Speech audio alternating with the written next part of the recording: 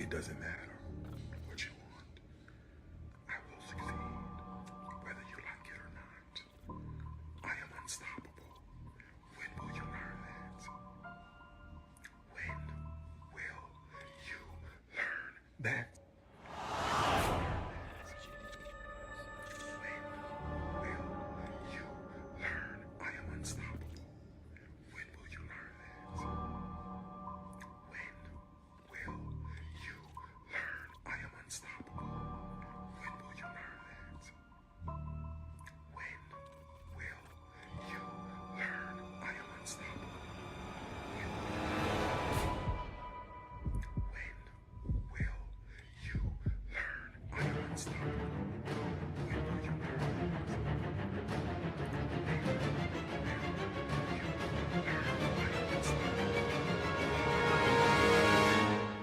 Again, Mr. Williams, I invite you to conversate with me directly. I don't do all this internet stuff.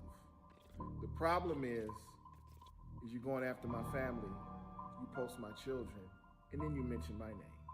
So you and I, we need to have a conversation. And yes, this is a forever problem.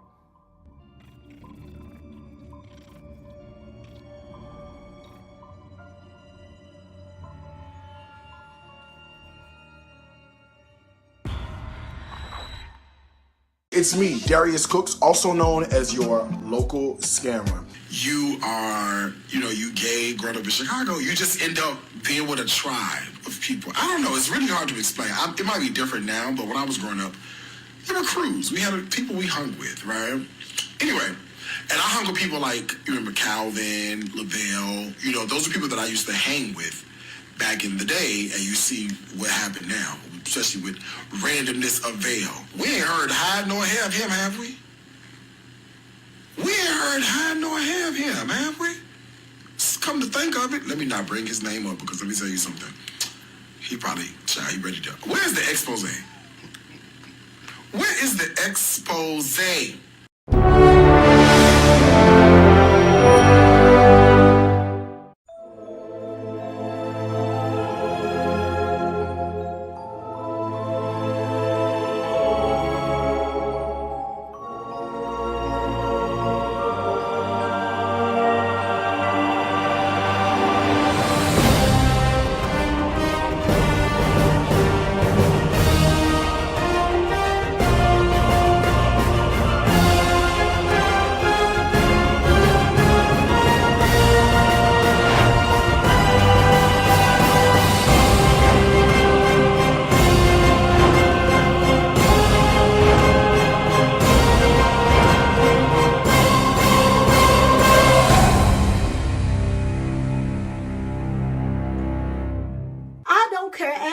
Show out, run your mouth, pop off at the mouth. I do something called an attack. When you do the attack, you got to make sure you're real rooted and grounded. Look that way. Make sure you're real rooted and grounded so they don't know what's about to go on. You just attack them. You just attack them. What did I say? I said you better do what I said to do. Did they think you're crazy? If they think you're crazy, they'll just walk away slowly like that. Yeah, I stole from the church. Then, okay, the first time I definitely remember stealing was I stole from this lady's purse, a teacher at school. I was on, did I give it back? I probably should go up there right now and give a donation. That's probably what I need to do. It was this teacher at school, and I used to go to, what school was this? It was Douglas. I guess I was in House B at Douglas. I was in House A. I forgot. But this would have been like 1990. Okay, let me see. Hold on. If I graduated 8th grade in 95, it would have been like 1993 or something. Girl, that's so long ago. I can't remember shit. 30 years ago. Okay, that's how long ago this shit was. 30 years. So, I thought nobody even seen me steal that money out of her purse. I took $20 out of her, and I would take the money. I used to go to like, I remember with that 20, I went to the corner store. I got me some oatmeal cream pies. I got some vanilla ice cream. I got some of them toasted coconut donuts. I got me some tangy cheese chips. I was fed. I was stealing to eat. I was fed. We was poor, right?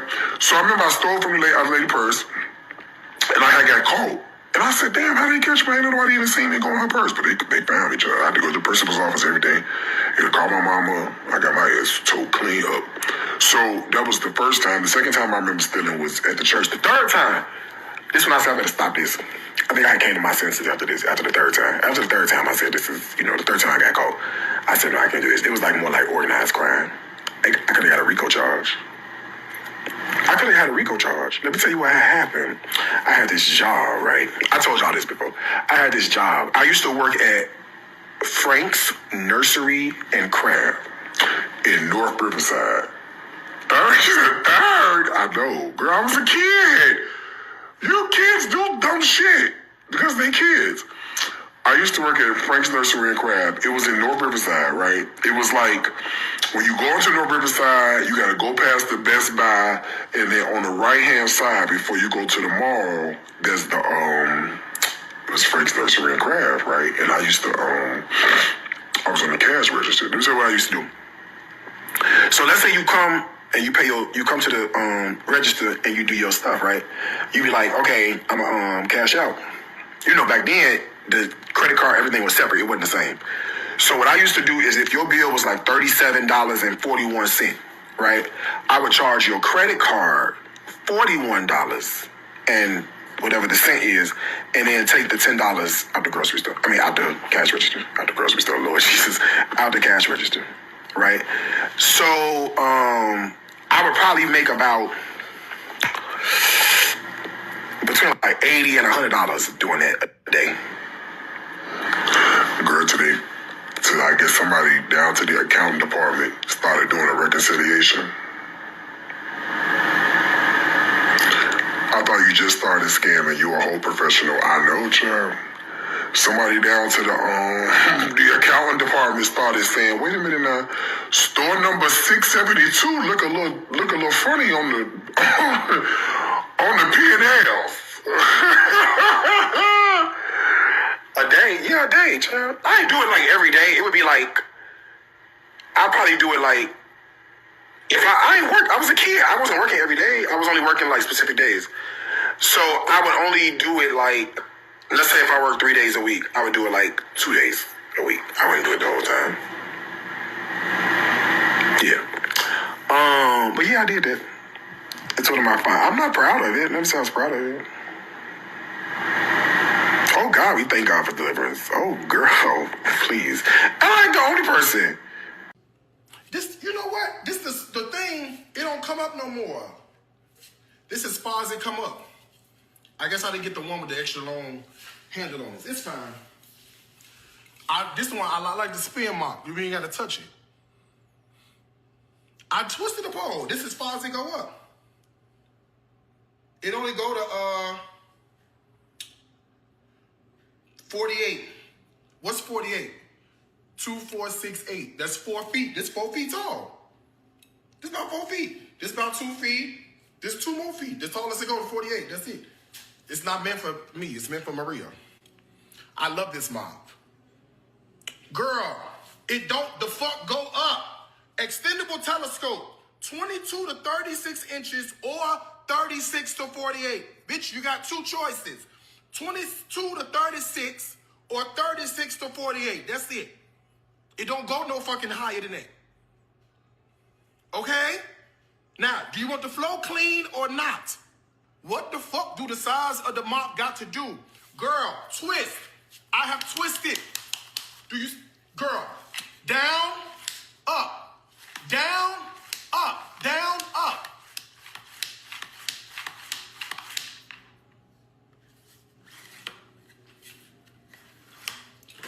I'll talk to y'all later. Breon. She crazy as hell, but so are you. The helper came in with a bathrobe. A bathrobe and a suitcase. A roll-on suitcase. Bitch, if you're not showing down there with Darius Cooks with a bathrobe and a roll-on suitcase, what are you doing? Okay? Do not ask me why she came in there with that bathrobe on. She was fully dressed, but don't ask me. I don't know. And she had that suitcase. She fit right at home. Anytime you show up, and that's my first time ever meeting you, and you that comfortable, it's you at home. She ain't going nowhere. All right? Nowhere. I'm spirited about this Darius thing. You can't be up in here playing games with my Darius. I will fight you. Okay, I'm not even a fighting person. I don't fight people. But I promise you, boy, what year is this? Back in the top of, what was it, 2014? It was the end of 2014 or the beginning of 2015 when Darius was given to me. And baby, we went through it over on Periscope. And that baby let everything be known. You know, he was opening up. And, you know, you learn his story. And you be like, you know what? Not on my watch, okay? Nobody else is going to come in here and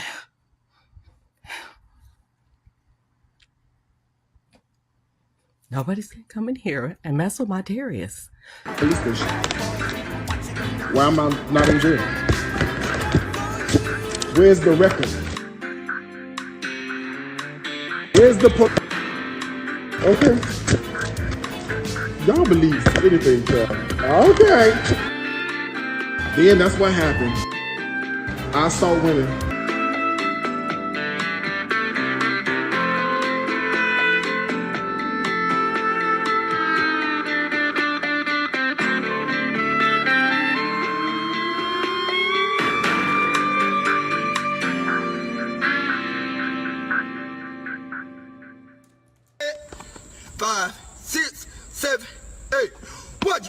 So much, you must wake up and just make up stuff. Cause I just do not understand why every time you talk, you tell a quick lie.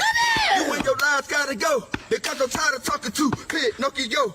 Then you had a nerve to look folks in the eyes, knowing that you telling them lies, you be telling them lies. I asked you about this, yeah, you lied about it. I asked you about that, yeah, you lied about it. Get them lies together, they all over the place. I bet if Jesus came back, you a lie to his face. Damn, P-O-G-O, I guess you wanna see how far your nose can grow. I said, P-No-G-O, I guess you wanna see how far your nose can grow. Now, boo!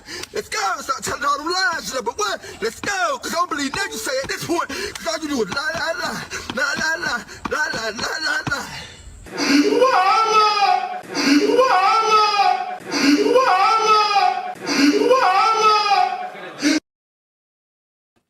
What's up, good people? Happy Wednesday. Let me know that you can hear me in the chat by letting me know what city you are viewing our live stream from tonight, whether you are watching live or whether you are watching on the replay. I'm happy to be with you this evening. I thank you all for your support and all of your messages and communications in between the lives, because it's through that motivation that made me say, as bad as I wanted to skip tonight, I was this close. And all I kept thinking was, the people looking forward to this. Vell, you gotta go on. I wanted a power nap. I thought I had some time, but I wanted to get the show completely prepped. And now I was like, if I can get a good 45 minutes or an hour, I'll be good. Then by the time I got the show prep done, it was time to start getting ready. It was like, no.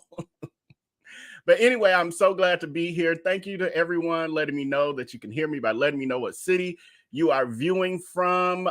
Shout out to our channel members. Just Stop. Renee S, Alice Bernie, Miss AMJ, Sock Snob Films, Madam X, Sonia G, Saint Center, Don Smart, Andrea, Terry Bain, Karma's Near, Fifi. I think I might have said just me, but just in case I didn't. And Sonia G and B Hun and Donna Hammond. Thank you to and everyone else who's letting me know that you can hear me. I greatly appreciate you. So even with pushing through, but I'm good. Y'all give me energy. Y'all send me good vibes. So tonight we still have a jam-packed show. What my original plan was, because I kind of knew I needed a little bit of a reprieve today, but I wanted to do like a live intro to a classic replay. That was the original plan. But then I was like, well, let me just at least add a couple of topics in between, to give y'all a few minutes of real-time Vell, live Vell, before we go into the classic replay. So basically, that's kind of what we're doing, but we pretty much still got a full show in front of the classic replay. So some of the topics we'll be talking about this evening is the missing person law, the missing person alert. Also, the YSL Rico trial, which we have a Telegram group of people who are following this topic closely, and it's a chat group, and they have helped to get me up to speed on this. So I'm going to share a little bit. I'm still wrapping my brain around it, but I'm going to share a little bit that I do know for now, and then we're going to keep building upon it. Then we got a viral story about a birthday party gone awry. And then we're going to wrap up. This is what's going to make the show a little longer. I do want to finish part 2 of the Holland story, who is the family that Darius Crooks doxed, cyberbullied, caused chaos in their life, et cetera, et cetera. And then for the classic replay, I don't know who has seen it, but Darius Crooks has been dragged and drugged and roasted by not just Geisha 305 out of Miami and T.S. Madison and Al Reynolds. He ain't really roast, he just exposed them. And I could just go down the list if I really wrote it down. A list of people, celebrities, people of note, public figures, celebrities, whatever you want to call them. But one that was coming hard right before Geisha was introduced and graced us with her exquisite roasting abilities was K. Michelle. And did she do us justice? It is, to me, it's still one of those highlights of this Darius Crooks saga. So we're going to do a classic replay of that. I think that's still like 2 hours after we do the live. So for you late night people, you night owls, those of you who work the third shift, I was thinking about y'all tonight, and I said, it's almost 3 hours, but that's fine. It's fine for them. They'll be fine. They like that. They like that. And some of y'all haven't seen it. So, but before we get into all of that, just a little housekeeping. Just a reminder to those of you who are not aware, our VIP text community, the 312 number that we had, where I could send you notifications, and you could one-on-one DM me, et cetera, et cetera. Unfortunately, it's completely gone. It has been replaced, not because I wanted it to be, because I do miss it, and I have lost track of about 1,300 of y'all who still ain't showed back up. I don't know where y'all at, but where we are located now is on the Telegram app, where we have the ability for me to send you notifications about when we're going live, et cetera, like I just did literally minutes ago. If anybody on Telegram was wondering, like, dang, Vell, that just came out. That's because I was not sure if I was going to go live. I didn't want to send y'all off by sending it out earlier and then changing my mind. But anyway, the Telegram app, you can scan the QR code on your screen, or you can, I always forget to put it in the chat. Or you can click this link that I'm going to put in there. That's not one I want. Hold on. Putting it in the chat now.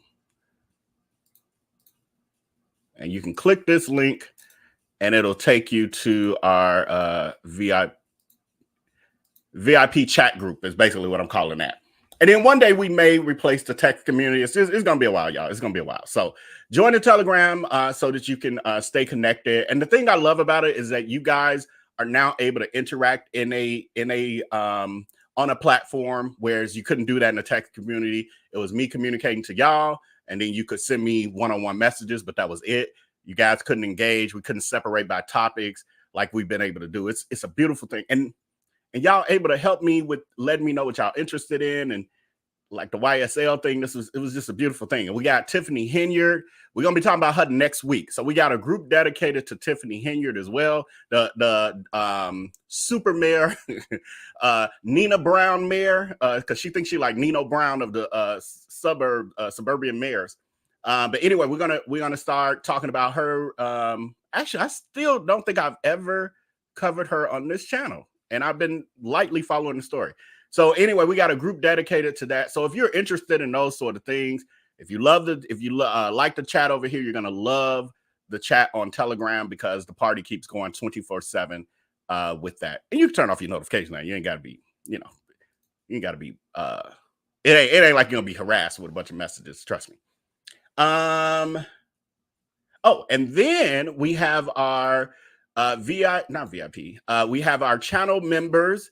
Channel members you see in the chat are the ones that are in green and blue. Really green. The ones in blue are also moderators.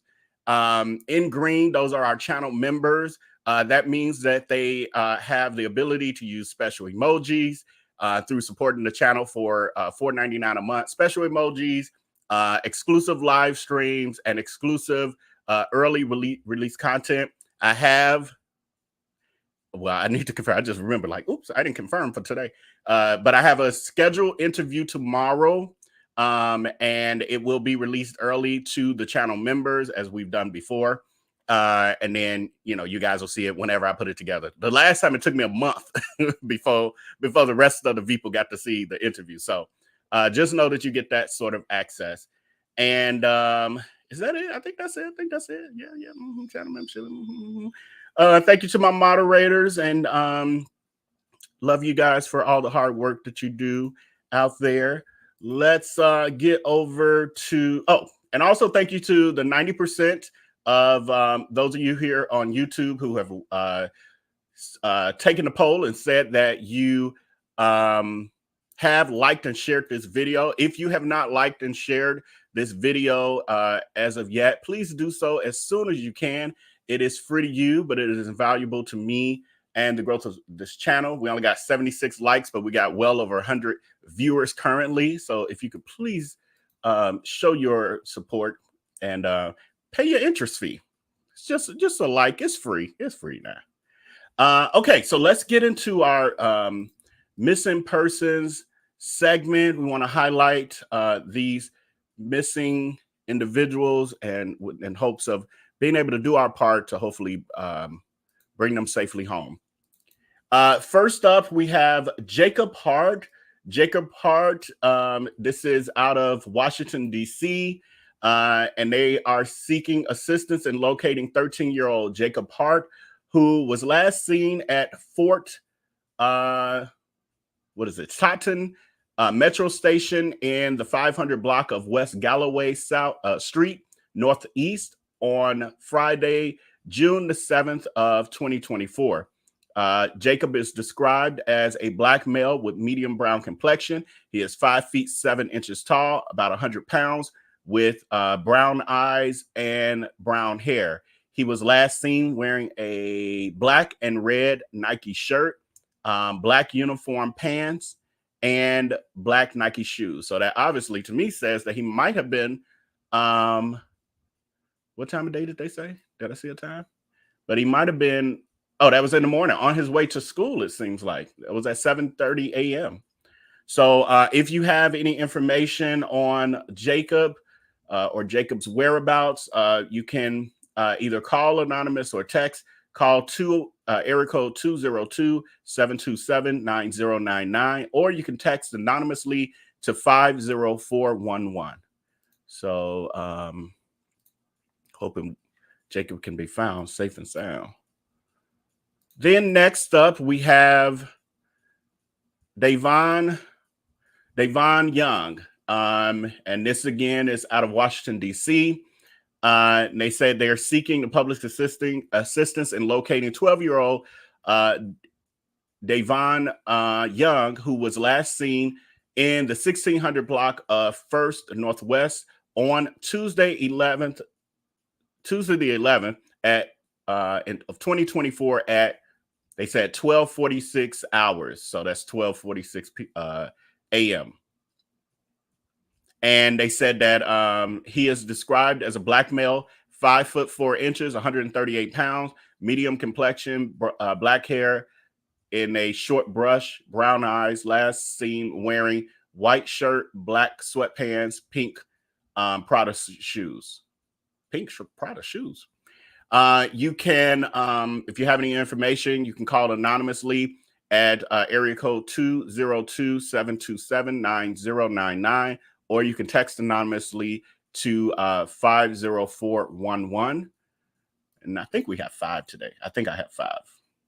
It'd be hard for me to stop, y'all. I started pulling them, and then I'm like, oh, but here's one more. Oh, Lord, here's another one. Like I said before, we can really do full shows on this alone. Here we have, this is out of, if I think of Brooklyn. And this, somebody just took a picture of a poster of the missing poster on a lamp post. So missing person, Joshua, he is 22 years old. He is 5'9", 250 pounds. They're saying that Joshua was last seen at 418 Grove Street near Bushwick, Brooklyn on June the 8th at 7:45 p.m. They say he is wearing black sweatpants and a gray shirt. He is developmentally disabled and does not use words to communicate. He answers, however, he does answer to Joshua. So if you have any information in regards to Joshua in the New York area, you can call area code 929-297-2191. Oh, and then they have, I think, the police precinct. Unfortunately, because it's wrapped around this part, I can barely see it. But again, area code area code 929-297-2191 if you have any information that can help Joshua return home. Then we have, this is a mother and daughter. And I don't know, I may be pronouncing this totally wrong, but Serendai Thornton, she's age 17, and her daughter, Zelani Thornton, age 2. The mom is 17 years old, black female. She's 5 feet 3 inches tall, 115 pounds. She has pierced ears and a tattoo on her right arm. Say the mother and daughter were last seen on Friday, June the 7th in Douglas, Coffee County, Georgia. They may be in the area of Valdosta and Tifton. Y'all know I ain't from these places. I don't know all these names. If you have any information, please contact 912-384-4227 or area code 912-384-7675.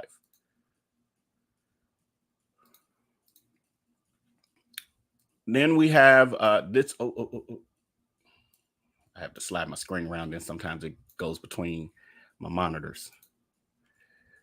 This young lady here, Lena Liverpool. This again is out of Washington, D.C. They're asking for the public's assistance in locating 16-year-old Lena Liverpool, who was last seen in the 500 block of Florida Avenue Northwest on June 8th of 2024. They said the incident was reported on June 10th of 2024. She was 16 and it took them 2 days. Okay. She's described as a black female with a medium brown complexion. She's 5 feet 5 inches tall in height, 173 pounds, with brown eyes, brown hair. Her clothing description is unknown. Well, hell, it took them 2 days to report it. Let me stop. So thoughts and prayers to all these individuals, for one, number one, and then their friends, family, and loved ones. And we hope to, and pray for their safe returns. Put your praying hands emojis in the chat. We're sending out blessings and prayers that they are all found safely. Donna says that the name I was trying to pronounce is Serenity. Okay, that makes sense. Now that you say it like that, I mean, that never would have crossed my mind, but thank you. Everybody got to be different. Moving on to our next story. This is the story of Young Thug, the YSL Rico trial. Poll question coming your way. So I covered this. I think I've only done one story on I feel like it might have been 2, but no, maybe only 1. Maybe I think I meant to do another one and never got around to it, which happens more than y'all ever know. If I did the content that y'all never saw that I started working on, we would be doing this 7 days a week, period. So poll question that just went out: have you been following the Young Thug YSL Rico trial? Me, I see the viral moments, and that's about as much as I honestly really know about it. However, as I stated a little earlier, our Telegram group, our YSL Rico Telegram chat group has done an amazing job. Our researchers over there helping me get my mind wrapped around this story, and I really greatly appreciate it, because without them, this wouldn't have been happening today. There ain't no way. But they be like, oh, this is this, and here's this clip of this, and here's the timestamp of this. I'm like, oh God, it's good. So I was able to just go straight for what I needed and refresh myself. So for those of you who aren't as aware of this story, this is a trial for Young Thug and other members of the YSL, which stands for Young Stoner Life label, related to Rico racketeering, influence, and corrupt organization charges, and their jury selection began in January 4th of 2023. I did not realize that it's already been over a year for this trial. Is this longer than OJ, ain't it? For sure. Wasn't OJ like 9 months, I think? 8-9 months, something like that. So now I'm like, man, I should have been following. I had no idea that this is going to be this. Because this trial is really a complete soap opera and clown show at the same time. So the last time that I covered it, we actually were doing the trending topic during that time a few months ago about the witness who got on the witness stand basically high as a kite. So just for our remembrance, I'm going to play that clip from the last time we talked about this. I don't remember. And then I asked you, was Jeffrey Williams, performer known as Young Thug, involved in any way, directly or indirectly, with the events involving Mr. Doxing on September 11, 2013? And you said he was not involved in any way. Did you hear that?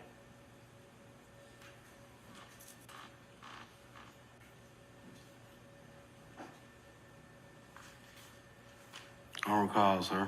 And then you explained, you just heard that you explained that you qualified it as the detectives and police.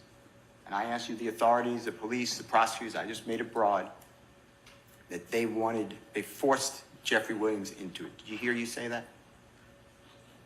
Man, can I get a water or something? I'm so high right now, y'all. I'm about to go to sleep on y'all now. I ain't gonna tell you no lie. Yes, you may. We're gonna take a break soon. Hang in there.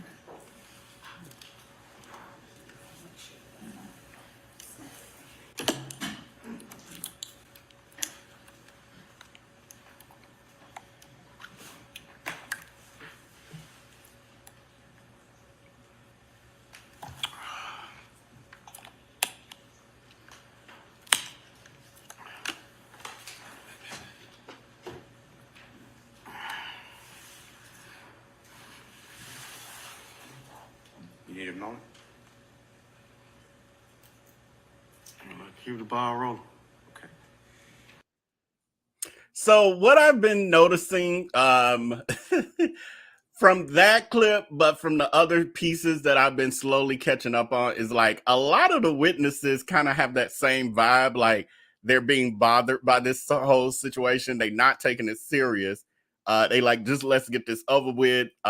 They sitting up there capping, lying, flat out lying, acting like, when were you born? I don't know. What question are you asking me? Exactly what you asking me. Sir, when were you born? I mean, when you think I was born. It's like that. It's like, just answer goddamn question. It's that. You already know when I was born. Why you asking me that question? It's that. I'm like, oh my God.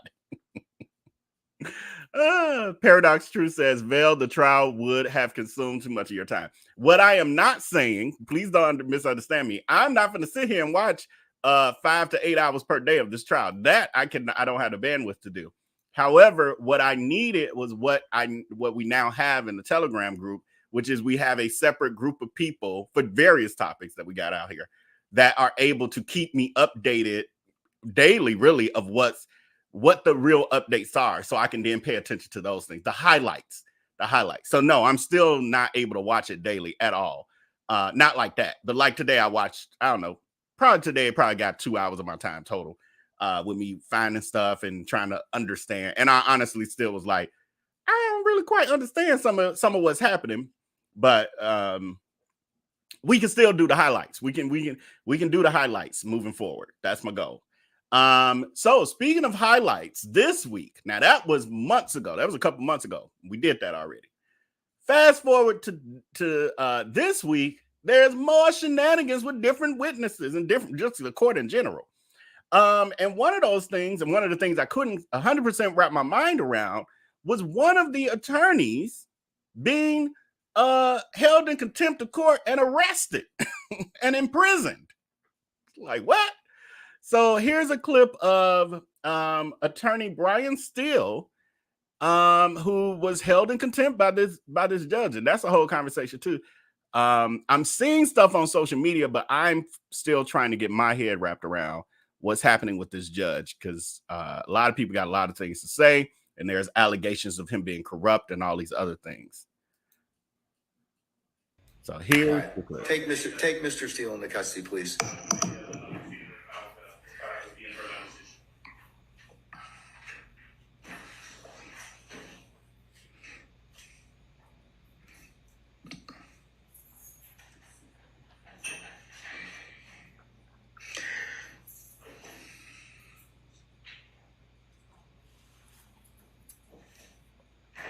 Your Honor, would the court afford me one moment to confer with counsel regarding the appropriate remedy in this type of situation? Okay, all right.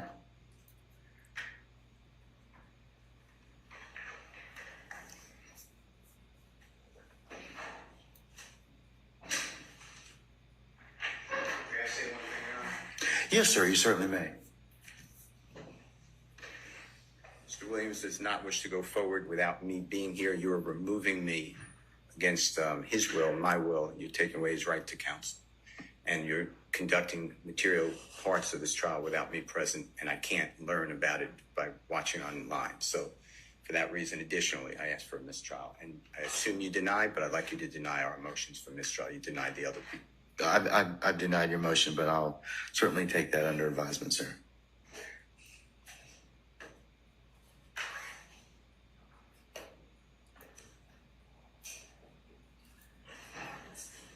We're going to be in recess for the next 5 minutes.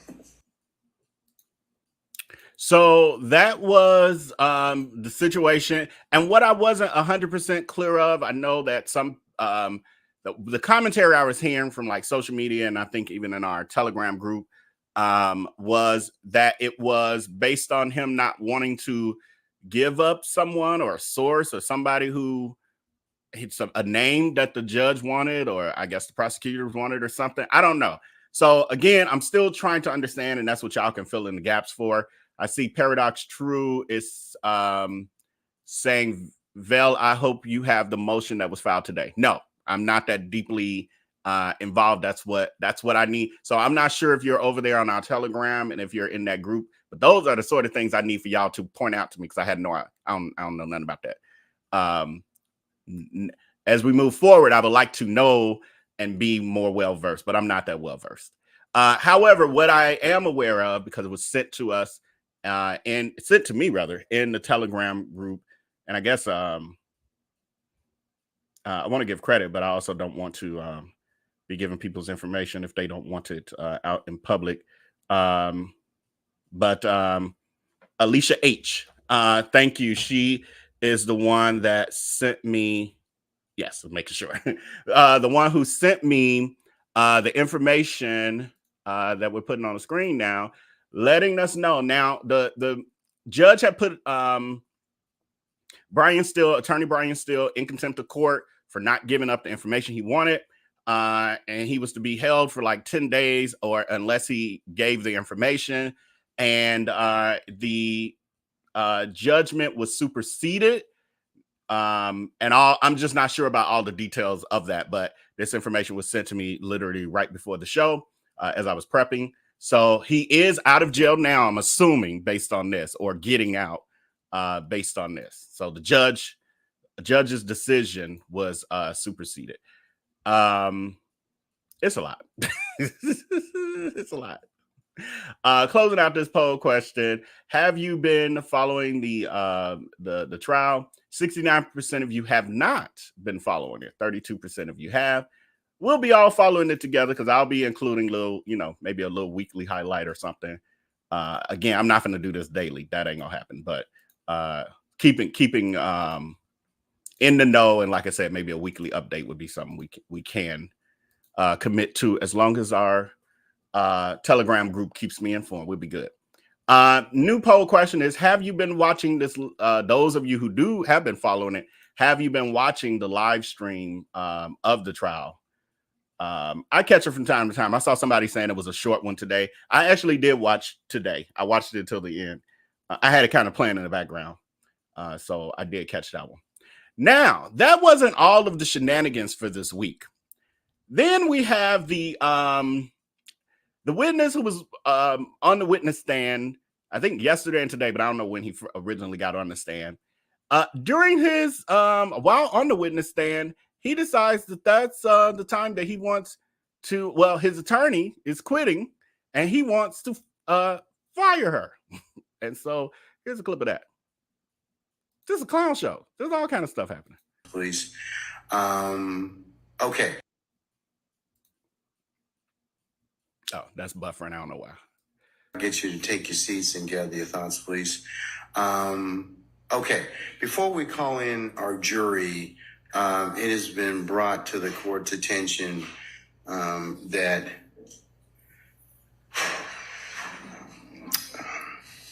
Mr. Copeland's counsel, Ms. Bumpus, would like to be released. Is that correct, madam? Yes, sir. Okay. All right. Sir, Mr. Copeland, is it your desire to release your counsel at this point in time? She's fired. She's fired? Okay. So do you wish to represent yourself in these particular, in terms of any issues you may have in this particular? Do I got a choice? I'm sorry? Do I got a choice? Yes, you do. And what are those? Well, you can keep your lawyer that you have right now. I don't want her. All right. You could certainly hire another lawyer, or the court could appoint you a lawyer. What I need a lawyer for? Right. What No, it's just the court is just asking you whether it's your choice, sir. I'm good. You're good? Yeah. Ms. Bumpus, did you file an entry of appearance? All right. Did you, under the Uniform Superior Court rules, file a motion to withdraw pursuant to the Uniform Superior Court rules? I mean, I know you give an oral notice, but usually it has to be in writing, and he has 10 days to object. Well, Judge, just for the record, I was never his counsel. Say again? I was never his counsel.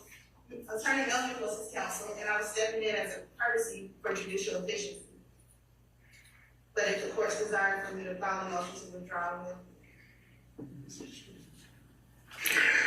well, given the fact that you have represented Mr. Copeland at this point in time, it would seem appropriate that you do need to, in fact, file a formal withdrawal. Even though you didn't enter one, you de facto entered this case by your representation of him, or you telling the court that you did, in fact, represent him. So at this point, I'm not inclined to release you until that's done. okay, I'll get that done now, Judge. Okay, all right. And he's got 10 days to go ahead and do that. So you're still going to have to be here until I have because he gets that particular period of time to go ahead and decide whether or not he'd like to hire a lawyer. That's the whole reason for the 10 days. Well, I don't want to hire no. Hold on. Not yet. You get that right as a party. Okay. I do get right. You do, yes. You get that right to hire a new lawyer. You get the right to do a couple things. One, to decide whether or not you're going to release her. Okay. Okay. Two, you get to decide whether or not you want to get another lawyer to be with you. Okay. Okay. Those are the two big things you get a chance to kind of decide. But what I'm going to do at this point in time is, since she's representing you, I'm going to make her file a formal notice to withdraw. She's orally told you at this point in time she wants to withdraw. But you're on the stand. You're testifying at this point in time. So I'm not going to let her withdraw at this point. Well, Your Honor, I just like to say, before he started testifying, I was fired. I don't know that, ma'am. That's not something that I have notice or knowledge of. So, that's the whole purpose. So I'm gonna skip a little bit ahead because they were working all this out.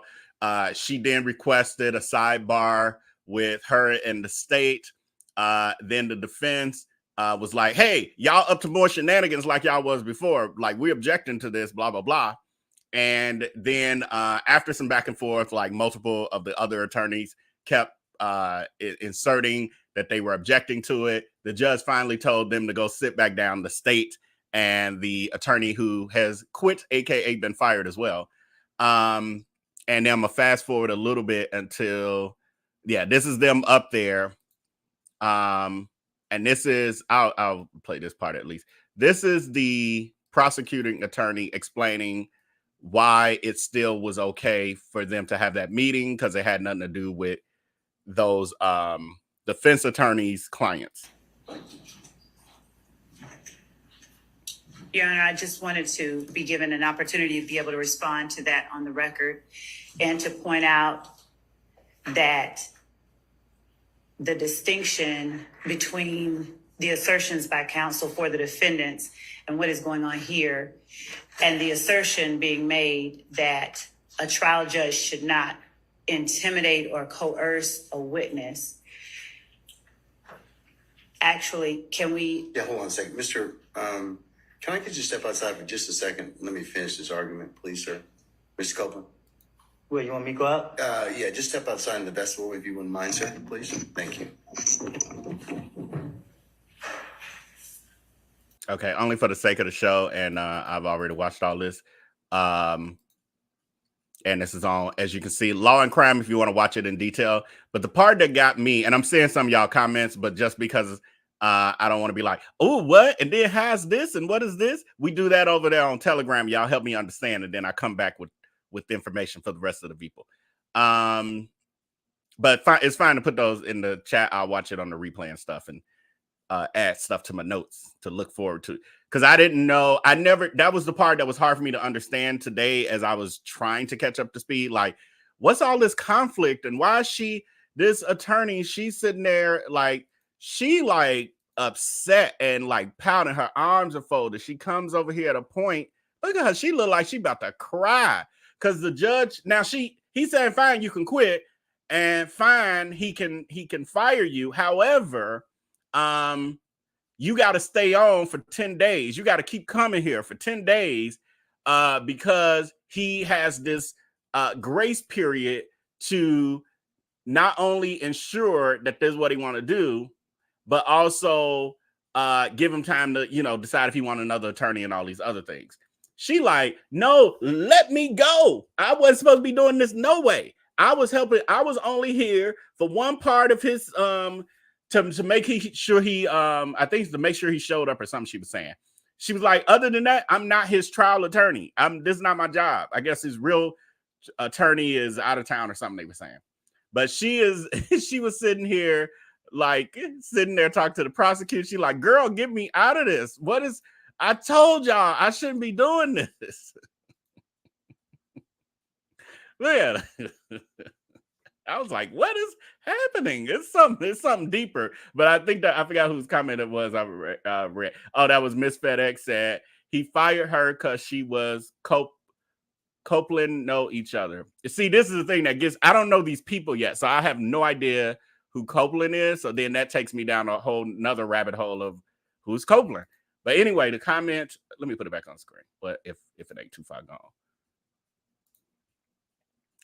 Miss FedEx is saying he fired her because she was Copeland, know each other. They got pictures of her around time, the Copeland and others. They should, I guess, show the pictures. This is deep. The attorney is trying to be let go. So, okay. So she's obviously canoodling with somebody that she ain't supposed to. I guess, I don't know if Copeland is an attorney or is Copeland one of the defendants. I have no idea. But anyway, that's that part of the story. By the next time we come, I have more clarity on that for y'all. Then the other piece. So again, and y'all were also explaining, I saw it in the live chat. Y'all were explaining the issue with Brian Steele, the attorney who got arrested, was that he confronted the judge about them having an ex parte meeting off the record with one of the witnesses and not telling the defense attorneys. Well, they shouldn't have been having a meeting anyway. So he calls the judge out about it. The judge is like, well, who told you about it? Who told you? And he's like, I'm not giving up my source. And he's like, if you don't give up your source, you're going to jail.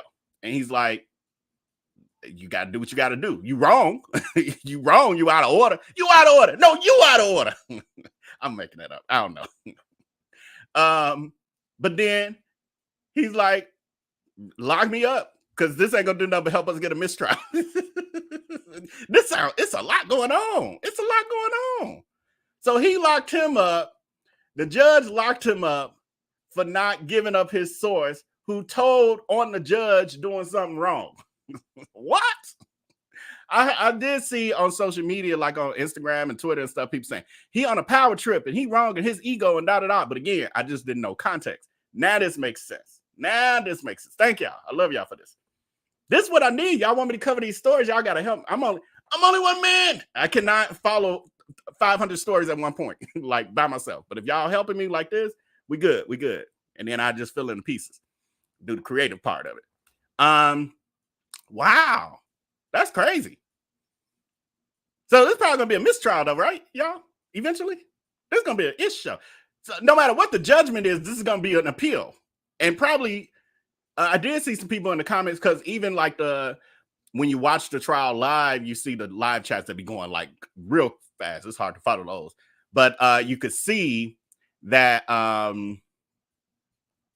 you can see people saying like, "Oh, he getting off," like Young Thug getting off, and it sounds like it's just so much chaos, so many ways. It's just, I don't know. It's just the little bit that I am seeing and somewhat aware of is very messy, and seems like he's setting, like the Tim Norman trial was nothing like this, with the shenanigans and the judge seeming like he getting in his ego and all that. You didn't see that stuff.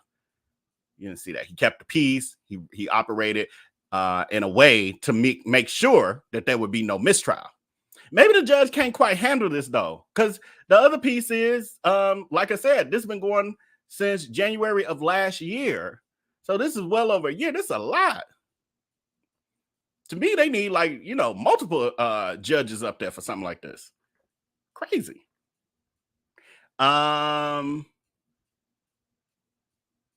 Then this part. This is the corruption. Well, we just watched corruption with the arrests, obviously. And I don't know the law like that. But that seems like it's against the law.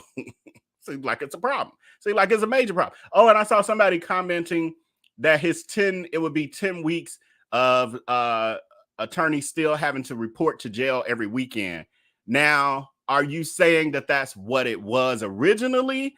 Or are you saying that it still is that because we got here where the judge's decision was superseded, which I took to mean that it was overruled, meaning attorney Brian Steele will not have to abide by this judge's shenanigans.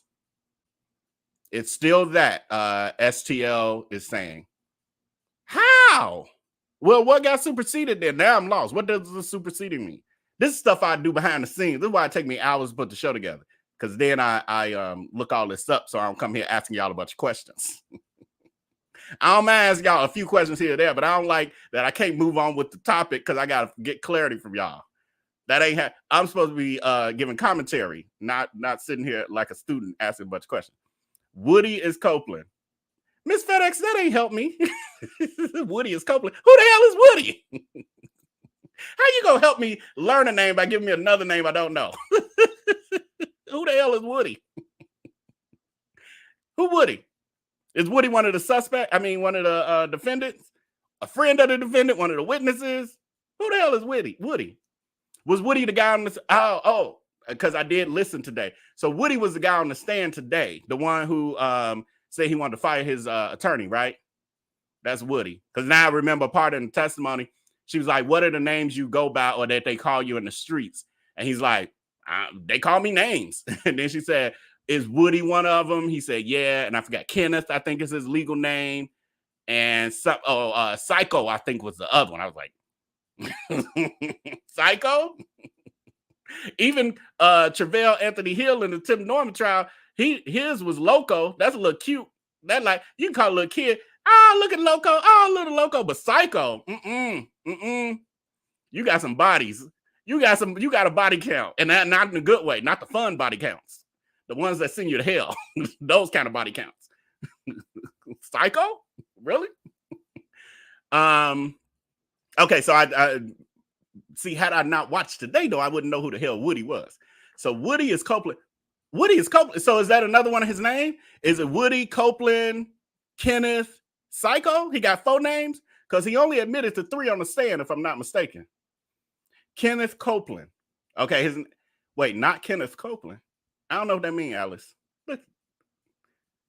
Loco isn't much better for it. CJ said Loco ain't it. I mean, I ain't saying, but it's Psycho. But if people had to give me a street name and they like Vell, we either gonna give you Psycho or we're gonna give you Loco. I was gonna give me Loco. It works with my Lavelle and Lavelle Loco B.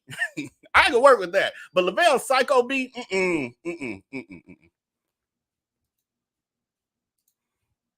Okay, I don't even know what I was asking in that moment. We got to talk about some yes. Oh, okay. I guess y'all say he's all 4 of them. We got to talk on Telegram more about this and Patreon. And Patreon, y'all can catch me up on this too. All right, because this is kind of stuff we do on Patreon where y'all help me understand these things I don't. Okay. So the corruption part. Well, more of the alleged. I got to be careful. More of the alleged corruption part is. People are saying that the judge and the prosecution are in cahoots. Obviously, if they having secret ex parte meetings with witnesses, and then it gets out. But this was another thing that occurred, and I think someone was telling me this occurred before Brian Steele was arrested. Correct me if I'm wrong in the chat, but they are saying that the judge gave the prosecuting attorney a secret signal for something. And it's been slowed down.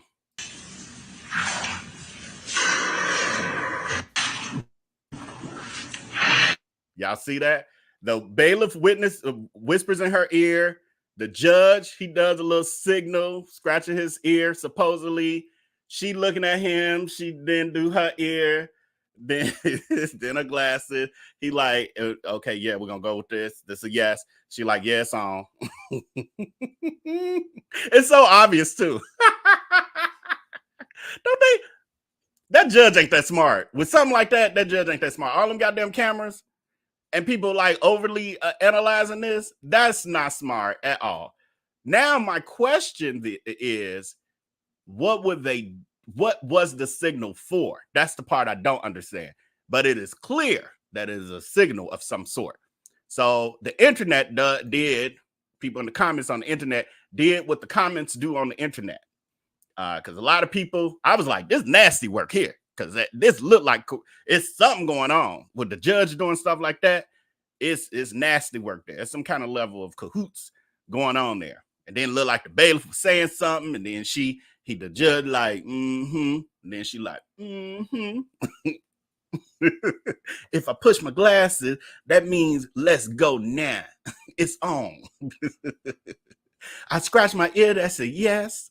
If I scratch it on the right side, that's a yes. If I scratch it on the left side, that's a no. When I push my glasses up, that's it's on. She like, yes, it's on. So people in the comments, I saw comments, people saying that maybe they are Masons. That's like signals that the Masons, that he's, you know, she's an Eastern Star, he's a Mason, and that's some kind of codes of silence. I don't know. People be saying stuff. I didn't look this up to make sure. And then they were like, you know, fraternities do that stuff. Then somebody made the comment, that's the new gang sign for court thug life. Not thug life, but thug life. Because the judge a thug. Thug life. And then today also there was another, I think there have been multiple motions for him to for the judge to recuse himself. And I actually watched one live today. So I knew that I had already heard about that previously. And then when I watched today, which I was watching live, the attorney I think towards the end asked him again. So they're asking him to recuse himself. And he, of course, denied it. Then my other thought, though, was this jury. How does this work when the jury was selected over a year ago? And these people have jobs, some of them in school, families, kids, whatever. They could be homemakers. What happens with these people's careers? They gone from their job for over a year. They can't attend school. Well, school you can do online and stuff, but that's kind of hard. You're in court all day. I have done court all day for 2 weeks. That ish is exhausting. And I wasn't no attorney. I wasn't up there. I wasn't no judge. Even just sitting in I wasn't no defendant, thank God, or the plaintiff. Even just sitting there watching that stuff is exhausting. Like you are wiped out. So I can't imagine being a juror and you can't do nothing as a juror, but literally sit there. You can't yawn too hard. You definitely can't doze off. You can't talk to each other to wake each other up a little bit. We was exchanging candy and nudging each other and whispering a little bit here or there to keep each other up. Me, Chronicle Speaks, and JSO Extra. We was at least able to keep each other company. Them jurors, they got to just sit in their little chair and stare straight ahead. Anything other than that, they might get in trouble. So I was just really, I'm like, wow, like I know you're supposed to get your full salary, when you're serving jury duty and all that, but how many jobs are going to pay you for over a year? How's that working? Right. I see some of the comments. I know what they're supposed to do, but dang, a whole year away from your job. I took a FMLA for what did I take? Like 2 months off? I can't remember now. But when I went back, not only did I not like my job no more, when my father passed away, I was like, I don't even want to be here no more. But not only did I not want to be there no more, and I loved the job prior to that, but I also was like, it was really hard getting adjusted again after only, like I said, I think it was about 2 months I took off, something like that. I can't see being away that long. That's a lot. It's just a lot. That's a lot on them. Yeah, the job has to hold the position for them. Woody and Copeland is the same person. Okay, I'm clear on that now. Thank you. The ATO, Atlanta school trial was long like that. I don't know what that is. I'm not familiar with that. Actually, I think the Tim Norman trial was probably the first trial it was. I ain't gonna say probably. It was the first trial I actually followed from beginning to end, ever. That's kind of how I learned as much as I have learned thus far was from that, being there daily. But anyway, poll question, we're closing out. Have you been watching the live streams of the trial? And 31% of you have, and 69% of you have not. But we will continue to follow it. Again, thank you. Big shout out to my YSL Telegram chat group. And if you're new to joining Telegram tonight, we got various groups. I'll put all the new links. I'll put all the links in the big main chat so that you guys will know which ones can decide which ones you want to join. and makes it easy for you to find, et cetera, et cetera. So stay tuned tonight when we get off. Well, actually, once I start playing the classic replay, I'll be doing it while I'm sitting here because I'll be here in the background. I'm just not going to be on camera. So moving on to our next story. Hold on, let me get my assets together. Birthday parties. Poll question coming your way is, have you seen this viral clip? Did I post this? I don't think I posted this on my social media yet, but this plug for my social media. Follow me on Instagram, Twitter, TikTok, Facebook when they lift my suspension. I'm on punishment on Facebook. So fucking ridiculous. How am I on punishment from my own platform? I can't post. I can't comment. I just kind of see some stuff. But today I tested it again. I was like, maybe I put out a reel. And it was like, you can't post right now. I was like, no. Oh. Anyway, but follow me on my platforms because that's where the party continues. And I put these kind of videos and stuff out that I don't necessarily cover in the live. Like, there's probably 20, 30 of them out there right now that I've never covered in the live that have just gone out in this past week, since last week to this week, that I have not covered and won't cover in our live streams. So definitely follow me on our platforms to keep the conversation going. So this viral clip is of a mother of a young boy who is in tears because no one showed up to her son's birthday party. And she went on somebody's live somewhere, her live somewhere, to let everybody have it. I swear to God, though, don't nothing hurt my motherfucking feelings more than some shit like this. It's buffering. I swear to God, though, don't nothing hurt my motherfucking feelings more than some shit like this. It's just me and my baby, but my feelings is so hurt right now. Thank you. You do actually get a large pizza for the cheese, or you want pepperoni? I can't even sit here and act like my feelings ain't hurt. My feelings is hurt though. Like, to have a whole fucking party, to have a whole table, and it's just me and my baby. Like, I'm not even gonna lie, but my feelings is hurt. I can't even hide my emotions right now. Like, I'm not even supposed to be like that, but to be sitting in a place full of people and knowing that it's only you and your baby, man, I swear to God, on my dead mama and my daddy, a bitch can kiss my ass. A bitch better not never in their life hit my motherfucking phone. A bitch better not ever in their life ask me for no motherfucking advice. A bitch better not ever in their motherfucking life ever talk to me. So the mom was very understandably upset as her son was there. The only thing I thought about, well, I had a lot of thoughts, but one of my thoughts was try to make it enjoyable in some way for your kid. I get that you're in your feelings as an adult, but you are the adult and your child is still there. And it's already maybe going to be somewhat traumatizing to him. So try to turn it around a little bit. And not be you sitting up there crying on a live while he's sitting there rubbing your back and comforting you. Y'all got the game backwards. That ain't how it works. You need to be comforting your child and changing turning they frown upside down. That's what you need to be doing in that moment. But that's a new generation. Anyway, poll question closing out. Have you seen the viral clip of the mom in tears because no one showed up for her son's B-Day? 25% of you did see it. 75% of you did not. Next poll question that's coming out, and it's based on some of the comments I started to see under the social media post of this viral video, or trending video. Do you think there's more to it, to the reason why people did not show up?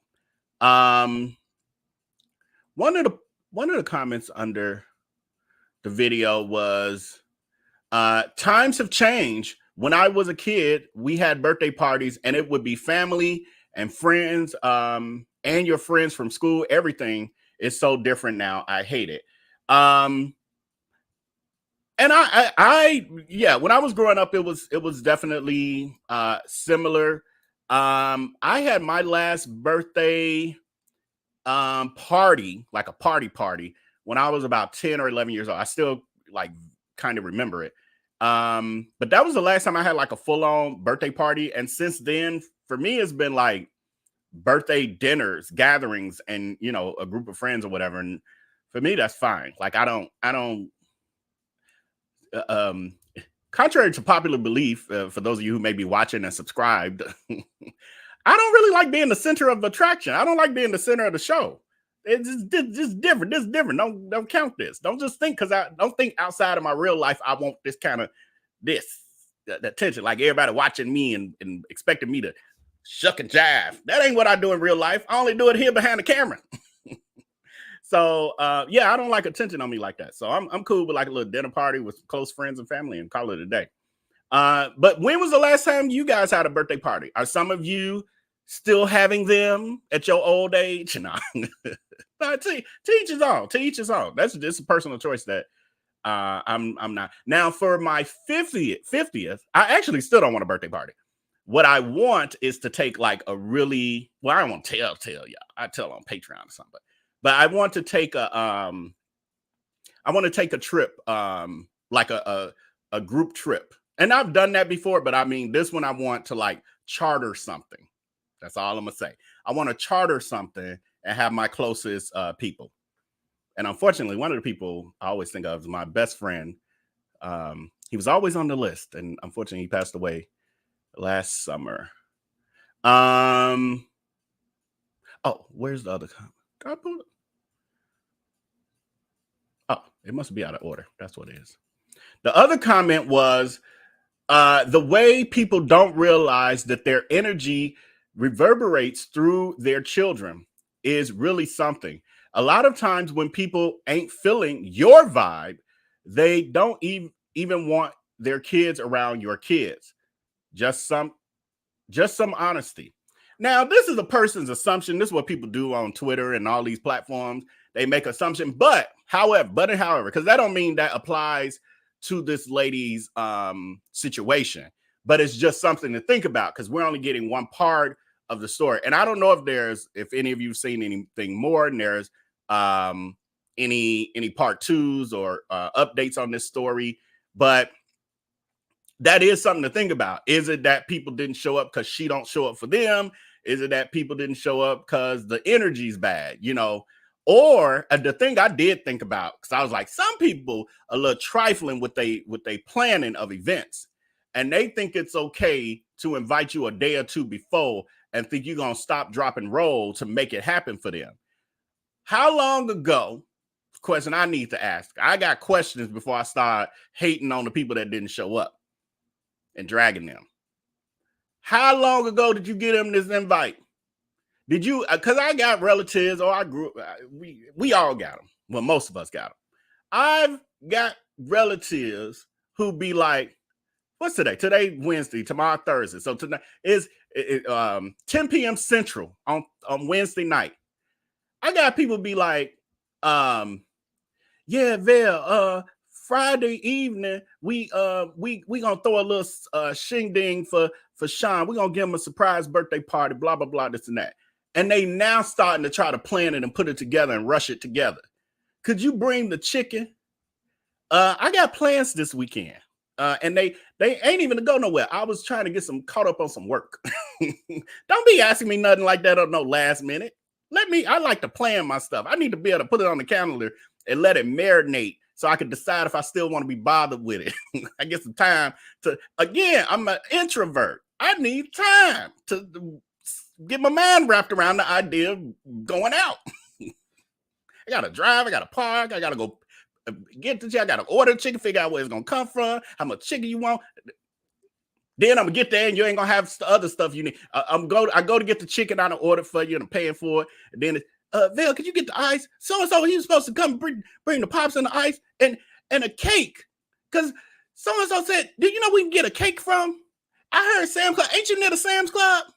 And could you also have them monogram it? Could you, I know how you good at picking out stuff. Could you have them put Dontrell's name on it too? We should have been planning this weeks ago. What are you doing? So was it that? We don't know. All we getting is her in the phone crying. And again, and her son She looked more upset than him. And then another person commented, there's a backstory here. Family doesn't just not show up. Depends on the family. Some of us have families that would not do that. Some of y'all got families that would do that. So I don't 100% agree with that, but I do agree that there's probably more to the story. There's probably more to the story. Southern Belle said, let me go to the live chat since we've done it. Where is it? Southern Belle says, Vell acting like an old man. I ain't acting, sweetheart. This is real. Ain't no acting over here. This is real. Everything I just said is real. It's real. Again, don't let this camera fool you. Don't let this camera fool you. Patreon, no. Let me see what y'all saying. Let me see if I can find a couple. Right, I can't stand that. YouTube says when my kids, the birthday was a family thing. Me or my hubby fix their favorite meal and watch a movie at home. Yeah. I think it's a little different now. I don't hear as even my family members with children and stuff. I don't hear about as many big birthday parties and themed birthday parties like it used to be. CJ says I need 2 weeks notice. Even then, I might not show up. I'm not the only one. I'm not the only one. Now, if I promise I'm showing up, then I'm pretty much showing up. Unless I said, oh yeah, I'm gonna go, and then I know you're not depending on me, then my mood might kick in and I might not come. But if I know you're dependent on me, I'm gonna come up. I'm gonna show up. I'm definitely gonna show up. I need my salon visit first. Yes, even that. Sometimes it's like, oh my God, I need a haircut. I was going to get my haircut on Tuesday. Now you got me with a weekend event I wasn't planning for. All of that. Some of y'all get it. Some of y'all like, whenever somebody say, let's go, I'm ready. I'm always ready to go. Well, some of us is like, we a slow start. We like an old Chevy. You got to keep cranking it and hope it kick in and start up. Sometimes you just go back in the house and find something else to do because the car won't start up. That's how our energy is. It just can't. No matter how much we crank it, it ain't got that outside energy. I'm okay with it now. Dang, at least one person would have shown up, even if it were a friend or family. Yeah, it's something to it. But again, I don't want to get into victim blaming because we don't know all of the details. It's just a short, however many second clip. But I have more questions, but I also don't care that much. Really just hope that the young man is not traumatized by that. Also, because I always be thinking when it comes to this social media stuff, again, when you cover somebody like a Darius Crooks for as long as we have, I question everything that I see on the internet. Everything. I also was like, is she doing this for viral to go viral? Virality? Is she doing that to go viral? Is it that she planned her sons? But her tears did look sincere. I will give her that. It did look sincere. But also for internet clicks and views, if you want to pull a stunt like that, you could also film something like that before your guests have arrived. Nobody's showing up to my baby stunt, and I can't stand y'all. Don't ask me for shit. I hate y'all. Don't look for nothing. Don't talk to me no more. And then it's like, girl, get back. I'm doing a TikTok. Hold on. Why you sitting at the table? I was doing a TikTok acting like ain't nobody showed up. You done messed up my video. Go take your kids to go play the pinball right quick. It could be that too. You just never know. Everybody want to be internet famous, including me. Nah. I just want the money, honestly. I don't need the fame. Give me the money. Y'all so wrong. Sometimes we are. Okay, so that's that story. So where are we moving on to? Moving on to our next story. What we're doing is we are continuing where we left off on yesterday. which was with the Holland story. Oh, hold on. Let me close out this poll because I got to move on to the next one. Do you think there's more to the reason why people did not show up to that baby's birthday party? 90% of y'all say yes, something more to it. Yeah, I think it's something. Either she filmed it all before they actually showed up, or there's a reason why they didn't show up.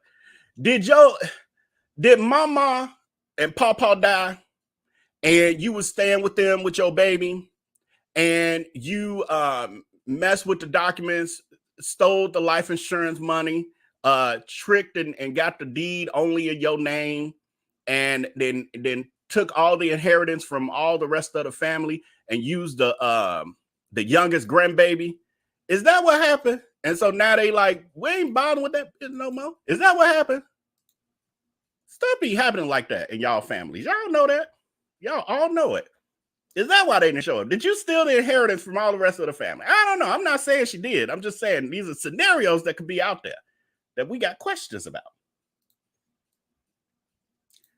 Did you watch our part 1 of our Holland family coverage yesterday, where we talked about the family, the hashtag forever family, forever problem family, who Darius Crooks doxed and cyberbullied, put their family, their children on the internet.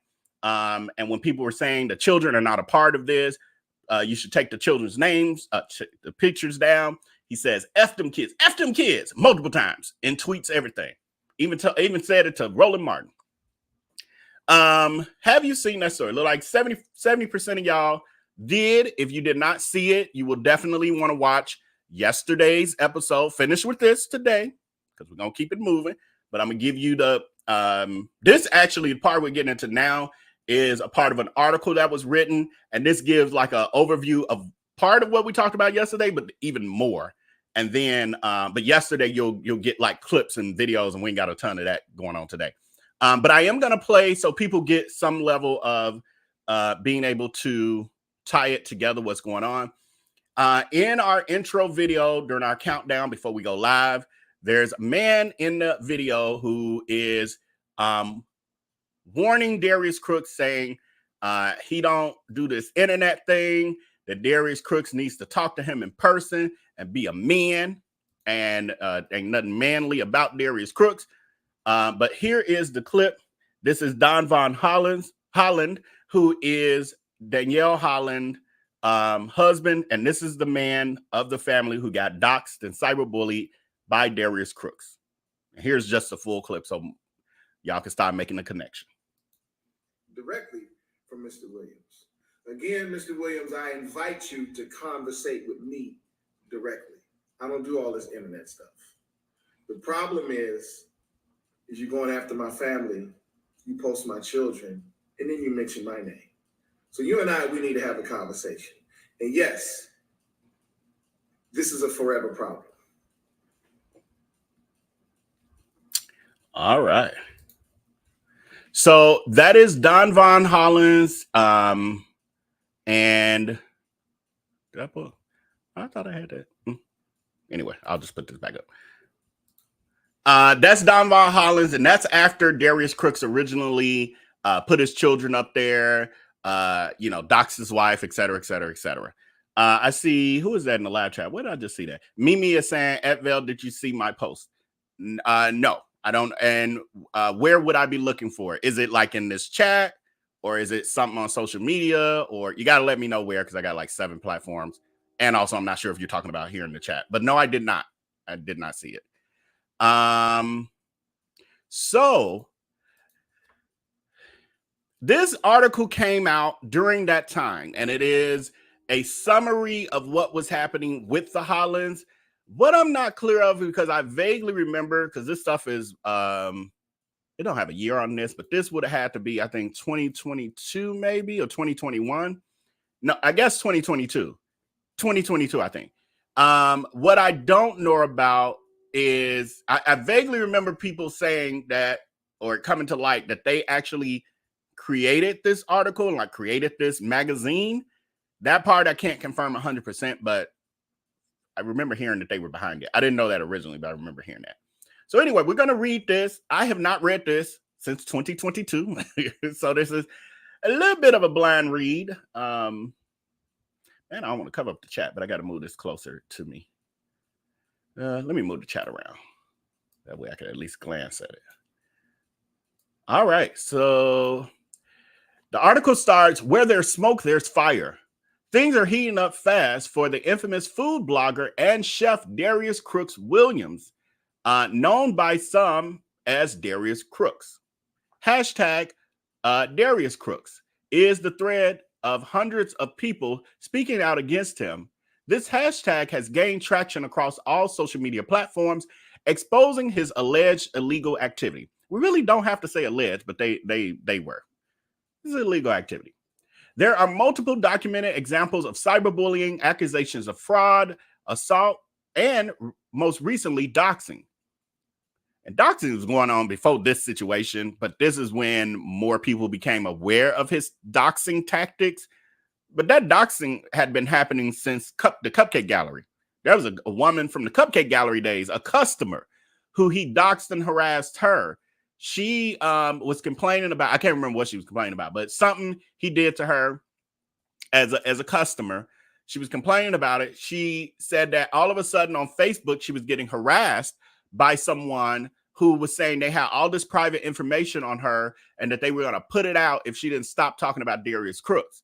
And so she got scared because back in 2009-ish, people weren't used to that kind of stuff. And so because of that, she shut all her social media down and got off permanently.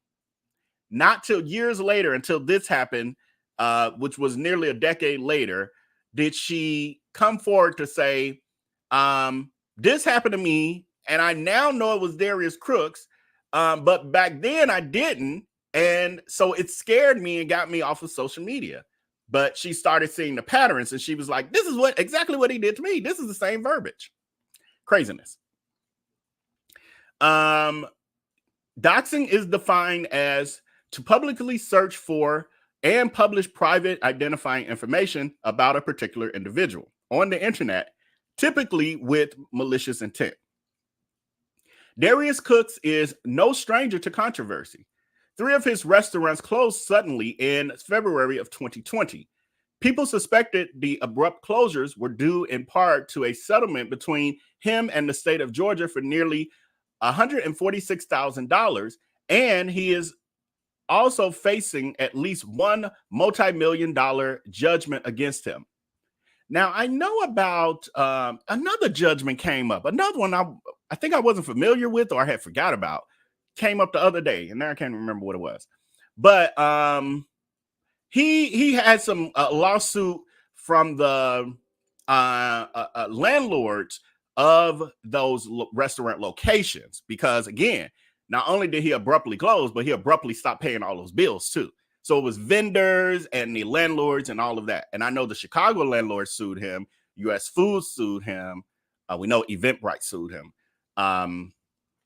But yeah, anyway, we keep moving. I ain't gonna go down all those rabbit holes.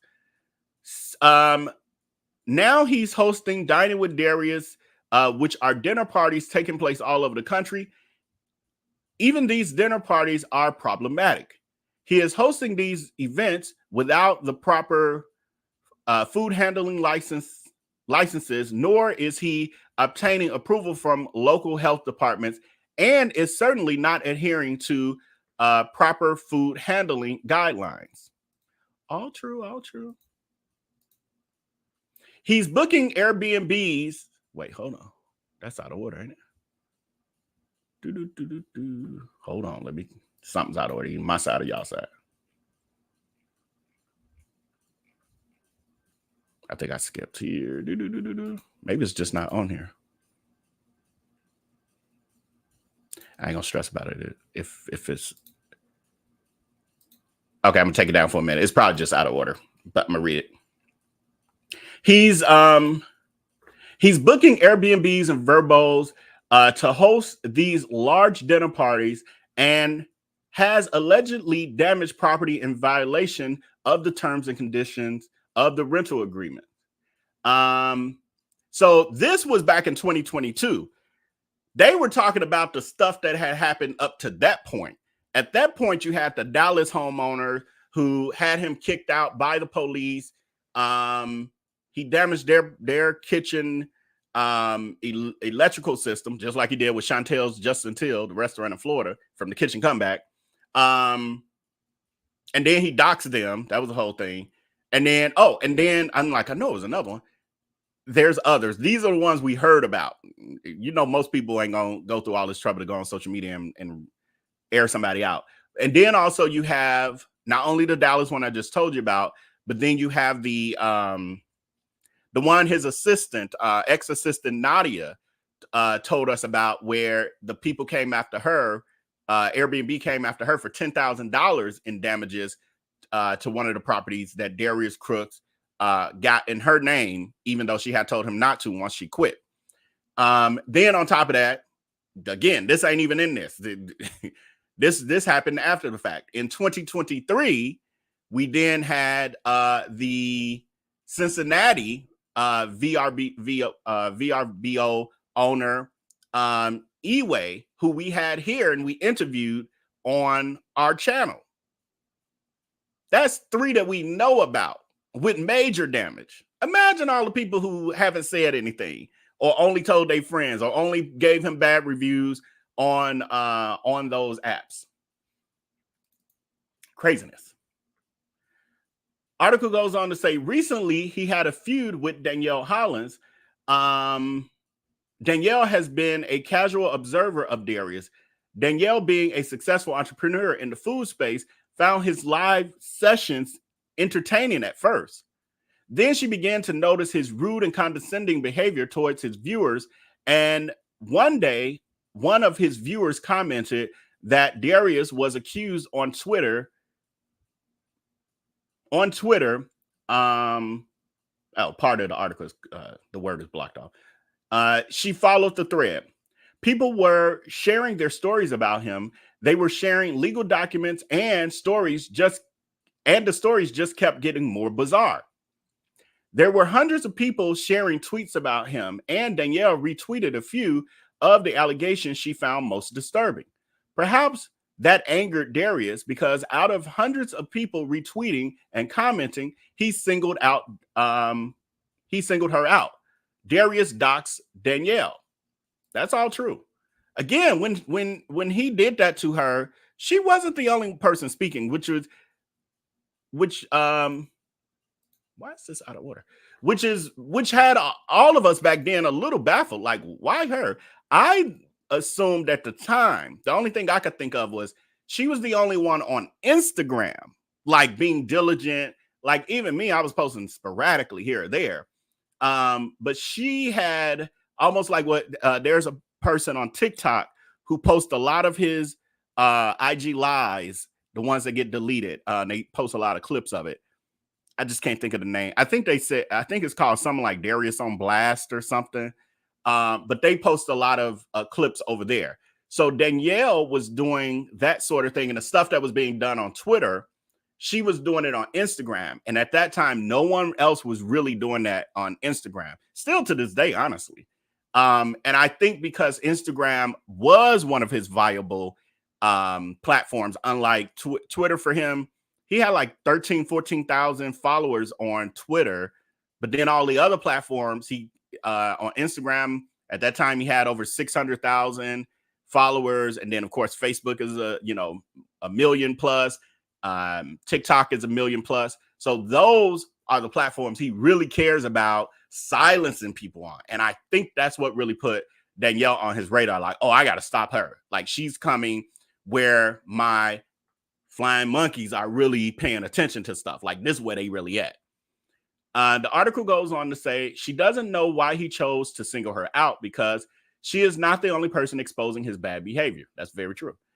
However, she believes she was doxxed as retaliation for her support of the hashtag Darius Crooks campaign that exposed his alleged illegal behavior. Darius changed his profile pic to the picture of Danielle. He also changed his profile name from Darius Crooks to Danielle Hollins. Miss Holland was alarmed because her proper name is not on her Twitter account.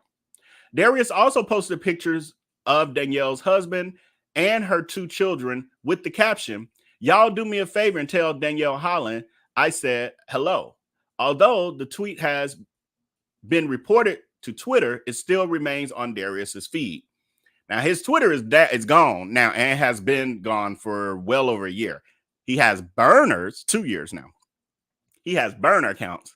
Don't mean he off Twitter. Now, he over there still, lurking and every once in a while saying crazy stuff, but he's under fake accounts. The article goes on to say he tweeted that he has Danielle's background check results and confirmed that he also has her social security number. We covered that yesterday, where she literally has a tweet where she's like, "So are you implying that you have my social security number?" Darius Crooks said, "I'm not implying anything. I do have it."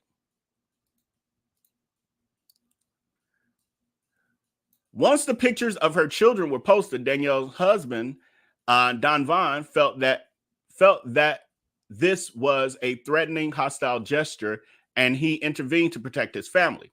Don Vaughn tweeted asking Darius to call him to discuss why he posted his family's information and shared his personal phone number. Don Vaughn has still not received a call from Darius.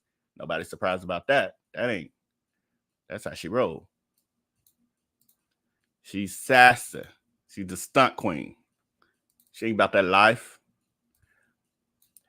After doing some research on Darius, Don Vaughn was more angry. He was quoted as saying, "I couldn't believe what I was reading. This guy is a cyberbully, cyber thug. He not no thug. Cyber queen, cyber stunt queen. She ain't nothing thug about her. Nothing. Anyway, but he only bullies women. Yes, because she's a stunt queen. She's sassy. Well, he picked the wrong woman and the wrong family this time."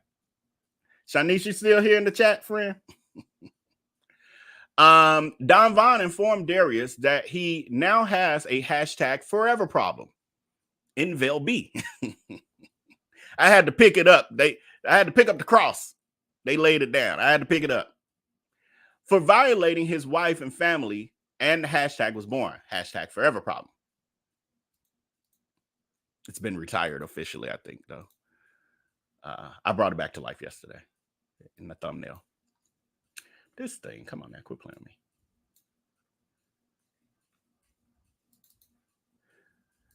Article goes on to say, at the urging of people who have had run-ins with Darius and others who picked up on the story, people began requesting merchandise displaying the slogan, hashtag forever problem. I did see that on Twitter. I did see that. Curtailing his anger and dismissing his urge to get on a plane and find Darius, Don Vaughn and his wife filled the paperwork to form a nonprofit called hashtag forever problem. So they did trademark it. I don't know if they completely went through the process, but they were trademarking it. I'm not sure what's going on with this. Again, this was 2 years ago. I'm not sure who Darius is, he was quoted as saying, but I know Don Vaughn and Danielle. Oh, this is somebody else. Maybe this was written by somebody they just know, I guess. I'm not sure who Darius is, but I know Don Vaughn and Danielle, and he has met his match with them. They are both successful, highly driven, and organized people. I honestly believe a higher calling chose them to handle this guy. They have the resources and the knowledge, and they will be, and I think that's a typo. And I think they will be will to be, and the will to be one of the final stops for this bully, I guess. He picked the wrong people for sure, and I'm glad he did, said David Lee, a longtime friend of Don Vaughn and Danielle. Y'all want me to do an interview with that person? Get an update? Why my stuff all out of order? I don't know what the hell happened. Anyway, there's another one here.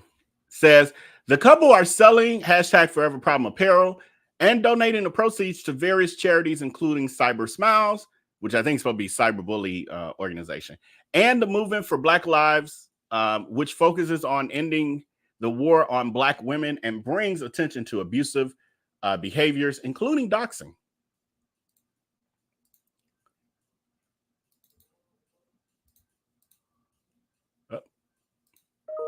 Then it says here, sadly, the Holland's experience with Darius is not unique.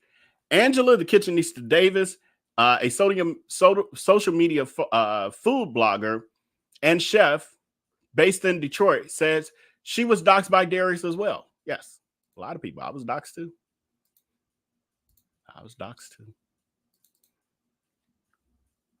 He went live on social media and read sections of my background report. He admitted that he had my social security number, and if anybody wanted it, he would email it to them, Angela said. Angela filed a police report once this happened. He also taunted Angela on social media using her brand name, The Kitchenista, as a discount code for his cookbook. Angela feels his actions are cruel and he needs to be stopped. Another victim of his doxing is Mel. Mel was a supporter of Darius, and they became acquaintances outside of social media. She supported a few of his events, purchasing tickets to Dining with Darius. They became so close that he asked her to be his mentor and referred to her as Auntie Mel. He asked her to help him read more, which eventually led to her agreeing to host a book club with him as him and his followers. Their relationship went sour when Mel noticed that he was being mean to one of his followers on Instagram. The follower was asking for financial advice, and Mel said he was being very condescending to her. So yes, with the Mel Ford story, I'm gonna do a deep dive on that. When we cover that, it's gonna be about it's gonna at least be 3 days, I think, of a deep dive. Because they have a history, and then we got the TPO trial that came behind it, the temporary order protection trial that came behind it. And y'all know I was traveling there. Some of y'all know I was traveling there to Atlanta to cover that, etc. We got a little coverage on it, but I never really did the deep dive on it. So much to that story. So much. Anyway, Mel, being his mentor, felt inclined to speak with him about his rude behavior, which would mark the end of their friendship. Because again, Darius Crooks don't like correction. Remember, what ended my friendship with Darius Crooks? When we got in business together and I had an opinion about what I was supposed to have an opinion about, the business I was in. And us having, remember, the only thing he says is that me and the other business partner wanted to have a phone number so our customers could contact us rather, in general, the business. He was so offended. He like, this ain't gonna work. This ain't gonna work. They don't know what they doing. That was it. That sent her off. Next thing you know, they out to get me. They want a phone number for the customers. We supposed to be scamming them. How we gonna scam with ways for them to reach us? That ended our friendship. That was the beginning of the end. I didn't know at the time. But when I look back, and he tells the story himself, had an opinion. How dare you challenge him? We're like, what do you mean? We got to have a place for the customers to call. I quit. Like he did Chantel with the tips. Chantel and the kitchen comeback. The wait staff saying, hey, you haven't kept up to your end of the bargain for paying us every night for the past 2 nights. And this is the last day. We need some assurance that you're going to actually pay us. You know, but fuck it. I ain't got to do this. I quit. Yeah, I quit. I'm going home. It's over. It's like, we just want to guarantee that you're going to pay us like you said you was going to pay us. I quit. That's her. That's how she. These aren't people challenging her in negative ways. These are people trying to make her be better. We trying to make her be better with customer service. Y'all know she don't care about that, clearly. Mel was trying to make her be a better human in general in dealing with her followers and engaging with them. Like, you don't need to destroy people and humiliate people and bully people. She was doing it way back then. That was in 2016 that went down, y'all.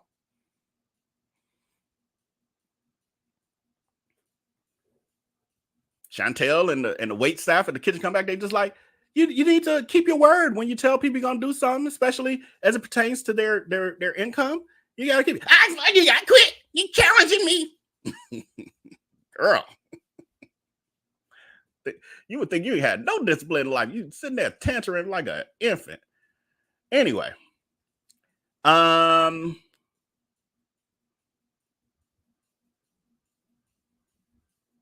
So Mel, being his mentor, felt inclined to speak with him about his rude behavior, which would mark the end of their friendship.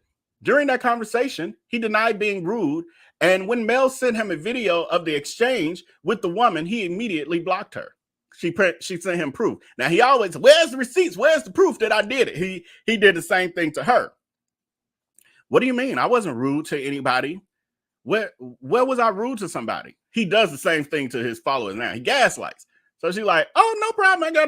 I was recording it. Here you go, right here at this timestamp. Block. How dare you got receipts on me? Block. So he blocked her, and then he went on his Instagram live and told his followers that the book club was canceled and that he had received death threats. The threats were tracked. He then went on to say that the death threats were tracked to Mel's computer. He claimed he was able, through his Shopify or something, to read IP addresses, and he was able to track it, and it went to Mel's address. And they bought it. They bought it, y'all. Mel said he is totally untrue. Mel said that he then doxed her, sharing her first and last name and city and state that she lives in. So a little bit more to that, because they kind of glossed over it.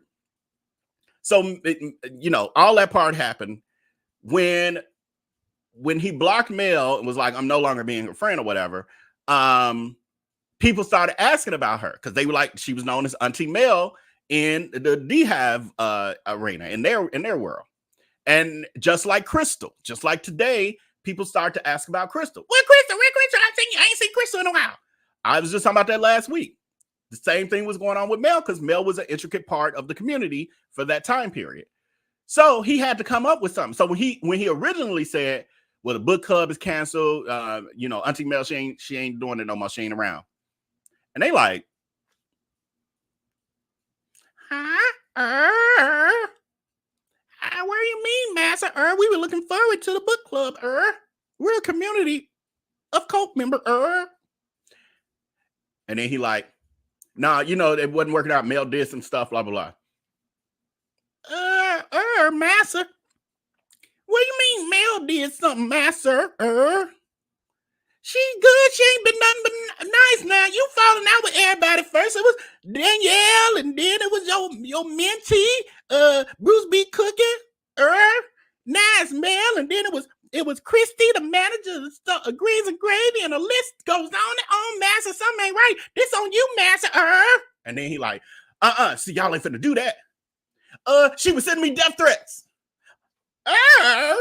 Death threats, And then he like, yeah, that's what it is. Y'all buying this? Yeah, she was sending me death threats. And I tracked her to her IP address. And she was sending me anonymous emails. And she was saying, you faggot. And she was saying you gay and you a sissy. You a stuck queen. No, but he did say she was saying the F word. And like he was saying he was getting this like homophobic rants, threats and stuff, and death threats from the woman who following you, from the woman who has your personal phone number, from the woman who's mentoring you. So she's mentoring you, supporting you, advising you, gifting you, all while also sending you threatening messages via email. What? But they bought it. Sound crazy as hell, but we'll buy it because you telling us, Master. So they bought it. Then he just painted the picture that Mel was some evil being, some evil rich woman being. They bought it. And then he just built upon it on years upon years. So this article got, and there's so much more. That's why I say that we're doing a deep dive on it, because I got receipts of what I tell y'all. There are receipts of it.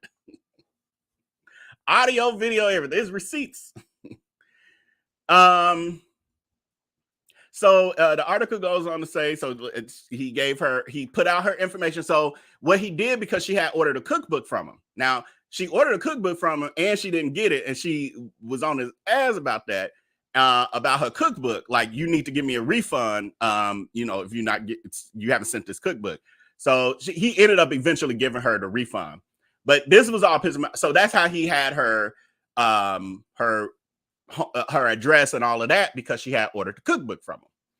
So goes on to say, Darius allegedly doxed and slandered Mel, which led to one of his followers calling her business phone, reading her address and her parents' address, and saying that if she kept messing with Darius, she would F her and her parents up.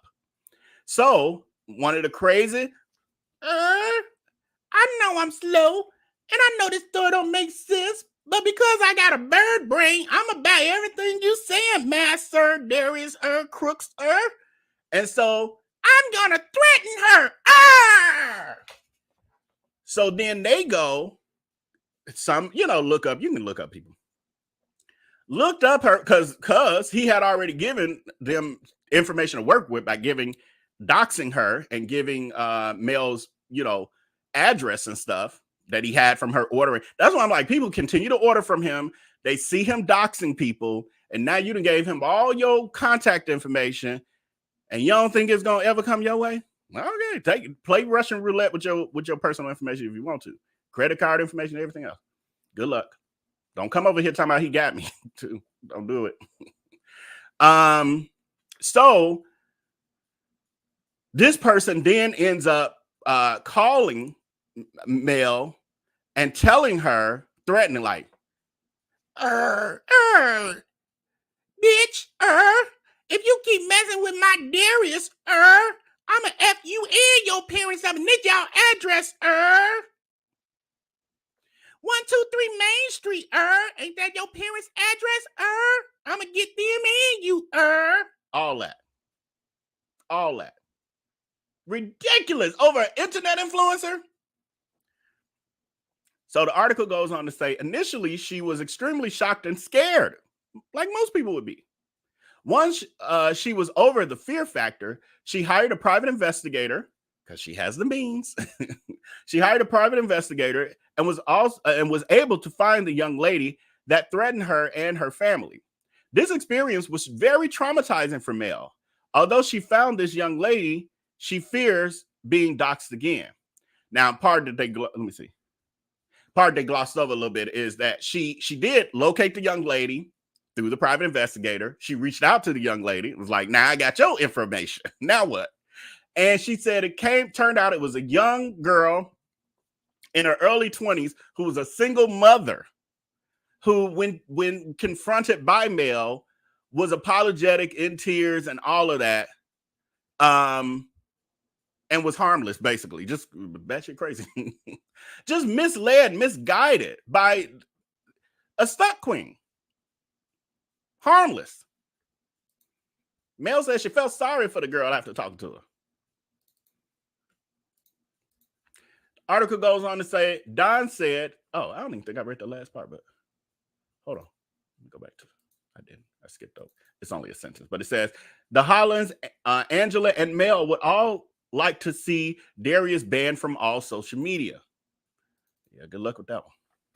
Don said, he's quoted as saying, he is able to cyberbully, fraud, slander, and terrorize people. He's even doxed innocent people through social media. Darius Williams has a hashtag forever problem.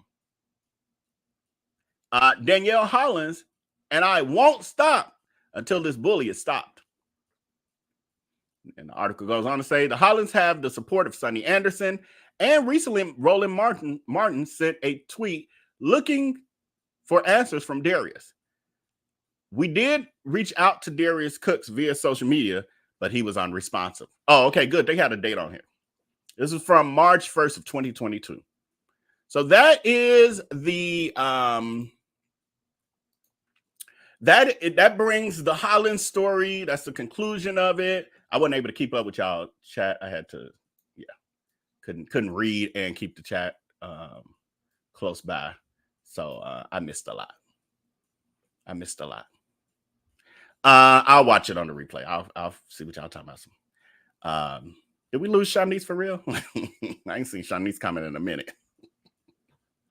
Anyway, so now we are moving on to the classic replay.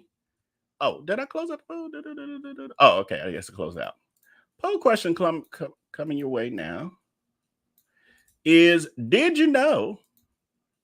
You said Fifi said it was probably Breon. No, it wasn't Breon back then. Breon was around, but remember I said young girl. Ain't nothing young about Breon, not no more. Young girl with a baby, single mama. Breon got 2 grown adult kids, and even back in 2016, she wasn't nothing young about her. Not in 2016. Poll question going out. Did you know that K Michelle, maybe her wig wasn't quite as far back at that time. Maybe her hairline was a little bit more closer. Maybe a quarter of an inch closer. That's about the only difference between now and the 2016 version and the 2024 version of Breon Love. Maybe that's the only difference. Did you know that K Michelle roasted Darius Crooks in 2023? 78%. Okay, so many of y'all know and probably have seen this. But either way, this was one of our classic lives. This was an oldie but a goodie.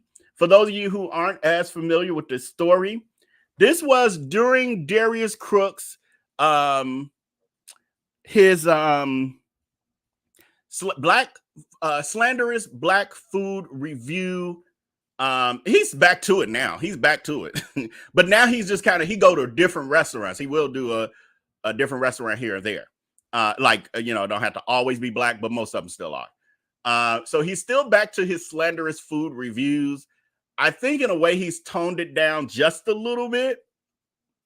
It's not as toxic. It's critical. It's still critical, but it's not as toxic. At least from what I've noticed. I'll just say that from what I know. I haven't heard of him getting no fights with no owners and all the extraness she's been doing. She's been actually kind of quiet lately. That's why I say she's really going through some stuff.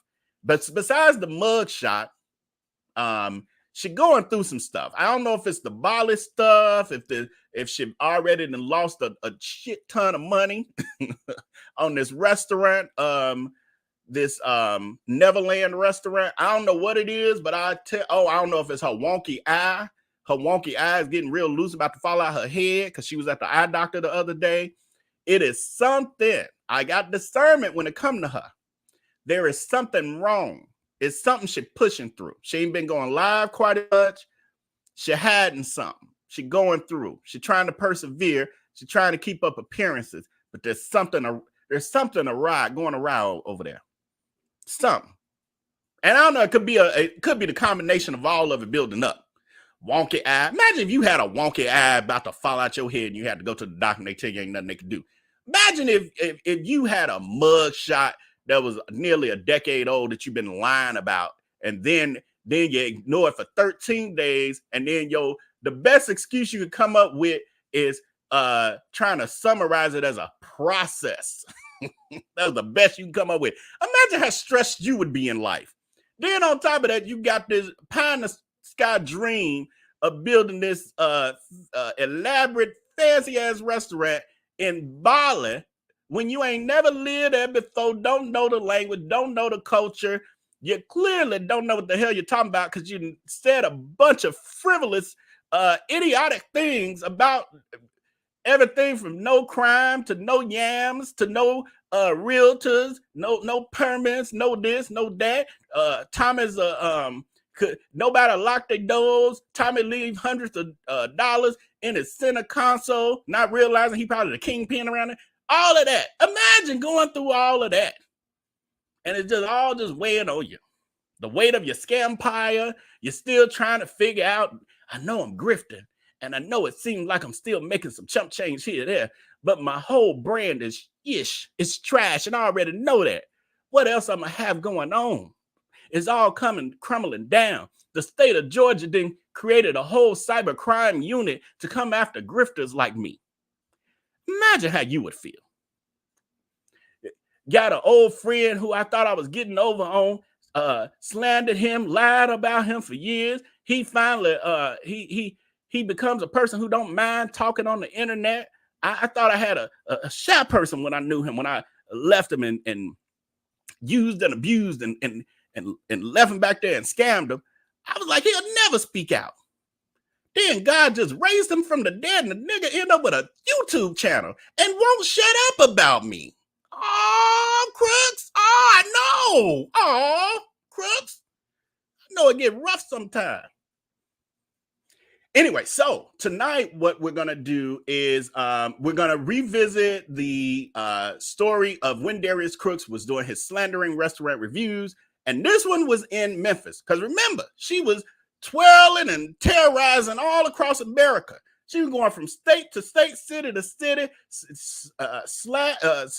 slandering every black-owned restaurant she could, jealous because she couldn't keep hers open. 3 restaurants closed, immediately shuttered, license, business license taken by the state of Georgia, and had to pay nearly $150,000 in restitution for your scam. Oh, Crooks. Oh, I know. Oh. So he was in Memphis. K. Michelle is from Memphis. Y'all know. We know. No, those y'all who know, you know. K. Michelle, she got that smoke. She got like, she like, I don't know how much fight she got in her, but she got a lot of roar. She got a lot of that.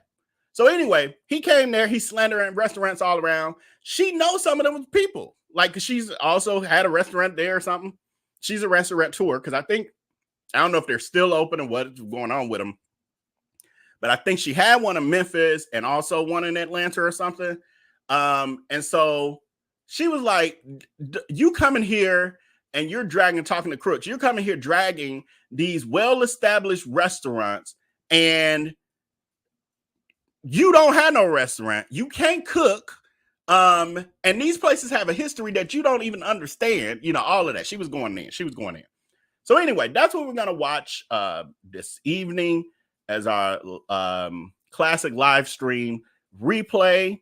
And I'm here in the background. I'll be popping some comments on the screen here or there. I'm going to refresh my drink, restaurant break, all that good stuff. But I'll be here in the background, and I may or may not pop on screen or give y'all a little live Vell voice, depending on what's happening. But let me, I'm going to just jump right into it. There's no need for no intro songs and all that good stuff. Let's just get right on into it because this is it's still quite a lengthy video. So this is for you night owls. All right, y'all. This is classic replay. And this is me calling it a night. And then I will see y'all in our next video. What law I broke?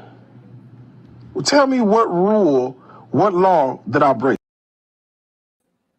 I love that clip. That's one of my faves. Tell me what law, what rule did I break? It ain't just about the laws and you broke the law and the rules of morality. Morality. That's what we're talking about. He has no concept of that, though. Zero concept of that. Oh, Jesus. The law of being a good Christian. How about that, since you claim to be one? So I just did the poll that I was going to do while we were actually doing the missing person segment. And the question was, should we keep having our missing person segment? 91% of you say yes. 8% of you say no. And I'm glad it's 91% because the truth is it was going to be here no matter what.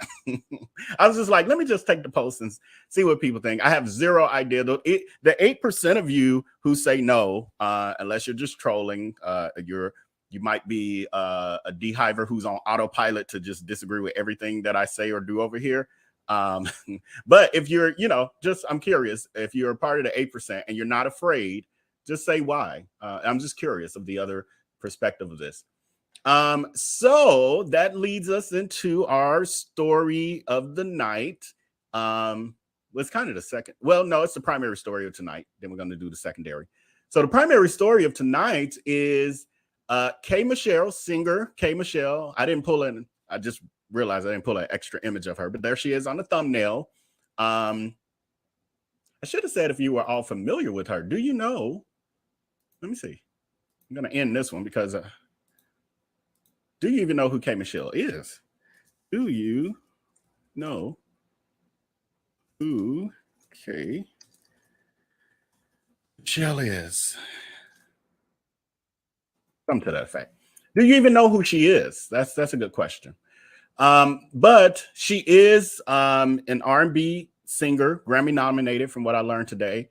Grammy nominated. She was on one of her claims to fame was Love and Hip Hop Atlanta. She was one of the stars of the show. And she gave us some epic episodes, some epic reads, etc. She's a reader for sure. She knows how to read. And so Darius Crooks was in Memphis this weekend. He was reviewing restaurants. Can we even call it reviewing anymore? What do we call it? Because it's not reviewing. It's dragging. It's harassing. It's preying on. We need a word. We need another word because it's not reviews. Give us another word, y'all. So anyway, he was doing what he does for clicks and views at various Black restaurants in Memphis. I actually saw he had posted where he scored them. And this one particular restaurant he went to was Cozy's. And I think it has a fuller name than that. It's we'll run into it in one of these tweets. So he went there, and this restaurant has been established for decades. And if you know the name of the restaurant, put it in the chat, just because my eyes are getting lost with it. It's a bunch of letters, so I can't find it quickly. But anyway, he went there hating. Yes, miracles and blessings, Palma. Yes, hating. So he went there and he drugged this well-established restaurant and a couple others just throughout Memphis. But this one got the worst of the brunt of the abuse. And he scored it like his ratings he's created is like up to 5, level 5. He scored them at like 2s and 3s in their ratings. Cleanliness, taste of food, et cetera, et cetera. I got it, but who cares? Who cares? So anyway, K. Michelle is from Memphis. And she wasn't having it. So she somehow ran across, I have no idea. And last night at 8:58 p.m., she ended up tweeting, and my tweets might be a little out of order, so give me a sec, because I couldn't put them on the screen to. So good. It was the first one. I had to kind of guess the order because I should have labeled them differently. Anyway, so her first tweet of last night, because she drugged him from last night into this morning. I was like, dang, 10 tweets. And honestly, I missed some stuff, but this is the bulk of it. She said, this man over here doing food reviews on some very historic Black-owned places in my city. When I ate at his restaurant, the food was horrible, and has the nerves to speak on the server's attitude when his is horrible. Black people sure can tear each other down, but I don't play about food or Memphis, Tennessee. Please leave the city. She's like, get the hell, get out of here. Get out of here with that. Love it. He needs more of this. So then she wasn't done. She was not done. Hold on. Let me find the next one. Cozy Corner is the name of it. Are these all out of order? Here we go. With me being a farmer and opening another restaurant, I have the right to speak into this community. So she has a restaurant there. I didn't know that. Memphis is known for barbecue, and for you to come to my city and speak on any of these Black historic restaurants whose food is absolutely delicious and would outcook you, I guess, outcook your crazy. Outcook you. Oh, outcook you is crazy to me after seeing all the slop you try to dress up and throw on a plate with dried fennel, stop being sassy and make sure your own food isn't nasty. I feel like somebody follows. She's familiar. Whereas T.S. Madison, when she, now he's been read by 2 celebrities. And I told y'all, with what we're doing now, we will never run out of entertainment. It's not that nothing has been happening. I just wasn't covering it. I just was like, I cannot, with the daily foolery of all that is crooks. But the truth is, it's like a soap opera. Every week without fail, he gives you some level of content, or there's some drama he has left behind that has stirred up and caught up to him. Every single week. It's his energy. It's not the world. It's his energy. It's what he's putting out. It's coming back at him. Decades of him putting this bad juju out there in the world is coming back at him. That's what his followers, the D-Hive, the D-Hags, the flying monkeys, that's what they're seeing, and they feel like everyone's picking on him. No, the universe is mirroring what he's been giving. Anyway, K. Michelle wasn't done. She went on to say, if you're going to critique, know the history of the restaurant and what it means to the community. Hello. Especially a community struggling. He don't give no F's about that, K. Michelle. Says, the last thing this city needs is attack on the things it's proud of so that you can feel important in the space and get clicks. She is reading him. I need this to be an episode of Love and Hip Hop. I need her to be shaking the table with this one. She is reading him for Phil. She know who she's talking about. She is very clear on that. T.S. Madison was like, who this man? Hoppo, who this man? K. Michelle is, Ninja, I've been watching you. I know who you are. You need to stop it before I call you out. And she decided to call him out. So you can feel important in the space and get clicks. She has read it. She is performing surgery with this read. She says, read and learn the history first before you step foot into my city, Memphis, Tennessee. She ain't playing with you. About time. I hear all this talk from people. Wait till I saw some comments under yesterday's video. Yeah, when he come to Houston, blah, blah, blah. Show me, Houston. Show me that y'all ain't gonna put up with it. Because Atlanta said it, New York said it, Chicago saying it. He got away with it everywhere. Show me. I don't come from the show me state, but you still got to show me. Here we go. She goes on to say, because she ain't done. She is not done. She says, it's okay to speak your mind, mug. I don't know. she definitely got some Memphis writing going on here because this is twisting me all up. I love you, K. Michelle, though. Like, love your music every time I do, truly. It's okay to speak. I was about to sing her song. You can't, what is it? You can't treat a man. You can't raise a man. Can't something a man. Anyway, it's okay to speak your mind, mug. You can tear down Black businesses that historic and pave the way for other young chefs. 2 of the restaurants made history in national news. This shit, I'm just doing a quote, pisses me off that you didn't read before you got here. We don't get a lot of credit as Black people, period, in the food industry. So it ain't from an outsider to come and tear them down. They over won segregation. They overwon segregation and everything. I guess overcame segregation, maybe.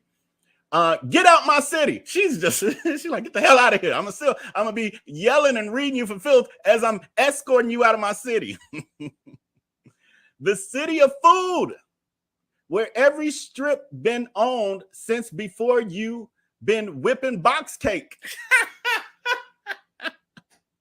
She said your Carolina pound cakes are box cakes. Well, when Palmer's not around.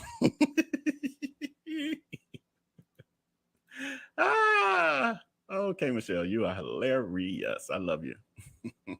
More than I knew. Anyway, she goes on to say she ain't done. She is not done. Okay, Michelle says, Cozy Corner played a big part in the advancement of African-American people in the culinary arts. Even Elvis Presley himself loved the original Cooks food. He bought her a car. An African-American woman loved and protected her husband's recipes after he passed, even when networks tried to buy her out. So randomly popping up to give a bad food review doesn't sit well with me, knowing the history. Memphis, Tennessee for life. She repping now. You're gonna have people after you, Crooks. If you probably need to stay away from that. You've been able to do these shenanigans in these other cities and states. They just talking. But it looked like K. Michelle gonna have something for you when if you come back. I advise you to stay away. Be wise and stay away. This one I might not have in here. I don't know what the hell I was doing. Let me see. Okay, this is her again. For some reason, I don't have this one in here, so I'm just put this up now. I'm gonna read it though. So the next one says, "You are right. We can all." So she was responding to someone. So she says, "You are right. We all can do food critiquing," and then she puts, "if qualified on that level."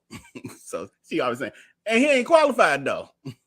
But just as a journalist, she said, but just as journalists do, we need to do proper research before going to tear down an establishment that a community going through so much holds near and dear to their hearts. We at least owe the respect of our own, maybe have a private conversation first. Oh yeah, he too punk ass to do that. Okay, I could have told you that. One off day shouldn't negate the years of serving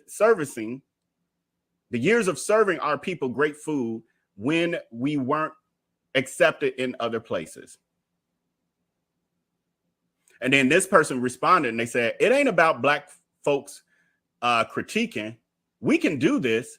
It's the fact that this particular person is malicious in his intent. He needs to be called out. There is no good from him at all. Hello. Hallelujah. I think we proved that over here 5 days a week, Monday through Friday in the evenings, right? Unless Vell got something to do, like tomorrow. Okay, let me find this next one. Oh, this is a good read. Oh, she has some good reads in here. Oh, I was like, she really watched him. She said, you need to keep the worldwide Airbnb kitchen show tour cute and out my city, because one thing we do know is food. I tried yours and I can't say the same. Crooks, she tried your food and she said it was horrible. It was so horrible that it was memorable. Have you ever had food that was so bad you still remember it to this day? Like you remember the best food you had, but you also remember the absolute worst. She is saying that Darius Crooks' food was the absolute worst she's ever had, and she remembers it. Okay, Michelle, I love you, girl. I love you. Oh, I love her. Okay. And then this person, do I have this? Yeah, here we go. This person says, hey, hashtag Nashville, hashtag Darius Crooks. That's his hashtag. If you put hashtag Darius Crooks, for those of you who may not be familiar, you put hashtag Darius Crooks really in Google or any social media platform, especially Twitter, YouTube, stuff like that. You'll start to see all kind of receipts. I'm not the only one talking about this. Know that for sure. Like, I'm just a person with a YouTube channel who happens to cover and have known him in the past. But there are many other people laying it out. Anyway, so they say, hey, Nashville, hashtag Darius Crooks, will be in town doing slanderous food reviews. Maybe that's it. Slanderous food reviews. Maybe that's what I'll start calling it. For hashtag Black-owned businesses. Because he's reserving this hate, this slanderous behavior only for Black businesses, which on the surface, when he says, I'm only going to be reviewing Black businesses, it sounds like, oh, that's cool. He's going to be promoting black businesses, until you see that there's no good in him. And you realize, oh no, he's slandering only black businesses. So is this almost like, the Klan becoming police officers? So you think that they're good people and doing good things, but they're actually doing it to harm people. It's kind of like he's doing this COVID operation to slam black businesses across the country. They said, and they're warning, Nashville, do not let him in your restaurant unless you want a bad/unfair review. He has the taste buds of a 2-year-old. I agree. I've had his cooking.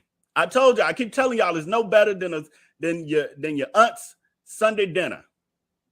That's what his cooking is like. It is not amazing. It's good enough. It's good enough. And y'all see how much salt and Kool-Aid he put on everything. Speaking of Kool-Aid, this is another read. K. Michelle she had his number. It's almost like she was just waiting on him. She already was like, this generic wannabe. She went on to say, he will put that over some Kool-Aid if you let him. I forgot. So she was replying to somebody. He'll put that over some Kool-Aid if you let him. And so somebody was like, herbs de Provence. oh, that's what they were saying. The person said herbs de Provence. And she said, he'll put that over some Kool-Aid if you let him. It's true, though. It's true. Oops, we just gave him an idea. Don't steal our idea. Although you used to stealing ideas, like, businesses and everything. So I know you have at it.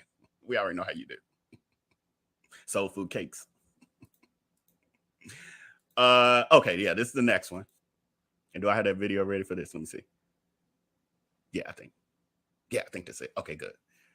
So this one, this is another, just a random person's comment. She was pretty much done after the Kool-Aid comment. She dropped the mic on that. Whatever you get, we're gonna put some Kool-Aid on it anyway, or some watermelon chow chow. Watermelon chow chow. What the hell? And how long you been making that? Oh, you gotta love it. Anyway,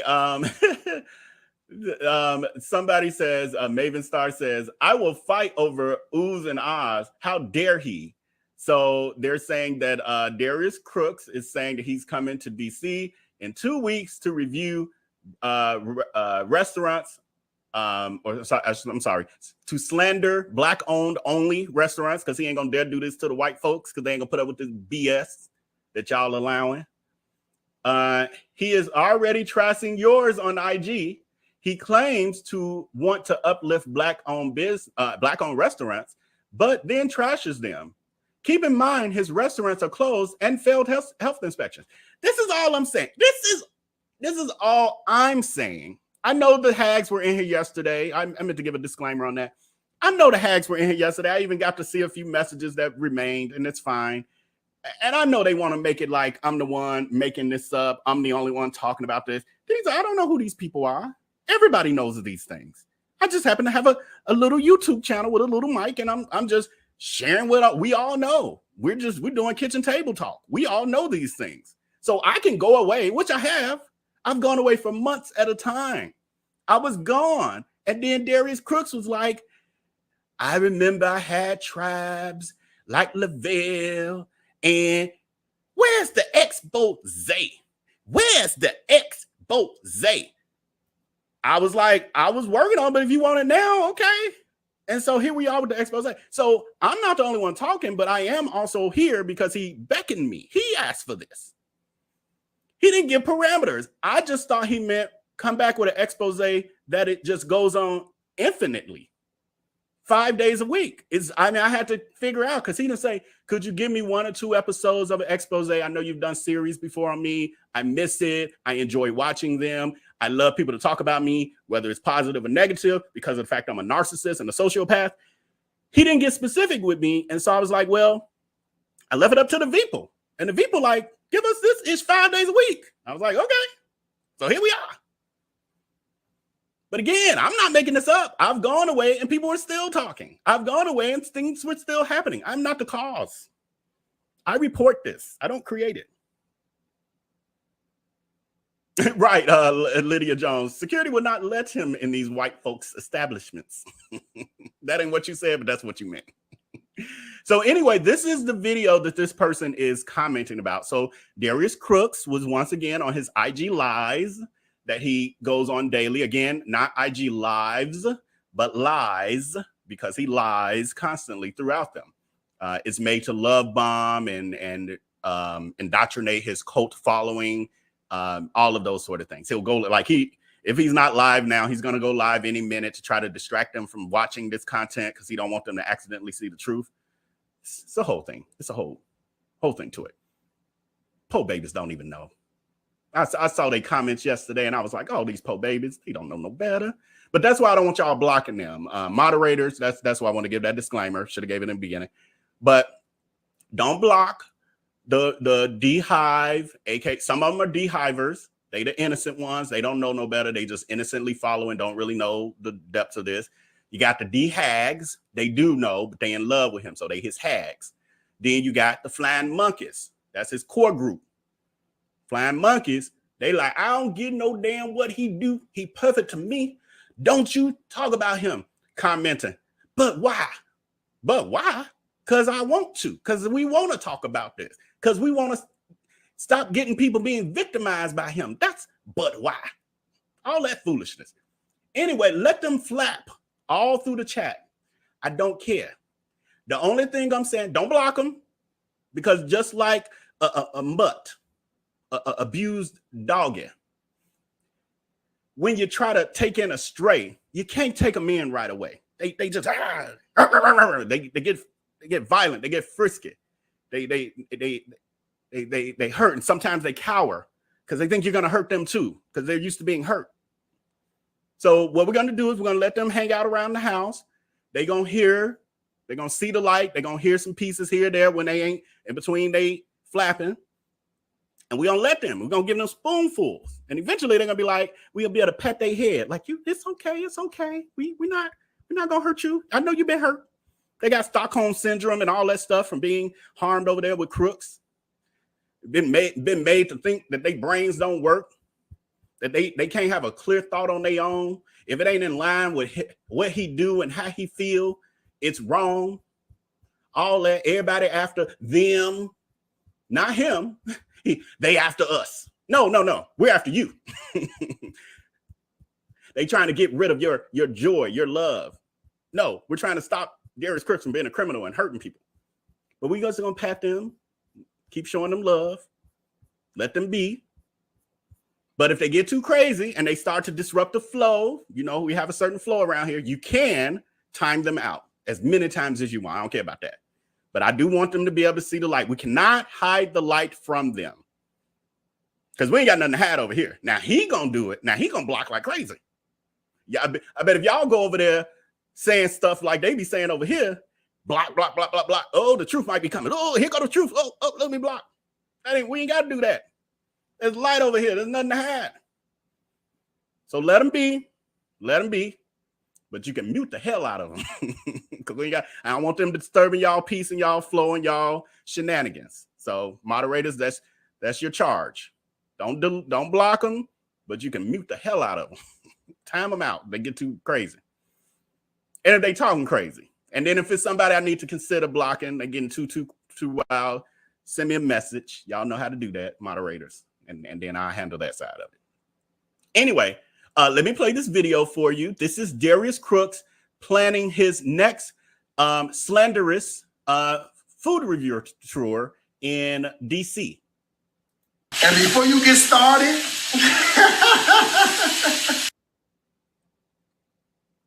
it's buffering. I don't know. This thing has been really tripping on me lately. I'm gonna rewind it and let's see if it helps. And before you get started,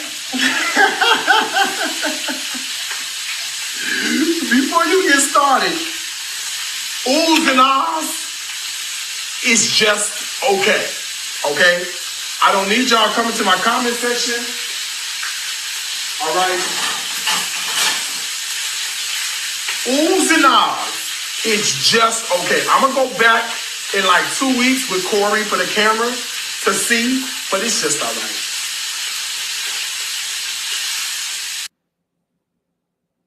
So as you can see, Darius Crooks is already, well, I don't get that. How is that a real food review if you're dragging the place? Because a real food review is to give the pros and the cons. And when there are cons, you also give benefit of the doubt.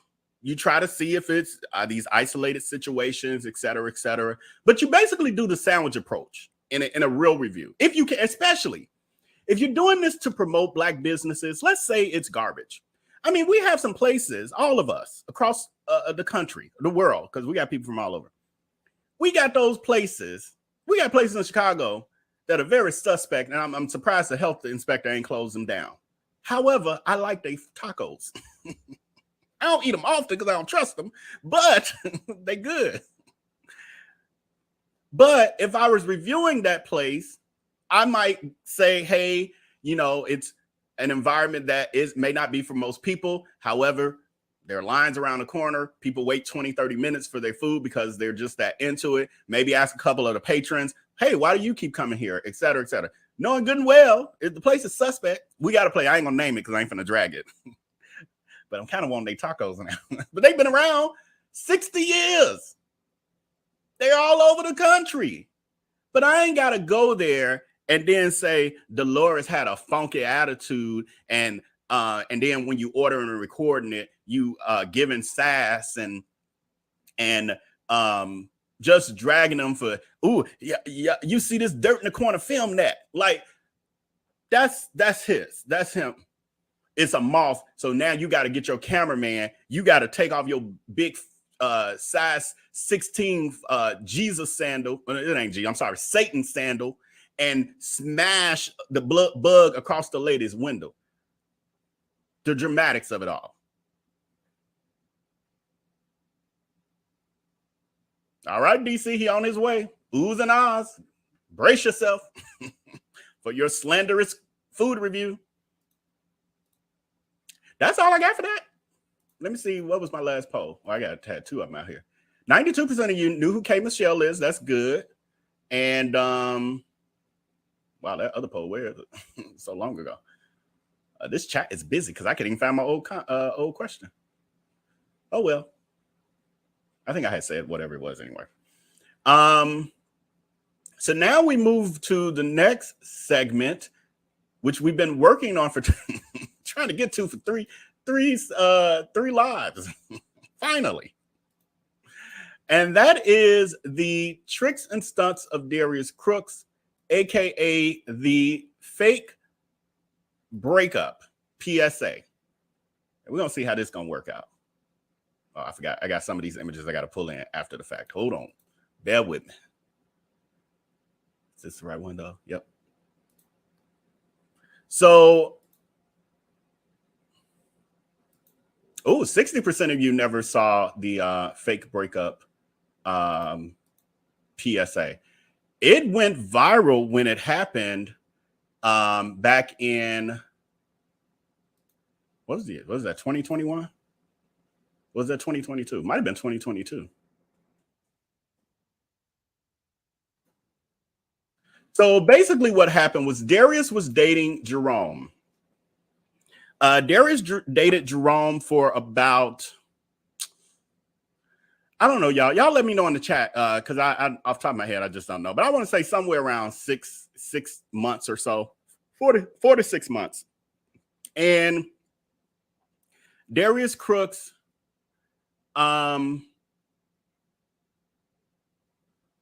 was trolling on Twitter. So I kind of led into this. Okay, thank you, Toys B Starlight. So Toys B is saying the same thing, somewhere around 6 months. And so they were doing reels. They I know they took like a beach picture. I don't know if they went on a vacation. I think they went on a vacation. You know, he was laid in the bed next to Darius talking, but Darius wouldn't have him on camera, that sort of thing. Darius showed him buying Jerome a gold bracelet. So Darius was just flouncing around. He's so happy. He's supposedly so in love. I knew better. I knew it wasn't going to last. So I knew it wasn't going to. Only because of the kind of person he is. Not because, oh, I'm hoping it won't last. I just know who he is. And I've seen him do this countless times. When we were friends, what the part of our situation that he tries to ignore, the 9 years that we were friends, he dated many men. Many. And I saw him do this pattern over and over and over and over and over again. There was two boyfriends, one in Chicago that he had a little while. I ain't gonna say his name, but one that he had a little while. And then one in New York that I heard he did really bad. The one in Chicago was still capping for him. I don't know why, but he was still capping for him. But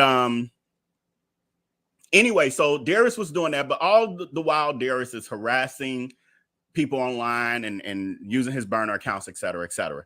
And so at one point, Darius decided to try to troll me and come pretty hard against me on Twitter.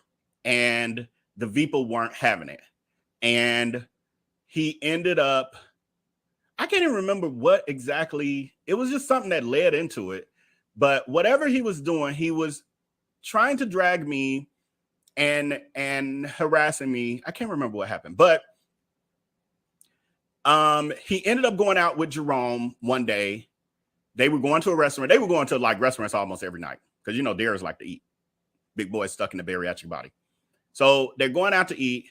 And I'm going to do a deep dive on this overview, because I'm really just getting to the fake breakup part, not the whole timeline of everything. Darius is walking into the restaurant. He's holding up the camera. He's bragging about Jerome's car. Jerome had a Cadillac of some sort. Darius is bragging because he wants people to have the image of him, you know, being well-to-do. They're a power couple, all these things. Come to find out in the end, it was a total lie. And so he's walking and filming Jerome's car from the back and bragging. And the license plate showed. And because Darius Crooks has doxed many people, some of you know that Darius Crooks has doxed many people. Do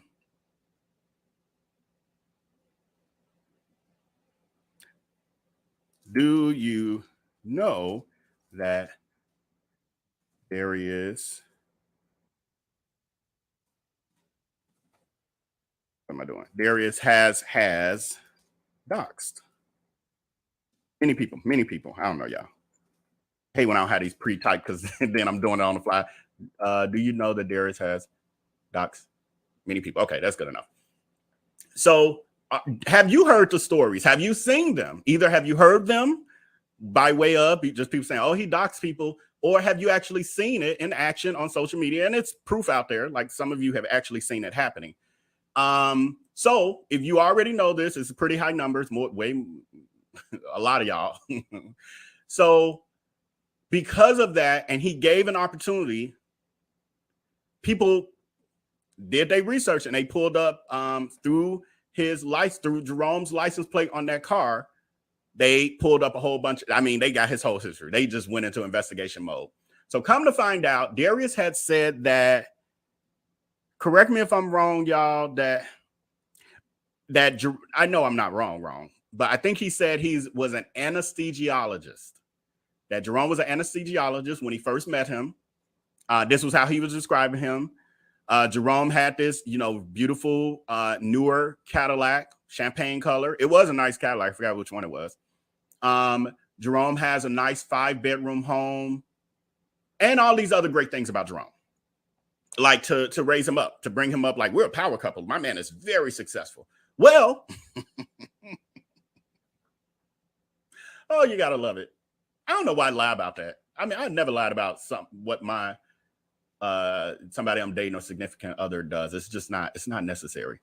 Hold on, y'all. I don't want to mess this up. Okay, so I'm jumping around a little bit because it's long, and I'm gonna do a deep dive, but I'm just giving y'all little highlight points. Precious D, talking some Jerome worked at Wally's World. On the news, yes. That's true, Explorer. His doxing was on the news, so maybe that's why it's 81%. So it's no secret that Darius Crooks has done this to other people. And so he had to face the music. He had to face the music. And so they did it to him by way of Jerome. So they pulled it up. Come to find out, Jerome works at Walmart. He does work in the eyewear department. That car was not in his name. It was actually in his ex-boyfriend's name. Jerome was with his ex-boyfriend for about 9 years. And I think they have been broken up for not a very long time, I don't think. I think a year or so, maybe. And that his ex had moved on. His ex is now married to another person. They were engaged during the time that Darius was dating Jerome. Jerome was also, now this is stuff everybody looked up. I mean, people looked up, they put the house that Jerome was living in. This part was not a lie. Well, it was partially still a lie. Jerome was living in a 5-bedroom home. It just wasn't Jerome's home. And it's just like whatever, but it's just like, why lie about it? Why lie about it? You ain't got a lie to kick it. You ain't got a lie to kick it. So, but these were Darius's lies. Jerome just kind of went with it or whatever, but yes, can't just see it. It's the eyeglass department. People got him. Oh my God, people so silly. People on Twitter, you can't F with Black Twitter. You just can't. People on Twitter, somebody literally went to that Walmart and took a picture of Jerome sitting down at his little station. So he worked there. It was factual. So he lived in this 5-bedroom home. It was a nice home, beautiful home. And they took a picture, pulled it up online or whatever, had a picture of the home. The thing is, it wasn't Jerome's home either. Jerome was staying in his boyfriend, his ex-boyfriend, was very successful and accomplished. Very successful and accomplished. Jerome, not so much. Jerome was a trophy wife. Like he was trying to be with Darius Crooks, I guess. That's what it looks like. And so basically Darius Crooks was like a come up financially, I think. So anyway, he was a trophy wife. The ex had moved out and was in a new relationship, again, engaged, trying to move on with his life. The ex wanted to sell the house. Jerome was refusing to vacate the home because he wanted money out of the situation. But Jerome also wasn't taking care of the home. Now, I know some dirt, and I could have went deeper. I mean, I got phone numbers. I can talk to those people. I just was like, this taking me way off. I don't really care about those things. I'm just sharing this today because just for shits and giggles, to be honest. But yes, I could have done a full-on interview with them if I wanted to and broadcast it to y'all. But that's just, I don't get down like that. It's not, I could, if people take me there. People take me there. That was a warning shot. That is a warning shot. People take me there, I can go there, but I don't generally. So anyway, I know y'all see y'all trying to hype me up. Go deep. Not yet, at least. I don't even care to do that because honestly, I only really care about exposing. To me, Jerome is not the criminal. He's not the crook. Whatever happened with that and their situation, Jerome and his ex don't really have a lot to do with or anything to do with this Darius Crooks scamming stuff and harming people. That's what I really care about. So anyway, but I do know the tea because it was this stuff. I know some stuff from behind the scenes, but I know some stuff because it was already put out there. This part was already put out there that Jerome was in the guy's house, didn't want to leave. There was, I don't know if, I think they had a legal court. Y'all can let me confirm in the chat if you know for sure. But I think they were dealing with attorneys at that point, or it was about to go to court. It was a legal filing to try to get Jerome out so that the guy could sell the house. I'm assuming that already that happened because Jerome eventually did move out because he moved out to move in with Darius Crooks into a rental home. Then Darius Crooks got him. We're going to get into that. So anyway, come to find out, Jerome was a squatter in his ex-boyfriend's house. And that car, that beautiful Cadillac, not in Jerome's name, not his car. Well, I guess maybe he had it because maybe he got it in the divorce, the breakup, but it wasn't even in his name.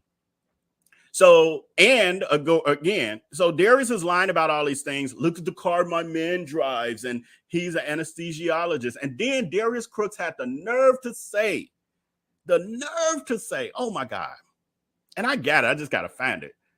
He had the nerve to say when people, I ain't gonna even say the flying monkeys, they don't call him out about nothing. Because remember, it's degrees to it. But when the D-havers called him out, maybe some of the D-hags, the flying monkeys, they ain't gonna never say nothing. Everything he do and everything he say, that's good with them. The D-hags and the D-hivers was like, when this came out, when Jerome got doxed. Doxed mean your personal information gets put out online. That's what doxed mean, for those of you who don't know. When Jerome got doxed, the D-hive was like, hey, they said he worked at Walmart. How this happened? You said he was an anesthesiologist. He's like, I ain't never told y'all that. Y'all assumed that, and I never corrected y'all. Use a lie. A straight lie. I'm like, I literally, and this is the mind games he plays with them. Because they like, some of them are like in the chat, no, he actually didn't never say that. Who just makes up? So what I'm saying is I saw the live stream where he said it out of his mouth that was what Jerome did. And so I was just like, this is, but see, I'm not love bombed by him. I actually got common sense. They don't. So they're just, oh my God. Cause I was like, okay, now he really finna get called out because he straight up lied to them about what this man does. And it's a far stretch from anesthesiologist to eyeglass consultant at Walmart. Because I mean, no hate for any of y'all who work in that industry, but it's like if y'all walking around lying, talking about some y'all in the medical industry, that's where y'all gonna get dragged. Thomasry technician, eyeglass consultant. I'm just joking. And I'm only going there with Jerome because Jerome went there with me, and I'm hoping I can get this thing to play. So let's get into that. But anyway, here was one of the tweets where Jerome was exposed and doxed. Someone says, hey, Jerome Radford over on Cherry Tree Walk. How is Demetrius doing? That's the ex. Are y'all getting back together since you're still in the same house? How are things at the Vision Center at Walmart? Why haven't you kept up your barber's license? Oh, I forgot about this part. Yeah, they found out he had a barber's license. Is the Walmart money that good?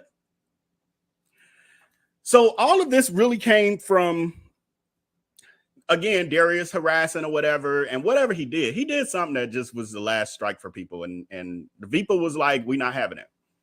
So now I'm gonna try my best, hopefully, to get this to play. What was I gonna play? Oh, I'm gonna try to play it from this first. I'm gonna do a screen share.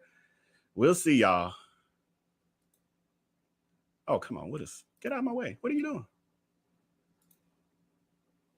I'm doing a screen share, and I'm gonna try to share this window here. Oh Lord, I'm praying y'all can hear this. Let me know. I'm about to play it. If y'all can't hear it, let me know. Either way, just say we hear it or we do not hear it. Please be clear. Don't say yes or no, because I don't know what that means. What's up, good people, and welcome back to my channel where we bond over our favorite team. Why is it freezing? That we care about. So today we'll be talking about semi-trending topics. And yay! Look at God want to do it. Of social media influence. Oh, let me pause over here. Every once in a while. Okay, so I'm curing it up. I wanted to make sure before I went too deep. So this is okay. So all of that happens. Jerome is dragged. He is doxxed. They are creating Walmart memes. We're gonna do a deep dive where I can pull all that stuff or re-dig it up.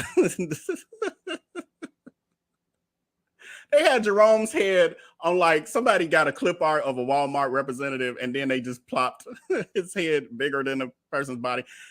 All kind of stuff. Yeah, all kind of memes. And we'll get into a couple of them. Oh, no, this is, wait, y'all, I think I'm a little out of order with it too.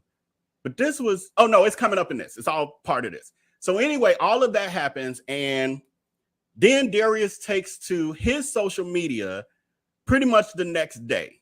I was like, oh, they got the best of him with this one. Went to on his social media the next day. I literally was just going about my business. I had my ish and giggles that night on Twitter. I got my life from all the joke memes. It was just Black Twitter. That was a classic. That was a moment in history for sure. So next day, I get up, no biggie, going to get my hair cut, running some errands and all that. And the next thing I know, I'm getting in the car and I'm heading back and my phone is blowing up. I got all kind of messages. I'm getting phone calls and it's people like, have you seen what Darius just did this morning? He went online saying that you were harassing Jerome and basically caused them to break up because I was harassing him. I was like, what? And so I ended up watching it and I was cracking up. I said, he is a mess. He has created a narrative in order because my people got the best of him. He then made up a narrative for his hive and really the public because the video he did, last time I looked at it was last year sometime. In one day, it had over 100,000 views in one day. And he don't get those kind of views. One day, it had over 100,000 views. He says my name. He claims that I'm harassing and doxing, et cetera, et cetera.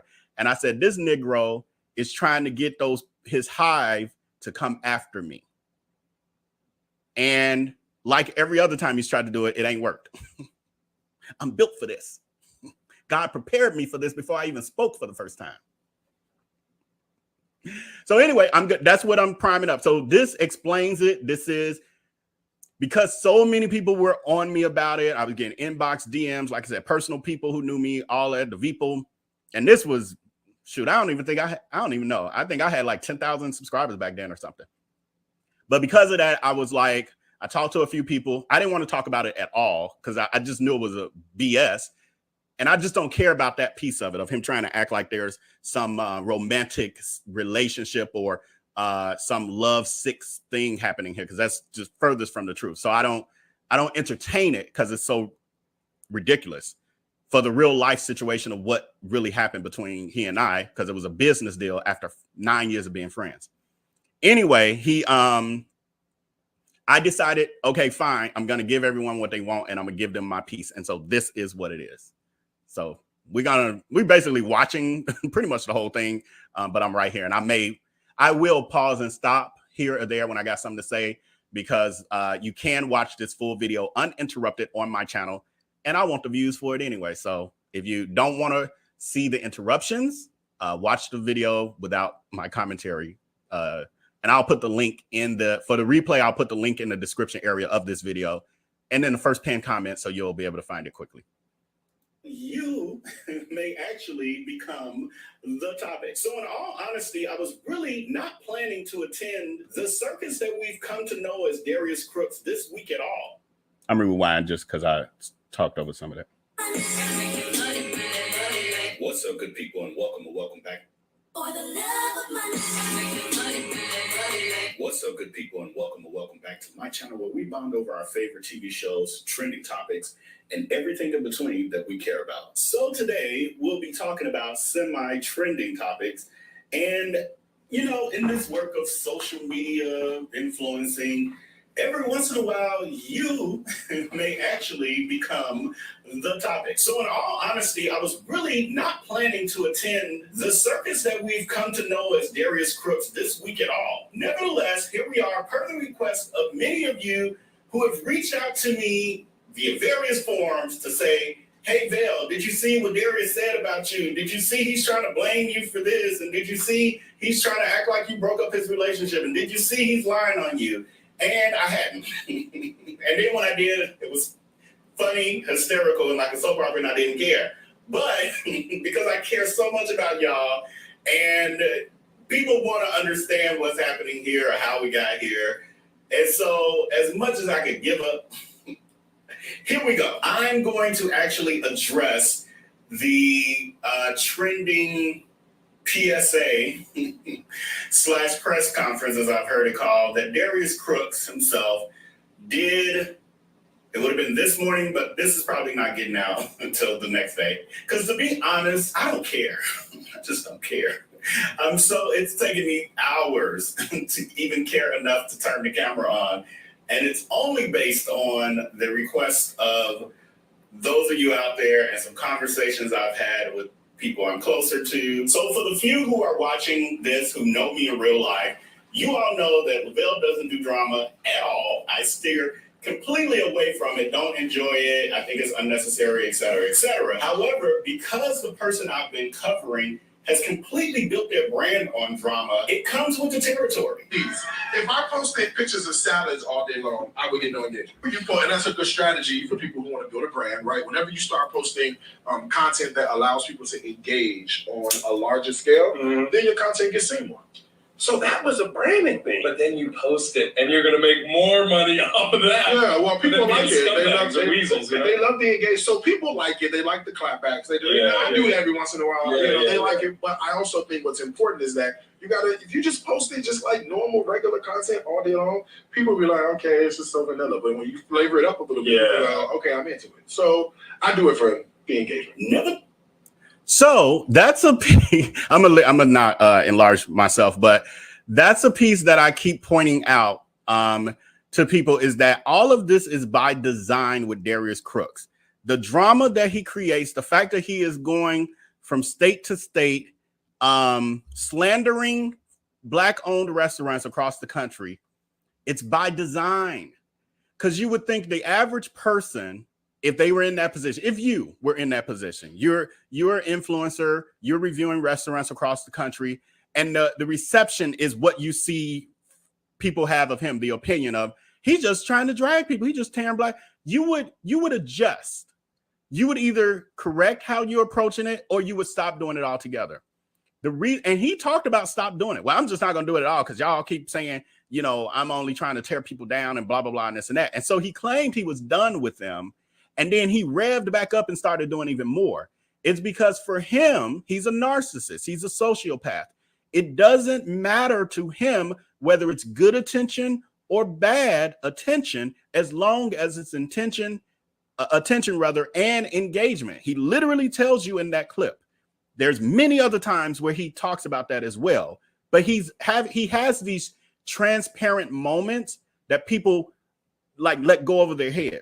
He literally said, if I posted food all day, that would be so vanilla and people get bored, and he wouldn't grow his brand. People wouldn't engage with him. The truth is, his food isn't good enough to keep engagement by itself. We know there are many, the Food Network is about food. It ain't about drama. Millions of y'all watch that and love it, and on their website and buying Food Network magazines and all kind of stuff. The same with when you talk about food influencers, the Rachel Rays and the list goes on and the Paula Deans and all of that. Their stuff is about the food, and it survives and it does well, and it grows them very large multi-million-dollar brands. He's not good enough, or his talent alone with the food is not good enough to do that. Right. Oh my God, Miss Orange, you are calling it. He doesn't want anyone to succeed but him. Part of the reason why he and our friendship fell apart over a decade ago, was because of that. That's why this 2-3 Kings tour that he talked about today, we'll talk about it maybe tomorrow, y'all. Maybe tomorrow. Well, definitely Foolish and Friday. We'll talk about it. Well, Thursday. But he mentioned today with the 3 Kings business venture he has with Corey Brimes and Cake King, I think the guy's name is Jeremy. He's going into business with them for this however many city tour. Not to mention they finna gouge y'all with these ticket prices. They just absolutely ridiculous. $300 is the lowest tier. $400 and something for the VIP per person. They about to get y'all. But the other piece of it is, I don't know the business reputation of Corey and Jerome, the Cake King. I don't know them like that. But what I do know Darius in and out. I do, very much so. And I know for a fact it's going to crash and burn. It's not going to work long term because of just what I'm so bad with names, what she just said. Miss Owens, I think it was. What she just said, Darius wants to be the only one to be successful and win. When you're in a partnership and it's three of y'all, all of y'all are supposed to be winning. If one is doing well, with that particular business, all should. That's not how Darius operates. I won't be surprised if he's already negotiated within the deal that because his platform is bigger, that he gets a larger cut, a larger percentage. Because he's just not the kind of person that can come in and be equals. I ain't seen no contract. They'll probably confirm it when it's all over.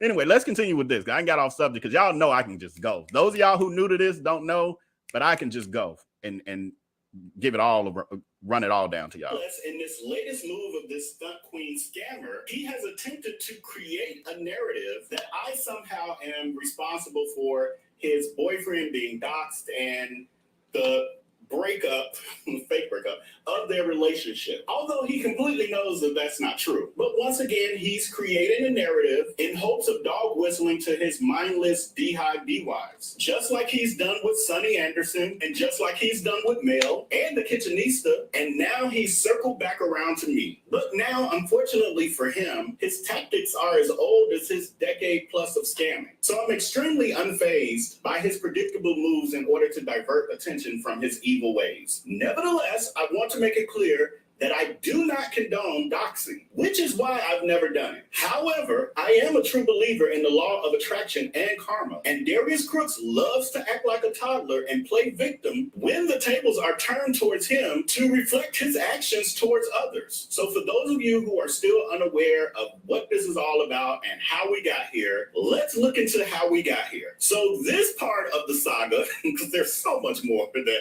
we can't even begin to touch and unravel in this particular video. But how this particular situation started was Darius, in one of his IG lives that he does multiple times a day in order to love bomb and indoctrinate his D-Wives, D-Hive, he was out with Jerome, his current boyfriend, and inadvertently, while trying to flex about what kind of car his boyfriend was driving, he ended up showing the boyfriend's license plate. From there, because Darius has done some horrible things to many, many people, hundreds, thousands really, of people over the past decade, people took that information and did a little digging. And because Darius has been such a horrible human being to so many people for so many years, people on social media have begun to drag his boyfriend as well, which then led us to this. He said he's been quiet long enough. Right. He said it's over. He's tired of being quiet. He been drinking, y'all. I'm fooling him. Look what's there. I'm fooling him. Okay, come on. We're gonna get our food. What you got? That's not all of us now. Look at you. I see a whole bunch of fat. That's not I got enough. This Chicago? Yes. Cool. We're a fine ass couple. We are. I agree. Lavelle could never. With his fucking cool. Wait a minute.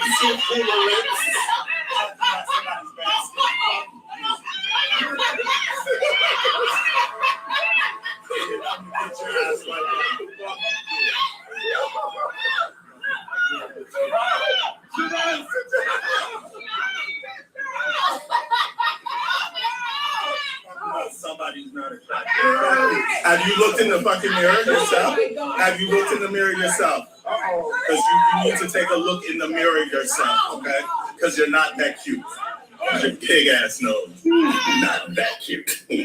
But I'm cute. Don't worry about it, sweetheart. Don't worry about it, sweetheart. Don't worry about it, sweetheart. Oh, I'm not worried. I'm fucking unbothered. How about that? How Woo. about that? Look at these rib tips. Right. But so not really. So it just reminded me, I think that is what triggered the V-Hive, my people, to on Twitter to go after Jerome, because literally I had done nothing to Jerome. All I did was when Darius was trolling me on Twitter, dragging me, I then drug him. And then he said something about Jerome or something. And then I went there. But it wasn't like no continuous thing. It was literally like a comment or whatever. So he was trying to egg Jerome on. I don't know if he was trying. I don't know. I think he was hoping that Jerome could do more than what he did. I don't know. I don't know. I'm lost because he's a manipulator and a sociopath. So I have no idea what his real intention was behind it, but it was so unnecessary because I had zero issue with Jerome. Still really don't have any issue with Jerome. Even that I found to be hilarious. And I also knew that Jerome was blindly, for one, he was in love. He was love bombed. I get it. I understood that. For two, he didn't understand what really was happening. And he's only going by Darius's narrative. So I was just like, it's almost like a person who has a mental illness in a way. I was just like, oh, it's okay. He'll be okay. Don't worry about it. But people got him together. So that's what I think led to him getting doxxed after that happened. So anyway, that was Romy Rome's little baby rant. It was. I know this is supposed to be like a serious me, expressing, the deepness of how I feel about the situation, but I didn't give up. So it is what it is. Y'all want to know what I got to say? This is what I got to say. I give up. So I'm just, again, giving y'all highlights, kind of going back and giving you guys the backstory. And again, treating this like any other video because I can really care less. But what I did find funny about the attempt at a read, it was very elementary. And I was like, you need some help. Because when you're reading people, because I know how to read, if you're reading people, the last thing you want to do is leave any ounce of a compliment. And so you never say you aren't that cute, because that means you do find the person cute. You just say you're not cute. You ugly or whatever. And the 1980s Eurocentric comments like about a black person's nose and lips, like I'm personally very happy with my African-American features, which come from royalty. So there's that. So maybe you should actually be more concerned with your self-hate than my appearance. But anyway, because again, I was told not to go in. I'm listening to you. So I was really holding back because this was pre-Velnito. This is when y'all didn't know Velnito existed. And he wanted to come out during this when this happened. He was peeking his head out on Twitter every once in a while. He'd yank my phone from me and be like, give me this phone. I got something to say about all this. They finna calm down, they finna learn. And I let him have the phone for a minute. I'd be like, give it back, all right, you're going too far. But he wanted to take over this video and I wouldn't let him. So a lot of people was like, oh, he talked about he could read and blah, blah, blah, and he ain't doing nothing.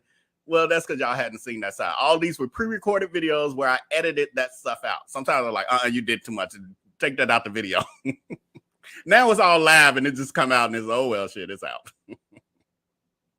Anyway, people in social media land have been tired of Darius Crooks and his antics and has been giving the social media trolling and dragging to him the way that he's been giving it to innocent, everyday people, consequence-free for over a decade, including doxing people's loved ones, which he's also done for years. So now we're looking at the definition of karma personified. Nevertheless, once again, Darius Crooks decides to fight against the laws of nature while attempting to create his narrative. As you know, I've been dating Jerome for a few months. During that time, we've had an amazing ride. Just last night, we had a great time amongst friends. It was good. You saw the pictures. We've all seen and heard the news of me scamming and the news of me doxing, which I will address soon. So did y'all notice? So for one, the whole setup, it's now he been rubbing his eyes and like, let me look like I'm all solemn and upset, and they've gotten the best of me. But did you notice he said, I know y'all have heard about me scamming and doxing, and we'll talk about that later.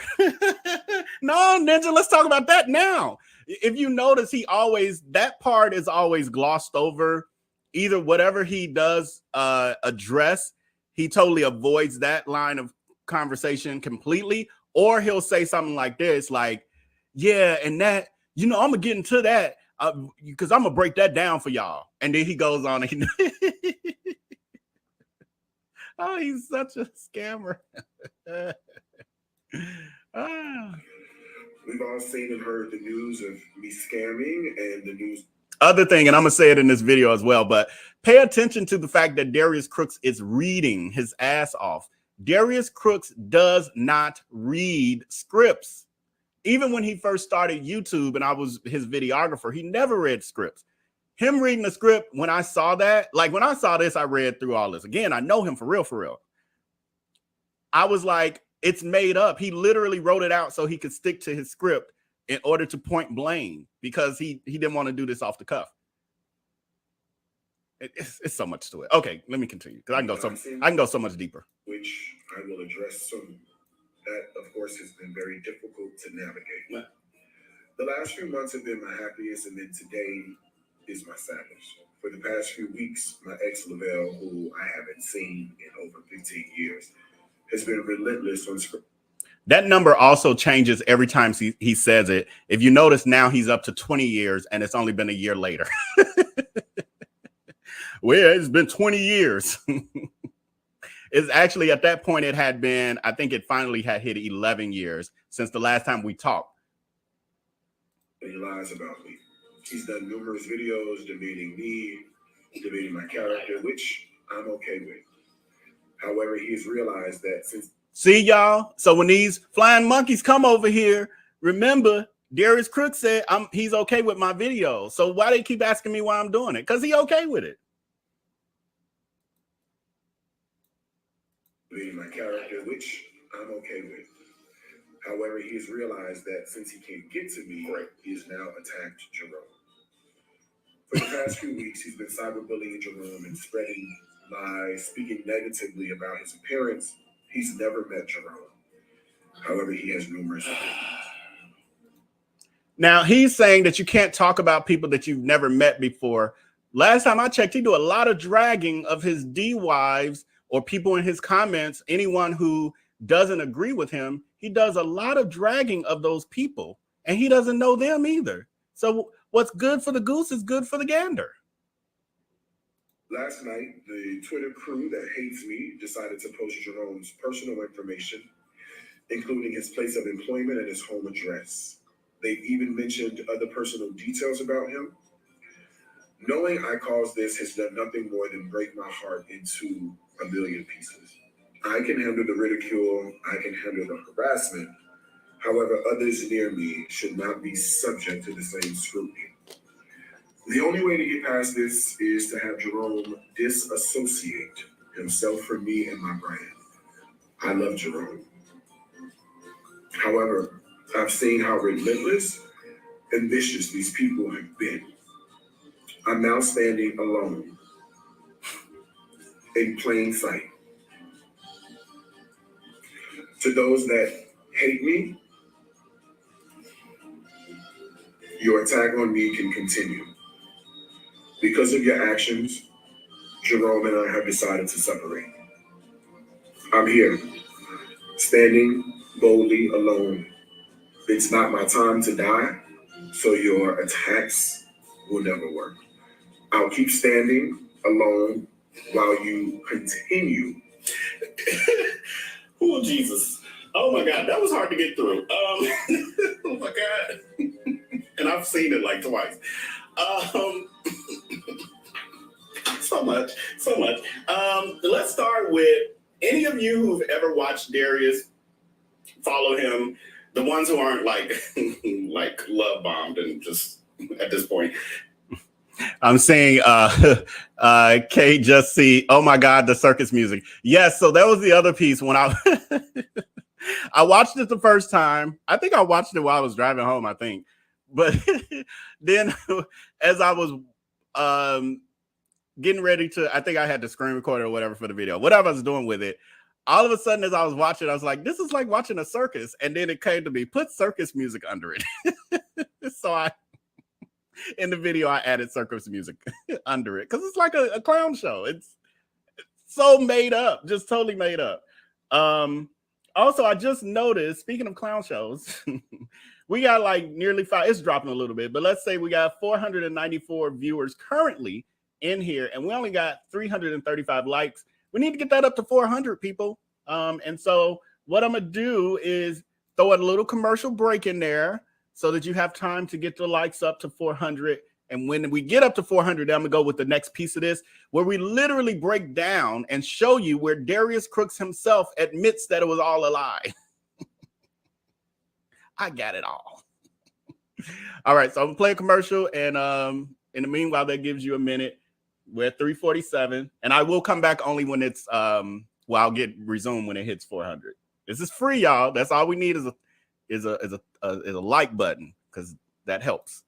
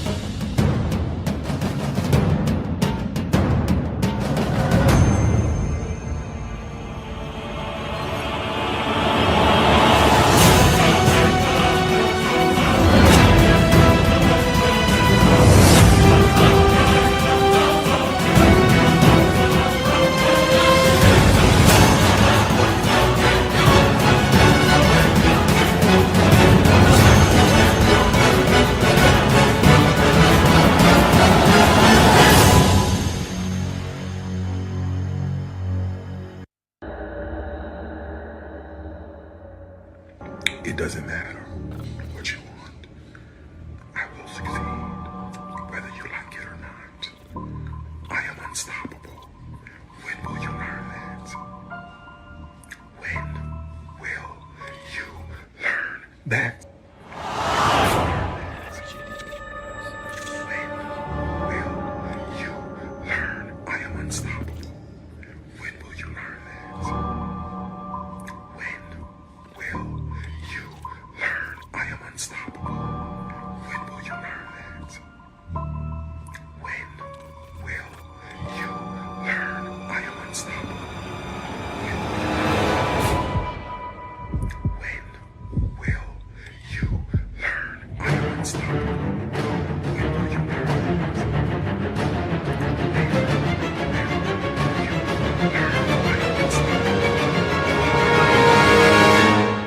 Again, Mr. Williams, I invite you to conversate with me directly.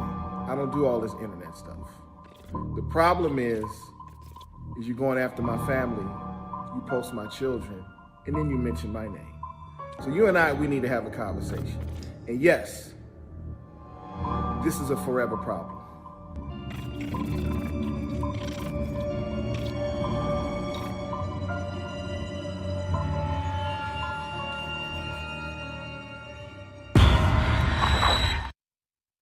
It's me, Darius Cooks, also known as your local scammer. You are, you gay, growing up in Chicago, you just end up being with a tribe of people. I don't know, it's really hard to explain. It might be different now, but when I was growing up, there were crews. We had people we hung with, right?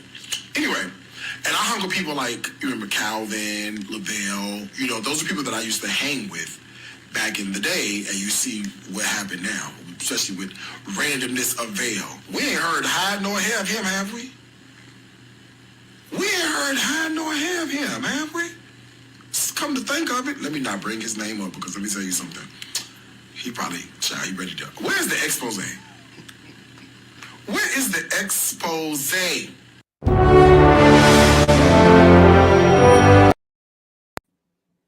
All right, I'm back, and but the likes ain't. I'm like, damn, all I asked for was 400 likes. We're at 379. I can do another commercial break. I think we got a bunch of people who are in here who are the people who go dine out and they sit down for a $400 meal and then they don't tip, or even a $15 meal. I mean, this is free, and all I'm asking for is a like. That really does help the video, get traction. It's like tipping me. It's like saying, hey, even if you're in the bushes, you want this information so you can take it back or do whatever you want. Tip me so I keep talking. Otherwise, I can go ahead and let y'all go for the evening because I'm about to hit the 2-hour mark. And it's definitely going to take us this is about another 30 minutes or so. We're at 390. All right, 10 left. These are the people slow to tip. These are the people you be out to dinner with or lunch with. I got 9 more left. And then they wait to see if you're going to pull out your wallet first. And as you start to reach for your wallet, then they start to reach for that like they were finna pay too. Got 7 of y'all left. These are the slow reachers. 6. 6 of y'all left. Still 6. And I ain't talking until we get them all. Vell Nito taught me this. 5 left. I ain't even screen sharing them all. Okay, I'm gonna have to screen share again. 3 left. Thank you so much. Where is this at? Please put that super sticker so I can read it, y'all. Moderators. Who down here? I forgot who down here. We got Marianne and Kimika, I think was down there. I think Kimika had to go. Thank you so much, Marianne. Only one, Sag Carolyn. Thank you so much for the super sticker, friend. I really appreciate you. Thank you to the 402 of you who appreciate my hard work enough to grant me the tip of a like. I really appreciate you for that. Now, let's continue. Why is it saying I'm sharing, but I don't see it on the screen? I did something. Hold on, y'all. Let me stop sharing to reshare.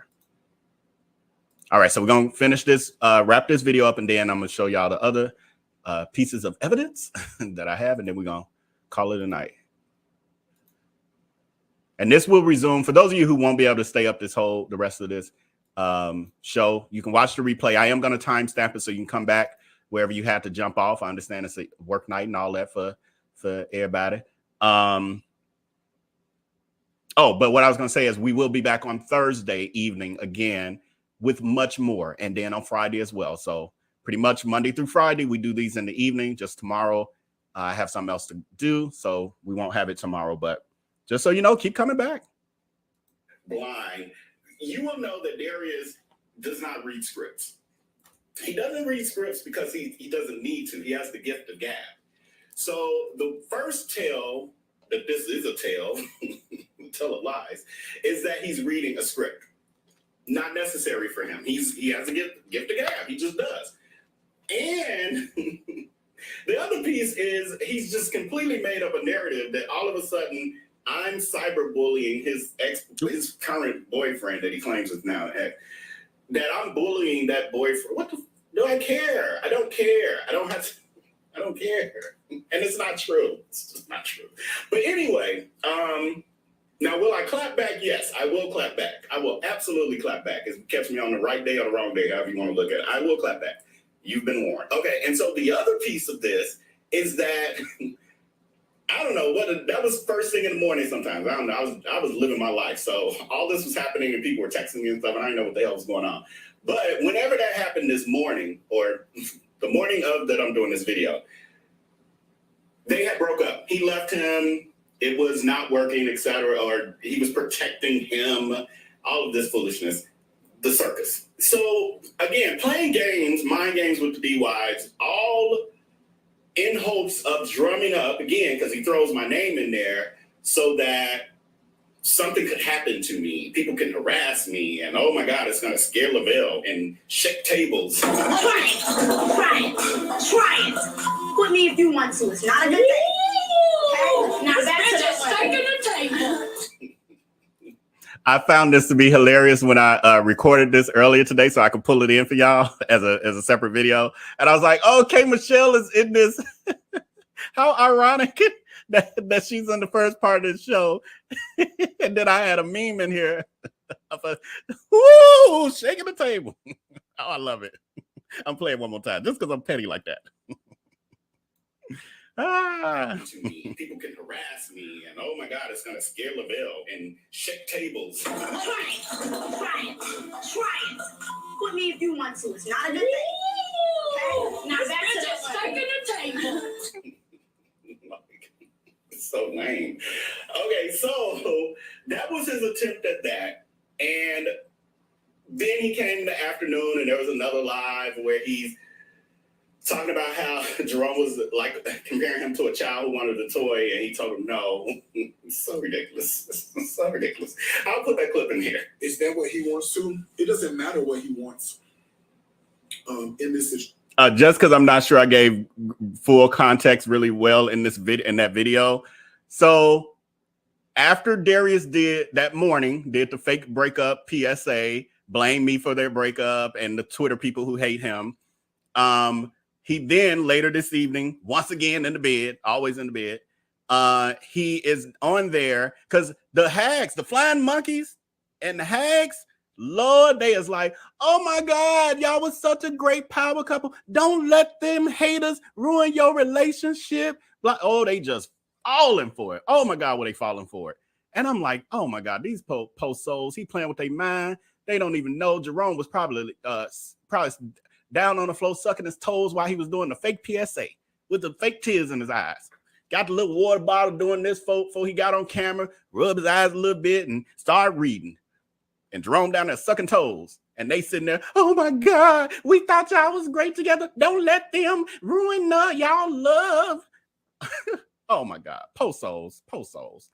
So anyway, he then gets on his IG lies, because they're lies. Once again that evening, he's now like, no, we broke up. I had to break it off with him because I'm protecting him. And so they're like, well, what about Jerome? How do he feel about it? What if Jerome don't want that? Blah, blah, blah. And his comment to that is like, it doesn't matter what Jerome wants. When your kids want candy and you tell them no, do you negotiate with them? Like, this man Jerome is, I think it was 49 or 50 years old, like 9 years older than Darius. And he talking about him like he's a child, like he has no choice in compromising or talking through this thing. Whatever Darius wants goes because Darius is the boss. He's the parent. Narcissist, sociopath. He's telling you this in that conversation. All this goes over their head, though. All of it. Told him no. It's so ridiculous. It's so ridiculous. I'll put that clip in here. Is that what he wants to? It doesn't matter what he wants in this situation. For those of you who are parents and your kids tell you they want to eat gummy bears for dinner and you tell them no, do you go back and say, well, is that what the kid want? Did you get what the kid would? That's not how that works. Okay? That is not how that works. So anyway, enough with the foolishness. So, well, as long as we're covering this is all foolishness. So he's saying all of this and blaming me for the breakup of their relationship because I've supposedly been harassing this man and because I'm supposed to be so in love with Darius. Oh my God, so fucking ridiculous. So anyway, if y'all could live this life and be on the side of it, oh Jesus. That's what I don't want to do because I hate it. It's stupid. It's so stupid. Okay, so back to it. So then we come. That video, y'all, took me about, I think it was 4 hours to record. And because I wasn't going live back then. Had I been going live, I would have just got on the camera and just read them for filth. But it's probably a good thing that I didn't go live. I wasn't comfortable going live back then. But anyway, I really, really, really didn't want to do it. And I even saw comments after, well, why you do it? You did want to do it. No, I literally didn't. I took a break, walked away from the camera, was gone for like 2 hours because I was on the phone. And I was like, oh, wait, I never finished recording that video. And that's what you saw, like, my frustration of like, I don't even want to do it. It's just, I'm entertaining foolishness, but I was doing it for y'all. Back to this evening, because I took a break and now I'm recording. Oh, that's what I'm talking about. And Jerome is in the background. I thought y'all broke up. I thought all that Vell did had caused your relationship to break up. And now Jerome is back within the hours. BS. They never broke up. And I knew that from the start. And you see tweets and stuff from me saying that. They never broke up. I don't know what to do. Well, we done figured it out, y'all. All right, here we are. The two of us together. Okay, so we back together. We never really broke up. I said that yesterday morning. John, we text each other on this. It's the video itself that I screen recorded that's like freezing like that. It's not what we're watching. It's not us. But I want you to catch what he says. Child, we never really broke up. You done got on camera and posted to 100,000 plus people that day. Fake tears in your eyes, reading the whole script. And you saying y'all never really broke up. These are the things that I'm like, if you just pay attention, he tells on himself. They missed all this. They heard this. This is an IG Lies session that the Flying Monkeys and the Hags were on. But they ain't like, nigga, you just lied to us. You'd had us go through a full over 24 hours of emotion. The next day he talking about some, child, we ain't really break up. Continue. Okay, so we back together. We never really broke up. I said that yesterday morning. John, we text each other on, I miss you. I miss you too. We in love, and honestly, we're gonna work through it. So, long story short, today was another smoke and mirrors circus show created and produced by Darius Crooks, aka Tyler Perry wannabe, because this storyline was very poorly written as well. I shouldn't do that. Let me not. I'm not following this girl, and I can't be talking about Tyler Perry. But y'all know what I'm saying. Like, this is BS. So people fell for it. Some people fell for it. His people fell for it. The beehives, the beehives, those mindless people fell for it. They're buying everything hook, line, and sinker, which is great. Continue to scam them, continue to take their money. I could care less. All I care about is the people who are innocent, who need to be protected or need to know this, to make an informed decision of whether or not to be involved with that. Long story short, for those of you who are not aware of the day-to-day social media shenanigans of Darius Crooks and his brand, this is a normal day. The only difference is my name got pulled into it, and so I needed to, people wanted me to, because I didn't need to, but people wanted me to respond. So people wanted to hear from me, and here you go. And this is just, it is what it is. I care less. But with that, I'll leave you with this montage of Darius Crooks calling karma into his life while doing the very thing that he is now trying to play victim about. Now, deal with that. The trail that follows Mr. Williams is rife with. So, like every time I give y'all information, I may discuss the foolishness, the stuff that is not necessarily a crime. It may be morally wrong, but it's not something he can be, put in jail for. I always like to also include the facts of the scams, crimes, and frauds that he has committed. And so at the end of this, I was like, this is an opportunity to remind people of the court case that he was involved in with Melanie Ford, where he ended up being put on trial. It was his, and we're going to do a deep dive on this as well. But anyway, it was an opportunity to drag him and put all his lies out there in the court of law. And so that's what happened. And so I have the clip of it out of here. So we'll watch that just for ish and giggles. And then I'm going to get to the last part of this. And then we getting out of here for the night. With that. The trail that follows Mr. Williams is rife with lies, with fraud, with harassment, with bullying. It clicks. He loves attention. This group of women that follow him love the drama, and so does he. The hearing in Cobb County Superior Court was supposed to decide whether Darius Williams should be granted a permanent restraining order against a woman he claims harassed him. Instead, the online chef faced allegations he's the one who routinely harasses his customers and critics online, a practice sometimes called doxing or trolling. Trolling is making fun of someone or picking on someone. And Williams certainly does that. Unusual for someone who claims to run a legitimate business. But some customers complain the celebrity chef never sent their product, but kept their money. His own reverse version of Dine and Dash. For many food lovers, that would be bad enough. But when those customers try to get a refund, they say Williams never responded. And when they went on his social media pages to complain, Williams would block them. or make public their personal information, and encourages faithful followers to fire back. For one critic, Williams posted pictures of her young children.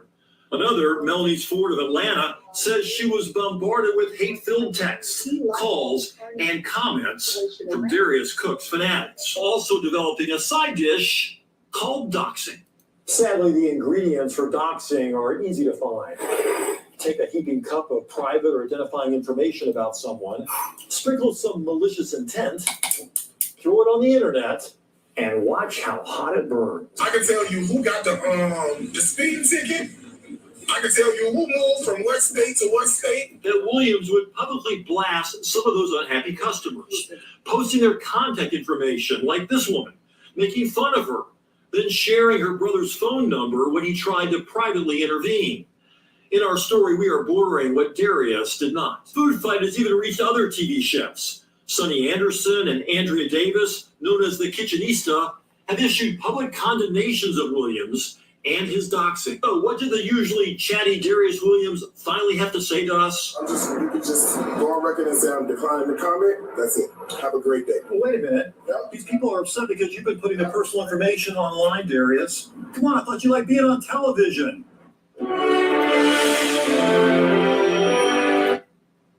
All right, so that was it. I just wanted to take you on a trip down back down memory lane with that court hearing. I can't wait till we dig it. Oh Lord, when we're digging that, because honestly, I've been to every court date related to that in person.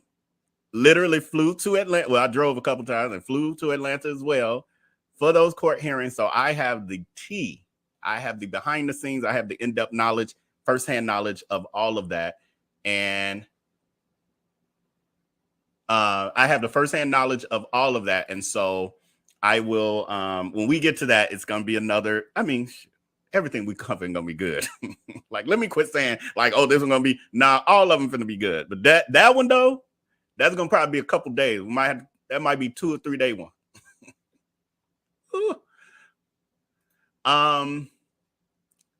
Okay, so I have a poll here because we're moving into the last segment of this evening. Yeah, we'll be here maybe 2.5 hours. So we got another probably 20 minutes, 20-something minutes. I'm going to wrap this up quick because I'm ready to go.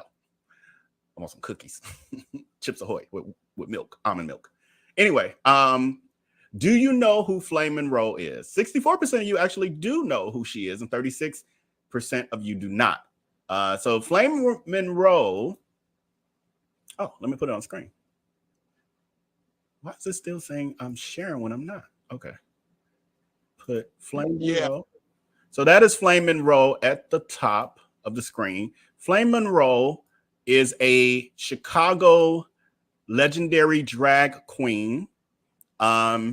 He refers to himself, or doesn't mind if you call him he, she, or we, as long as there's a check attached. That's all he care about. So, yeah, I've known of Flame Monroe since the 90s. Darius and Flame Monroe, because Flame Monroe is also from Chicago, no longer living in Chicago, but from Chicago. Somehow they've gotten to know each other or whatever. So now they're, buddies or whatever, associates. And so they're in a conversation via, for those of you who aren't familiar, because I know some of y'all don't be on these other platforms, and y'all like, well, what is this? What's happening here? Are they on Zoom? No, they're not on Zoom. They're on Instagram Live. They're on Darius Crooks IG Lives. When I say IG, that's Instagram Lives.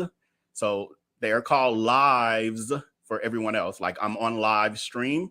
For him, they're lies because he just uses that time to lie to his cult to indoctrinate them.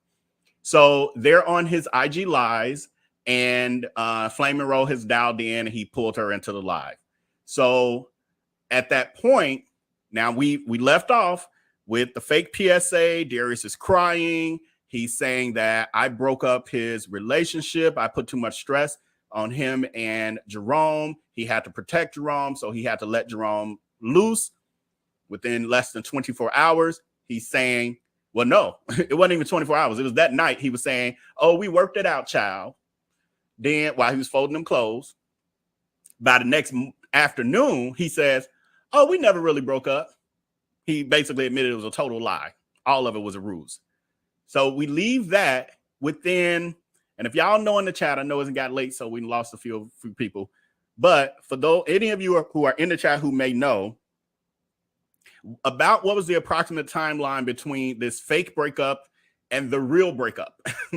I feel like it wasn't more than 2 to 3 months for sure. It was really short though. It might've been 2 months, about 2 months. So all of a sudden, Darius has broke up with Jerome for real. I knew this was going to happen. I honestly thought it might last a little closer to the fall, but I want to say, I can't remember. I'll have to really backtrack and figure out, like, look at the dates, and I didn't. So anyway, he breaks up. Highly favored is saying correct, but I don't know if you're saying correct to what I just said about the 2 months or something. So fast forward, now he's broken up with Jerome. He's talking about it very casually. The fake breakup, you on camera with the fake watery tears and looking all solemn. Now let's look at how he's talking about it when it's real. We see the sociopathic narcissist come out. No emotions. First pageant. Yeah. See, Well, I'll be there until that Monday, so I don't know if you'll be back. But anywho, whose fault was it? Was it your fault? hold on, of October? Yeah, right before Halloween. I'm coming to the Universe pageant. Yeah, from the 27th through the 31st, I'll be in Oklahoma City. Oklahoma? What the hell's on? No, wait a minute. So whose fault was it, Darius? And be honest, was it your fault or was it his fault? It was nobody's fault. I keep saying that.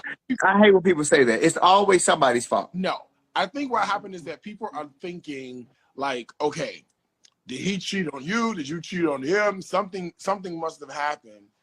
And I woke up one day, and actually I sat with it for a while, actually. So I woke up and I was just like, I don't see how this is gonna work long term. Like where I'm trying to go in my life, the shit just, it ain't gonna add up. And so, you know, I'm a Capricorn and we typically make very January or December? the best one, December. Cheap like a motherfucker. You December Capricorns is cheap as hell. Let me say what I got to say. Shit. I wouldn't. Why do you think we cheap? Ain't no why. Cheap as hell. I said what I said. But on the flip side of that, y'all always have Capricorns always got money. Capricorns will have $1 when ain't nobody else got no money. Always. Yeah, no. So I woke up and I was just like thinking about it, and I sat on it for a while before I made any decisions because I didn't want to make any like quick choices, any quick decisions. And then I had to just tell him. I was gonna wait till I got back home to tell him, but I felt like the longer I was holding it in, the longer. Wait a minute. You broke up over the phone, over the internet? No, it wasn't the internet. It was over FaceTime. Petty over a text message. Nigga, that's petty as shit. No, it was FaceTime. Well, here's the thing. When you talk all the time and they're like, you know, hey babe, love you, babe, do good tonight, babe. It's like I felt guilty because I'm like, I'm not in that same space. So how am I supposed to be like, receive that and be like, okay, I love you too, when I'm not really there? But wait a minute, Darius. Now, well, I'll be there until that. So you can see the supposed, the real life breakup, totally opposites. This is like polar opposites. I'm like, what is happening? But I'm not like, what is happening? Because I'm like, oh, see, this, had I saw this response at first, I would have been like, oh, they broke up. But all that dramatics, I was like, this Negro is putting on a circus act for these people. Because I know him well enough to know he has no real emotions. I've seen him in many relationships, friendships, all of that, zero emotions. What we saw in that clip, that's real. What you saw at first ain't never gonna be real because that's not how he is. So I put in the poll, do you think that Darius dumped Jerome because he was embarrassed by his baby rant? Basically, Jerome thinking he cutting and reading and was reading himself. Do you think that that's why he dumped him? 64% of you said yes, 36% of you said no. I'm leaning towards it was, for me, I feel like there was a level of embarrassment to it because I feel like it was an awakening to Darius that Jerome cannot handle himself in this sort of environment, period. Like he's not strong enough. The other piece is with him getting doxxed and outed, and all of a sudden this fake appearance or power couple image that Darius had created falsely had now been totally, the veil had been snatched off. It had been revealed that it was all a lie, and everyone knew he works at Walgreens as an, eyeglass consultant or whatever, optometry tech. All of a sudden, it's not as glorious. We find out it's now been put out there that the car he's bragging about his boyfriend having, because it's status for Darius. You'll hear him talk about all the time. Oh, but my friends are all wealthy, well-to-do. Oh, they make money. They're good. I like them. I can roll with them. That's what he wants. It's all about image for him because he has nothing else but worldly stuff. He's empty within, so he's always trying to attach himself to stuff and the exterior, what things look like, the image. I believe that because the veil got ripped off of Jerome, and now Jerome is become known as he just works at Walmart and don't even have his own house because the boyfriend owns the house and the boyfriend trying to get him to move out. So he ain't got no car because that was the boyfriend's car. He don't have no house because that was the boyfriend's house. And his job ain't as lucrative as Darius tried to make everyone think. All of a sudden, the whole facade is ripped and dismantled. And I believe that was number one. And I say that because, and I'm not sure many of you know about this part, but did you know, well, now it's messing me up. Did you know that Darius Crooks, aka Darius Cooks, created a YouTube video about why he broke up with Jerome? Did you know that? And this was one of the other memes. So after Jerome did that baby rant and called himself talking about my looks, I'm very happy with my looks. I'm good. I prefer mine over his. Another thing, it was many memes, but this was another that someone created, and it said, what was said about Vell? And they gave an example of what Jerome looks like to them. Tatiana, I think is what your name is. Let me see. Let me get your comment. Hold on, I'm handling the chat right now. I thought they moved in together. They did, Tatiana. They did. This is the crazy part. I know you're probably baffled by what I'm about to say. Yeah, you're not confused. You're right. They did move in together. They lived together for about a month or two before Darius broke up with him. Before Darius broke up with him in the way that he told Flame Monroe in that video we just watched.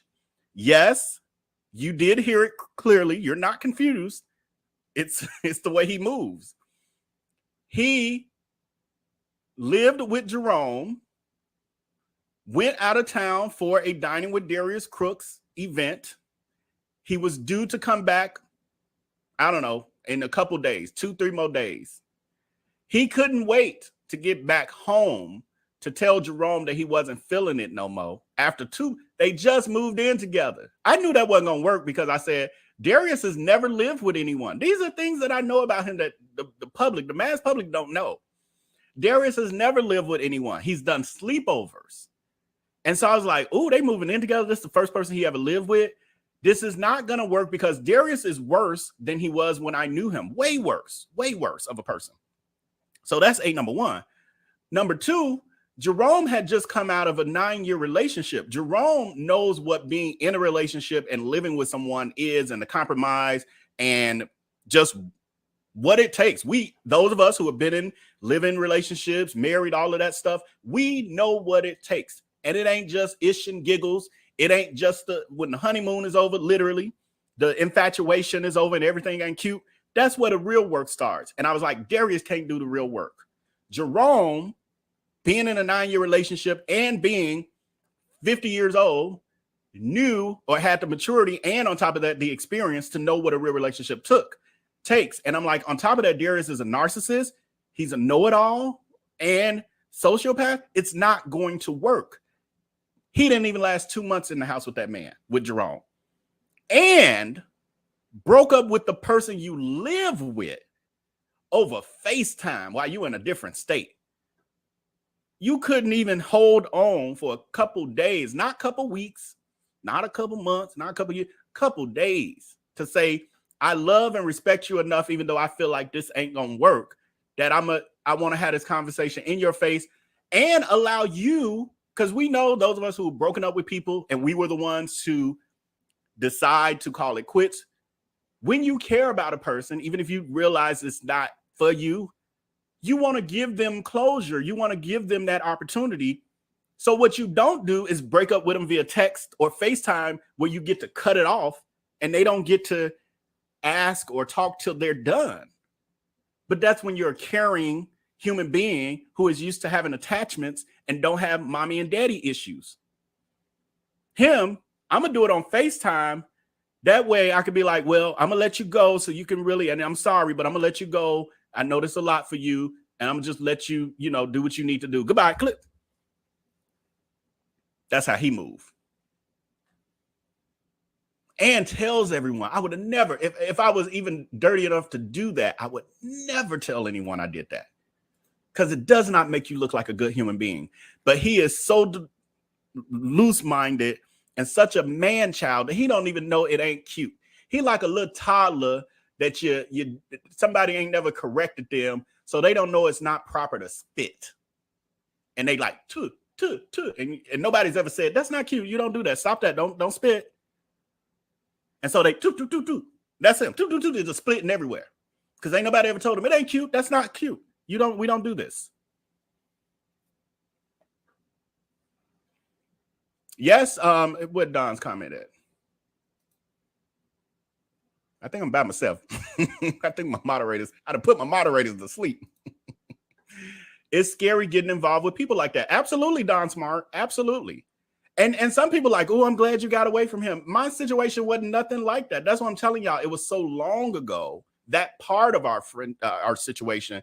No, I didn't have any of those experiences. It was not, that part was not traumatic at all. What was traumatic was after we became friends for 9 years, and then, your friend to betray you the way that he did and stole my money and all that.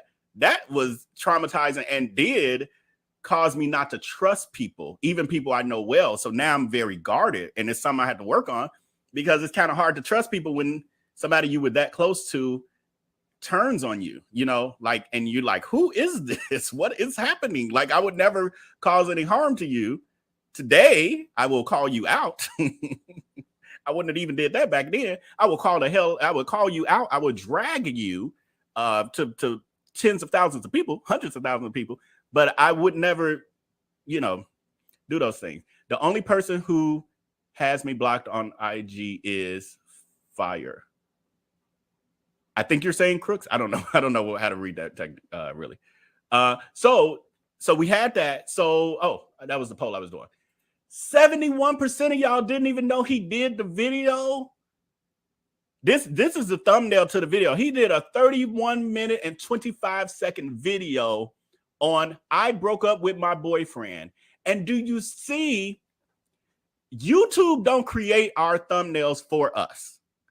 We create them. The artwork you see, the image that gets chosen, et cetera, we pick and design.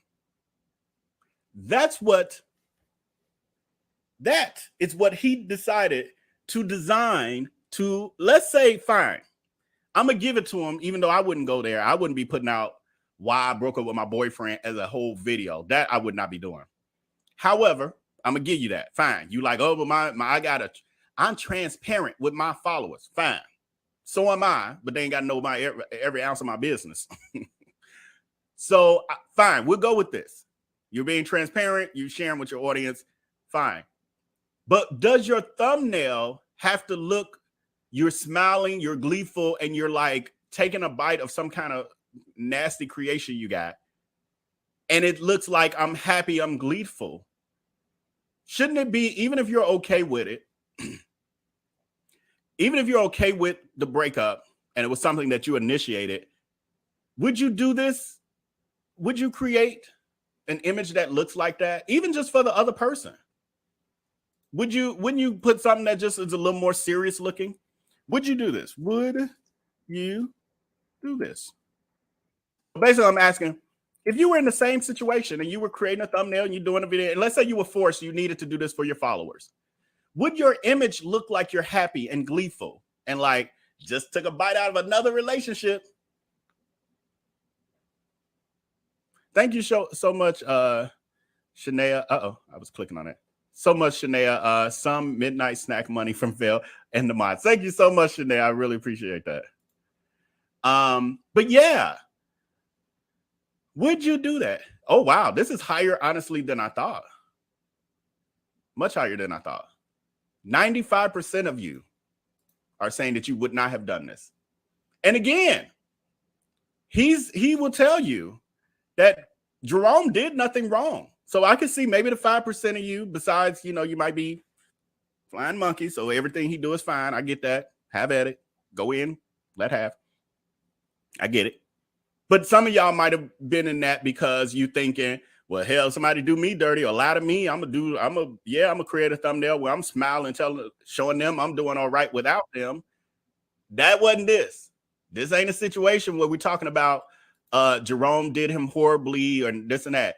The only lies that came out about Jerome were lies he told the audience, his followers. He lied about who Jerome was. Jerome never told them lies. Jerome just never corrected them. So I'm going to play. Oh, actually, I'm going to play this fuller version of, I think this is Jerome's baby rant, and it leads into, because the piece I had in the video, I purposely didn't have like the longer clips in there. And I'm going to show you a little bit of the breakup video of where him talking about it. He talked about it for a brief second and then for a minute or two. And then he moved on to like talking about his future and promoting things. I was like, he is just the worst. Thank God I didn't know him at that age. Honestly, I would have never, there's no way I could have dealt with a person like him. That's what they say on Twitter. I'm homeless. No, you're not. No, I thought I was. Oh, you're homeless. I got bad skin. I'm fucking homeless. What else? What I tell I'm you? married. I mean, what else do you fucking want to say?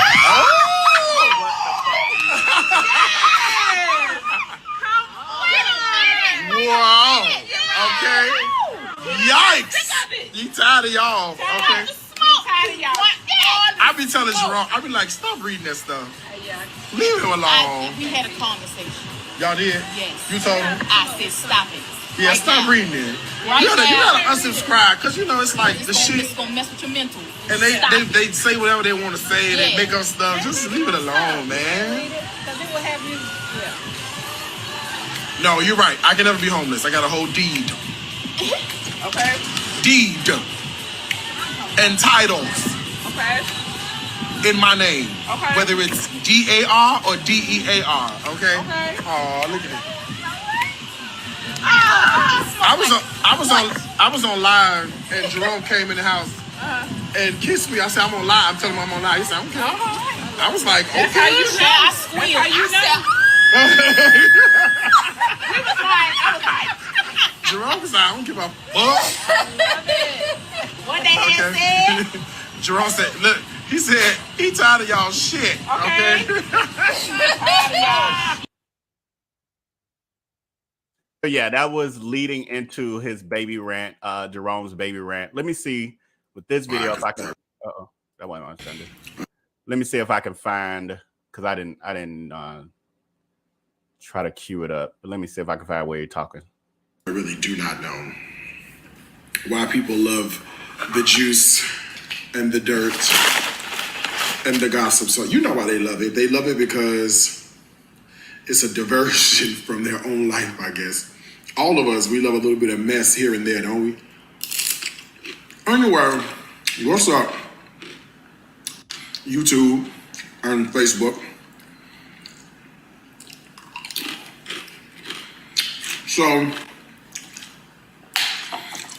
I made an announcement earlier on my Facebook page after talking about it on Instagram for 2 days, primarily because I had some edibles, and edibles give you a sense of liquid courage, or I guess not liquid, but candy, sweet courage that you probably would never have.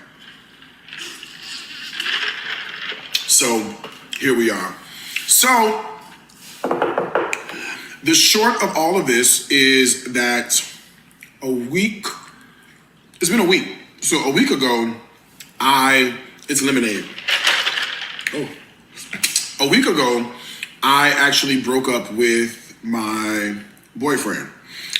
And people are like, oh my God, you guys are so in love. Oh my gosh, things look so amazing. Fight for love. What's the song? For me to get the love that I've been missing. Sometimes love, it takes a long time. Okay? Wait for love, wait for love. Anyway, so it's been about a week, and I broke up with him. So let me just start off by saying this. I do not hate Jerome. I am not mad at Jerome. I am not envious or wish harm. I wish him the absolute 100% best that he deserves in life. I just don't think it's me. So also let me say this, because a lot of people be like, well, what happened? He must have said something. He must have done something. No, he did not. I think, like I said, I've been feeling this way for the better part, actually a couple of months, right? But, you know, Capricorns, we have this this thing about us where we feel something and then make a decision. And sometimes we don't think out the ramifications of said decision until it's too late. But then we have a plan to fix that. That's what most Caps do. I didn't want to approach it that way this time, right? This time, what I wanted to do was sit in what I was feeling, understand what I was feeling, and then from there, make a decision that made sense once I had time to think about it. Now, let me tell you, any other situation, any other scenario, Capricorns will make a decision like, I'm talking about faster than Somalian track runners on the way to the buffet. I'm talking about faster than Usain Bolt at the Olympics. Like, we will make a decision like that. We, again, may not have thought through everything, but we certainly know how to compartmentalize as well, right? That's just who we are. So I have been feeling this way for a while, but I just never said anything, right? Because I wanted to, part of me was like, I'm hoping this feeling passes away. You know, give it some time, stick with it. Don't, you know, I was doing all that. But I will say this, to the degree in which I was giving it space or allowing it time to breathe was the degree in which I also felt like I was really sort of disrespecting myself, right? Because I was in a particular situation where I don't feel like I was putting myself first. And, you know, you don't put yourself first, you start to feel guilt or resentment or sorrow or regret, right? So knowing what I know about life, I didn't want to do any of that. So I thought about it, and then I eventually made the decision to be like, all right, cool. We should probably go our separate ways. So what I did was I told him, now part of me feels bad because I made the official, you know, like you make a decision in your mind, right? So I made like the official decision. Oh God, I made the official decision in my mind on like a Friday, but I was like, okay, Darius, you'll be home on Monday. Tell him in person on Monday. But then, you know how it be on the little conversations when you be talking on the phone or talking on FaceTime and you be like, okay, and then he'd be like, okay, babe, and you'd be like, I don't really feel like you should call me babe, but you can't tell him that yet, you know, or it'd be like, I love you, do good, and you'd be like, I love you too, because you just want to save face, you know what I'm saying? So part of me was like, I'm gonna wait till Monday. Y'all, I tried to wait until Monday, okay? But I think by the time Saturday came, I was like, I just got to tell him, right? Because I can't keep FaceTiming you and feeling a certain way, or I can't keep, talking to you and feeling a specific way. So I was like, bro, I gotta just tell you. So obviously it was a shocker, and I don't want to hurt nobody or break nobody's heart, but at the same time, I also feel like I want to be 100% authentic and true to who I am as well at the same time. So I was like, just listen. I'm like, I feel like, and the best way I could describe it is I feel like we just misaligned. Like, I feel like the trajectory and the direction I have for my life juxtaposed against the trajectory and the path that he has for his life, I feel like them shits are perpendicular AF. Like, I feel like that shit is not parallel. I feel like it does not work out. And so what ends up happening long term is that, you might feel this shit right now, right? Year one. And you go, okay, I'm gonna stick with it. I'm gonna stay with it. I'm just gonna stick with it, right? Year 2, year 3, year 4. All that time just for the sake of being in a relationship. Meanwhile, you don't feel like you 100% fulfilled, right? All right, I'm done. I'm over it. I had to listen to it when I recorded it, and I was like, how long do I continue this? And I'm seeing some comments I want to get to, and I was trying to keep this at under 2.5 hours. I even told the mods, this is going to be a 2.5 hour live, and now we're already on overtime. So I'm going to do these comments real quick, and then we're getting the hell out of here, and we will be back with another, I don't know what we're talking about on, what's today? So I'm missing Wednesday. So on Thursday, I got content. It's just I can't off the top of my head remember what direction I'm taking on Thursday. And I may shift some things around. So I ain't gonna even bother telling y'all. Just know it's gonna be good. Whatever we do, gonna be good. All right, I'm gonna do your comments, the ones that have been starred, and then we heading out of here. Tanya Bull says, I believe that he's going to these restaurants looking for recipes. Absolutely. Because all of a sudden he's inspired to do to carry out joints now. When he was adamant about restaurant business is so hard and e-commerce is the way to go and blah, blah, blah, and this and that. And I was like, yeah, doing these food reviews, he's realized that people have figured out what he couldn't figure out, which is how to run a successful restaurant, in spite of it all. And he figured part of it is I need less staff. If I don't have a dining area, that's going to cut out other pieces of the business, et cetera, et cetera. And so, yeah. Tatiana is saying, literally put sugar on everything and the same seasonings in everything. Yeah, very true, very true. No lies told, no lies told. Margin is saying, Vell, your hair looks nice braided. Oh, thank you. I kind of miss my braids a little bit, but yeah, they were, yeah. My braider was moving and it was a whole thing. And I was a little over it at the same time, but I missed them a little bit. But I'm not going to grow them back. I'm going to grow my hair out a little bit. I'm going to do a different style, but I'm not going to grow the braids back. I'm done.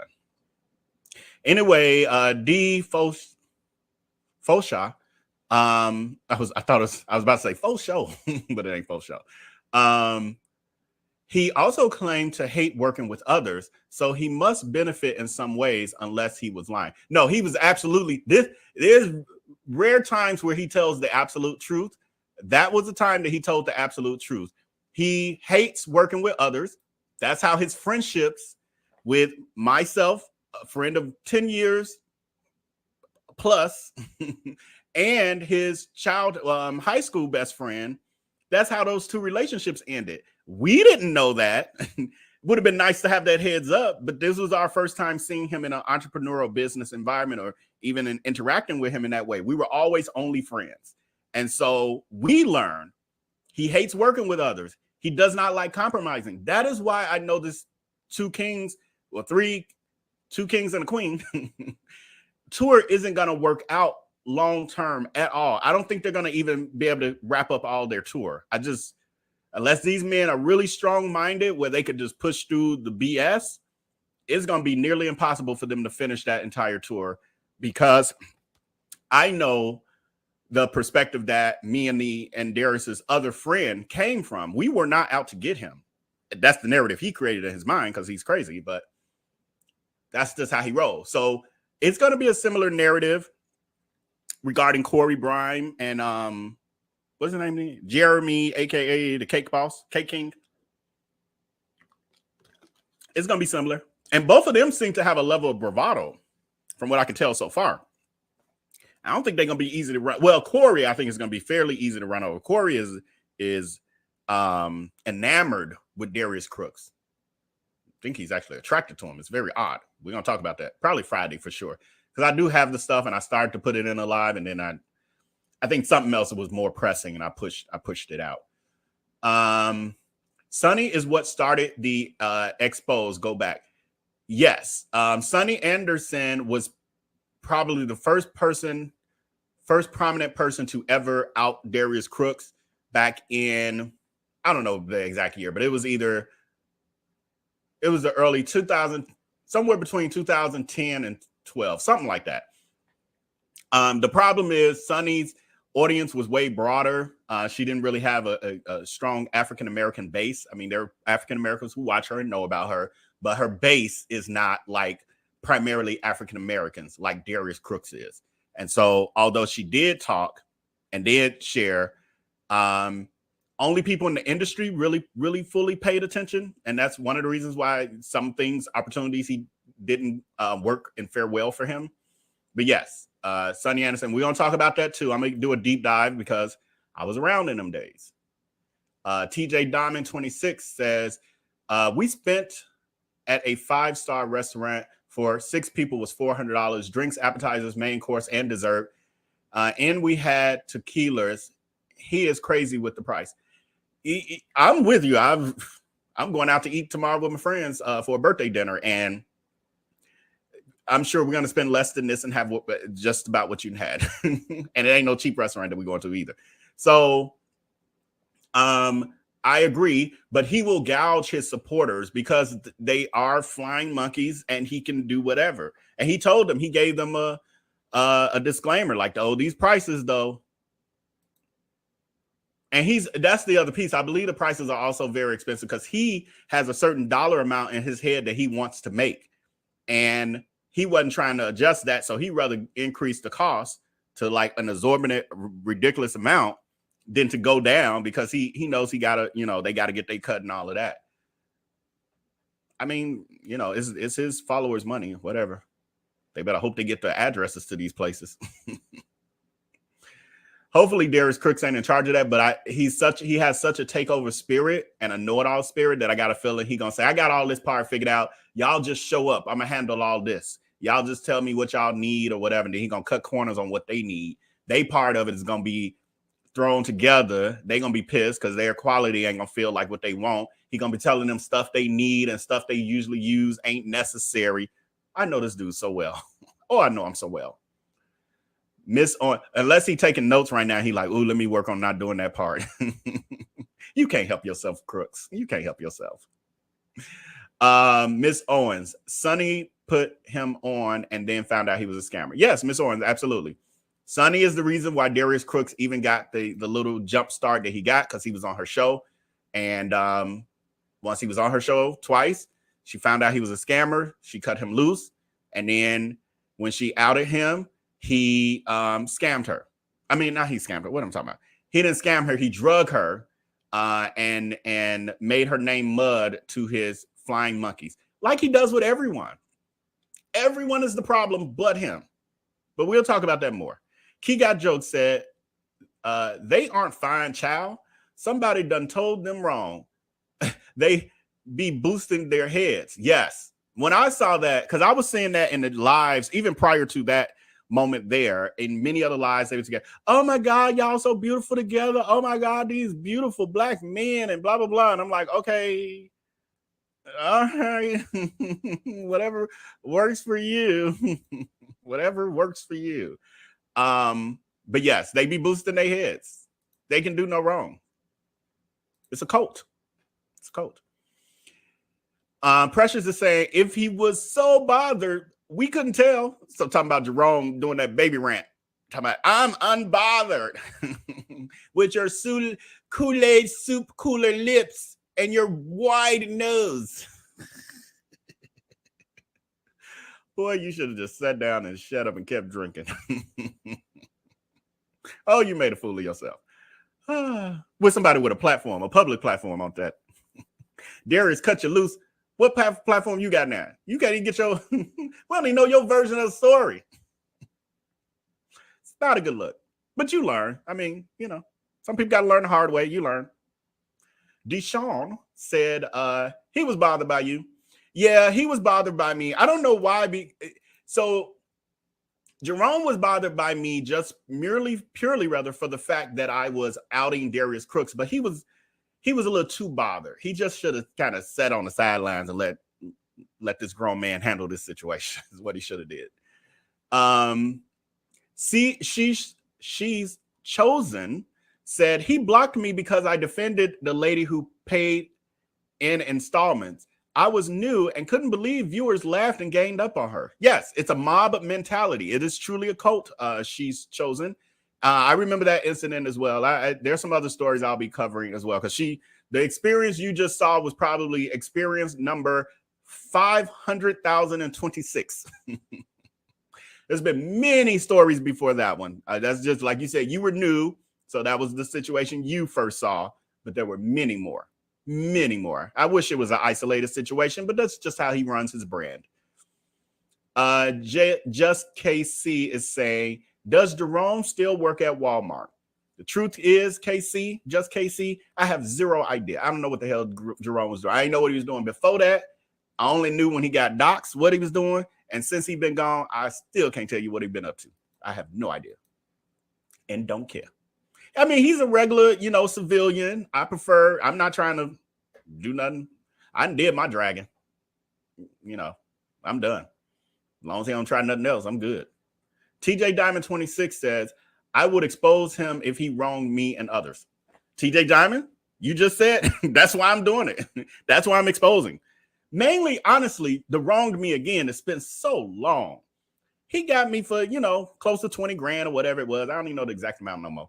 Close to 20 grand he got me for, with all the expenses and all the added stuff that got added in there.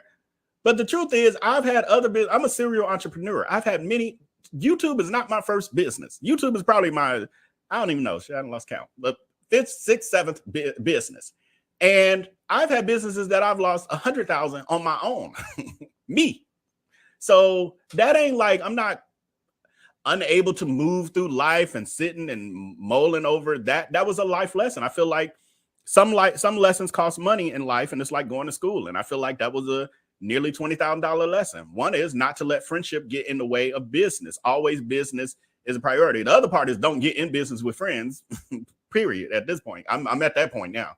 But I have after that, I moved differently, and I didn't necessarily get burned. I didn't get scammed, I'll say that, but I didn't necessarily always have the best situations either. But yes, that's exactly why I out him. It's for the others. That's for me. That's the biggest part, to see what he's continued to do. I don't care about all the other stuff. That's why I haven't talked about it. That's why the food truck is so hard for me to talk about, because I feel so self-involved and selfish, like, because I don't care. It's not important to me. So I feel like, why am I wasting time talking about this? Like this, I don't care about that. I don't want the money back. I'm not trying to get at him because of this. So it's like, why do I need to talk about it? But I get passionate about this other shit. Like, let me talk about a center treats. I spent the weekend hours pulling the receipts of how he harmed Stovetop Kisses, aka Danny Rose. That gets me worked up.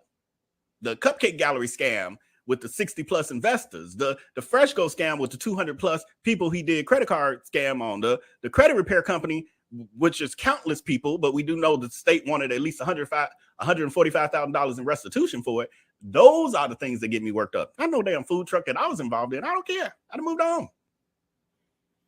Nicole Driver says, they think this BS is cute. Yes, so tacky and classless. If only a bug had flown into Crook's mouth, that would have been epic. Yeah. It is. And trust me, they think they are just the classiest things ever. The classiest things ever. Let's put that back. Okay, we almost done. I got what, 4? What is it, 6 more? They short comments. Mimi. Oh, yeah, Mimi. This was Mimi. Hold on, I'm going to skip because I wanted Mimi's to be last. I thought a couple more got added. Yeah, we're done. These whatever comments I got started, this is it. We're not adding any more. So we can wrap this evening up. She's chosen says, Vell, does he have a college degree? Honestly, I know that he claimed that he had a theology degree from the Moody Bible Institute in Chicago. I know that it was verified through the school. Someone went through the alumni association with the school, the alumni department rather, and they asked for, proof that Darius Crooks had graduated. They said that there was no record of Darius Cooks ever, Darius Williams, this is his real name, legal name, Darius Williams ever attending that school. And he claims that he graduated from that school. Other than that, I do know that he went to school when we were friends, when we were cool. He never finished and graduated. I do know that supposedly he's in the Berkeley School of Music now. That's his new grift. I mean, it's his entertainment. It's his clickbait stuff. So he's letting them watch him do online school and playing the piano. The oddest thing is that he's supposedly in school to learn how to play piano, but he gets to immediately go into playing R&B and all of that. I'm like, where are the basic studies of how to play a piano? Why isn't he doing classical music or just some basic stuff? It's going straight into learning R&B songs. I'm like, something's very odd about this, but I don't care to research. But it's very odd. I'm like, I've gone to school for things I was interested in, like interior design. I went to school for that, and construction, carpentry. I've gone to school for that, and I've gone to school for quite a few things. Real estate, all of that, appraising.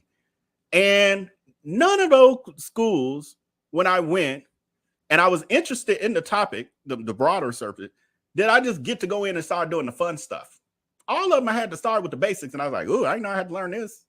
Oh, I know we had to start here."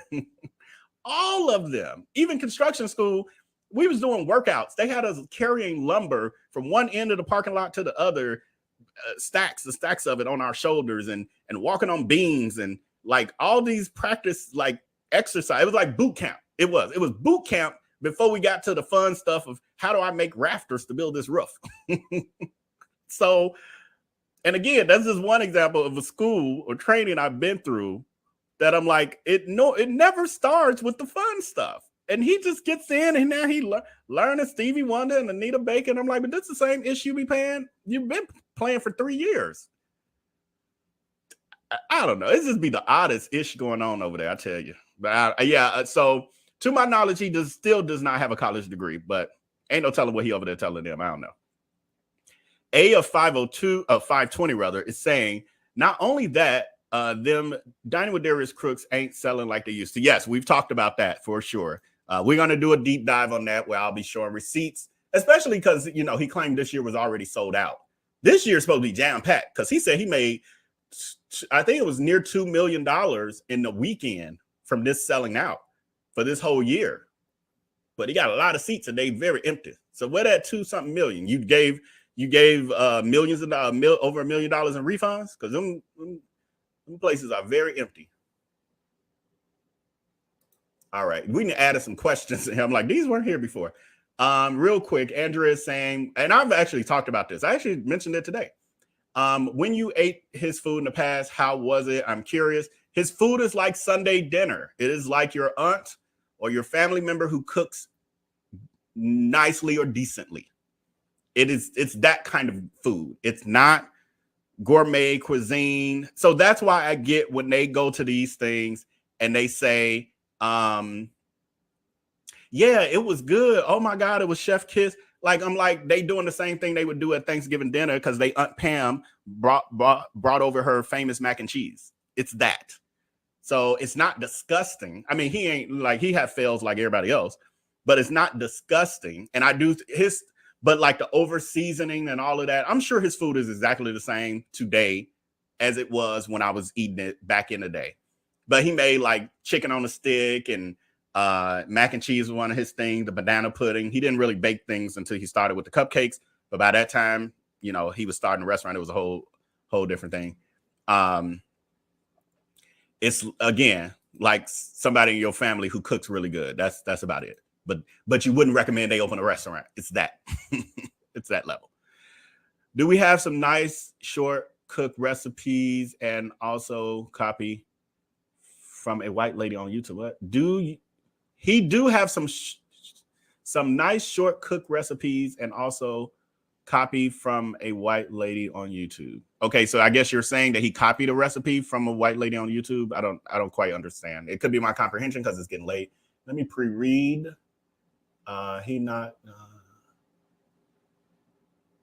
Okay.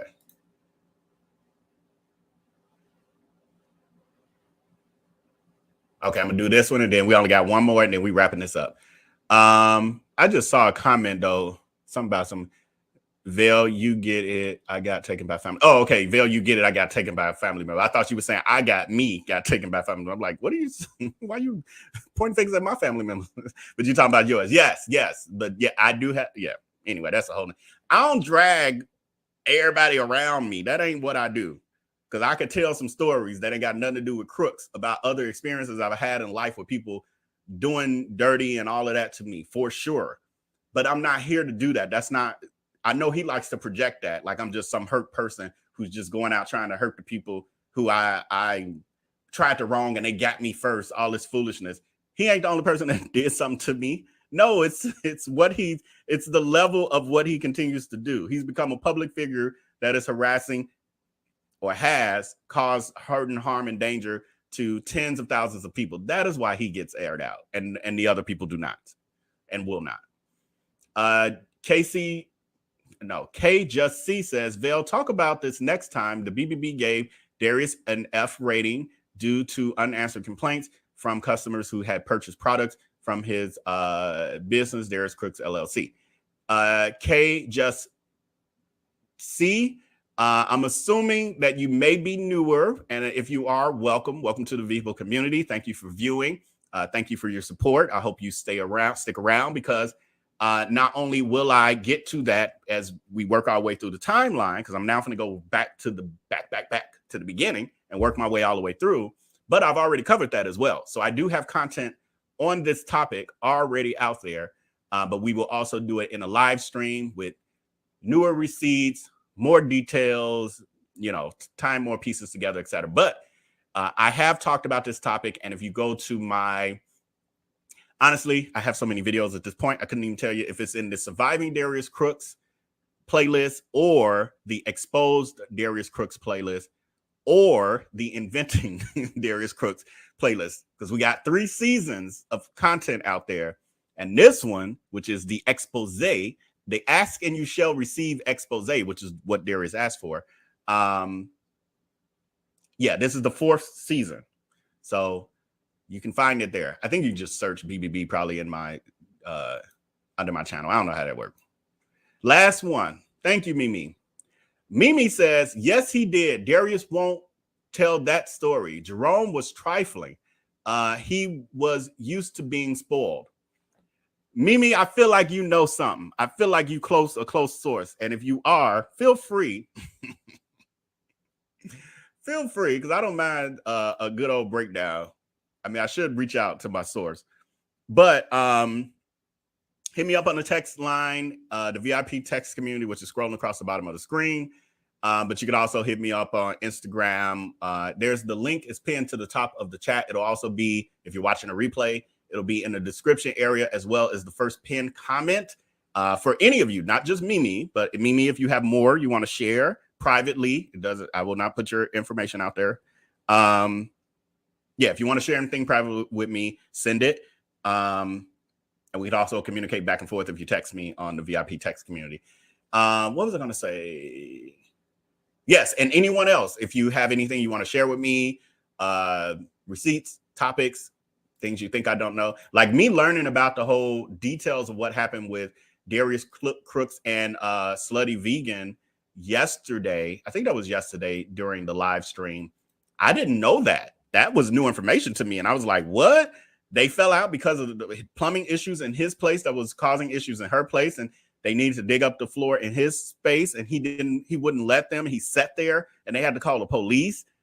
It was just like, what? So if y'all have that kind of information to help tie some of the pieces of these stories together before I get to them, that's even better. But with that, I thank everyone who joined this evening. I'm looking here at the poll. The last poll of this evening says does this live stream video, I spelled video wrong, video change your opinion of Darius Crooks for the worse? 72% of you say yes. 28% of you say no. It could be for many reasons. You may be a dehiver, you may be a hag, or you may be a flying monkey, a deep monkey. You may be a deplorable, which is the male followers over there. But either way, or you may be a person who joined later and didn't see everything, or you're trying to wrap your mind around it. So it's all fine. It's all fine. No problem at all. Thank you to all of you, the Veeple community, the new people, and the people in the bushes, and the flying monkeys and all. Thank all of you. I appreciate you all. You are all valuable to me. And with that, y'all all have a great night. Please, again, click that link above. That'll help you connect with me on all of my platforms. I do send out notifications when I go live and when I upload videos and other things that happen. Thank you, Mimi. I see that. I got you. Thank you, Mimi. See you. We'll be chatting. Because I think you got some dirt. And I can't wait. Ooh, I can't wait. And I only share. You can tell me it all, but I'll only share what you want me to tell. Or what you tell me I can tell. But anyway, looking forward to that conversation. All right, y'all. With that, y'all have a great night. Until next time, make sure to believe in yourself. Make sure to show up for your purpose and allow God to blow your mind. All right, peace. Have a good night. Oh, I'm gonna send y'all out with a commercial. I mean, a trailer. I'm like, something's wrong with my ending. Darius Cooks, also known as your local scammer. You are, you gay, growing up in Chicago, you just end up being with a tribe of people. I don't know, it's really hard to explain. It might be different now, but when I was growing up, there were crews. We had people we hung with, right? Anyway, and I hung with people like, McAlvin, Lavelle, those are people that I used to hang with back in the day, and you see what happened now, especially with randomness of Vell. We ain't heard hide nor have him, have we? We ain't heard hide nor have him, have we? Come to think of it, let me not bring his name up, because let me tell you something. He probably, he ready to. Where's the expose? Where is the expose?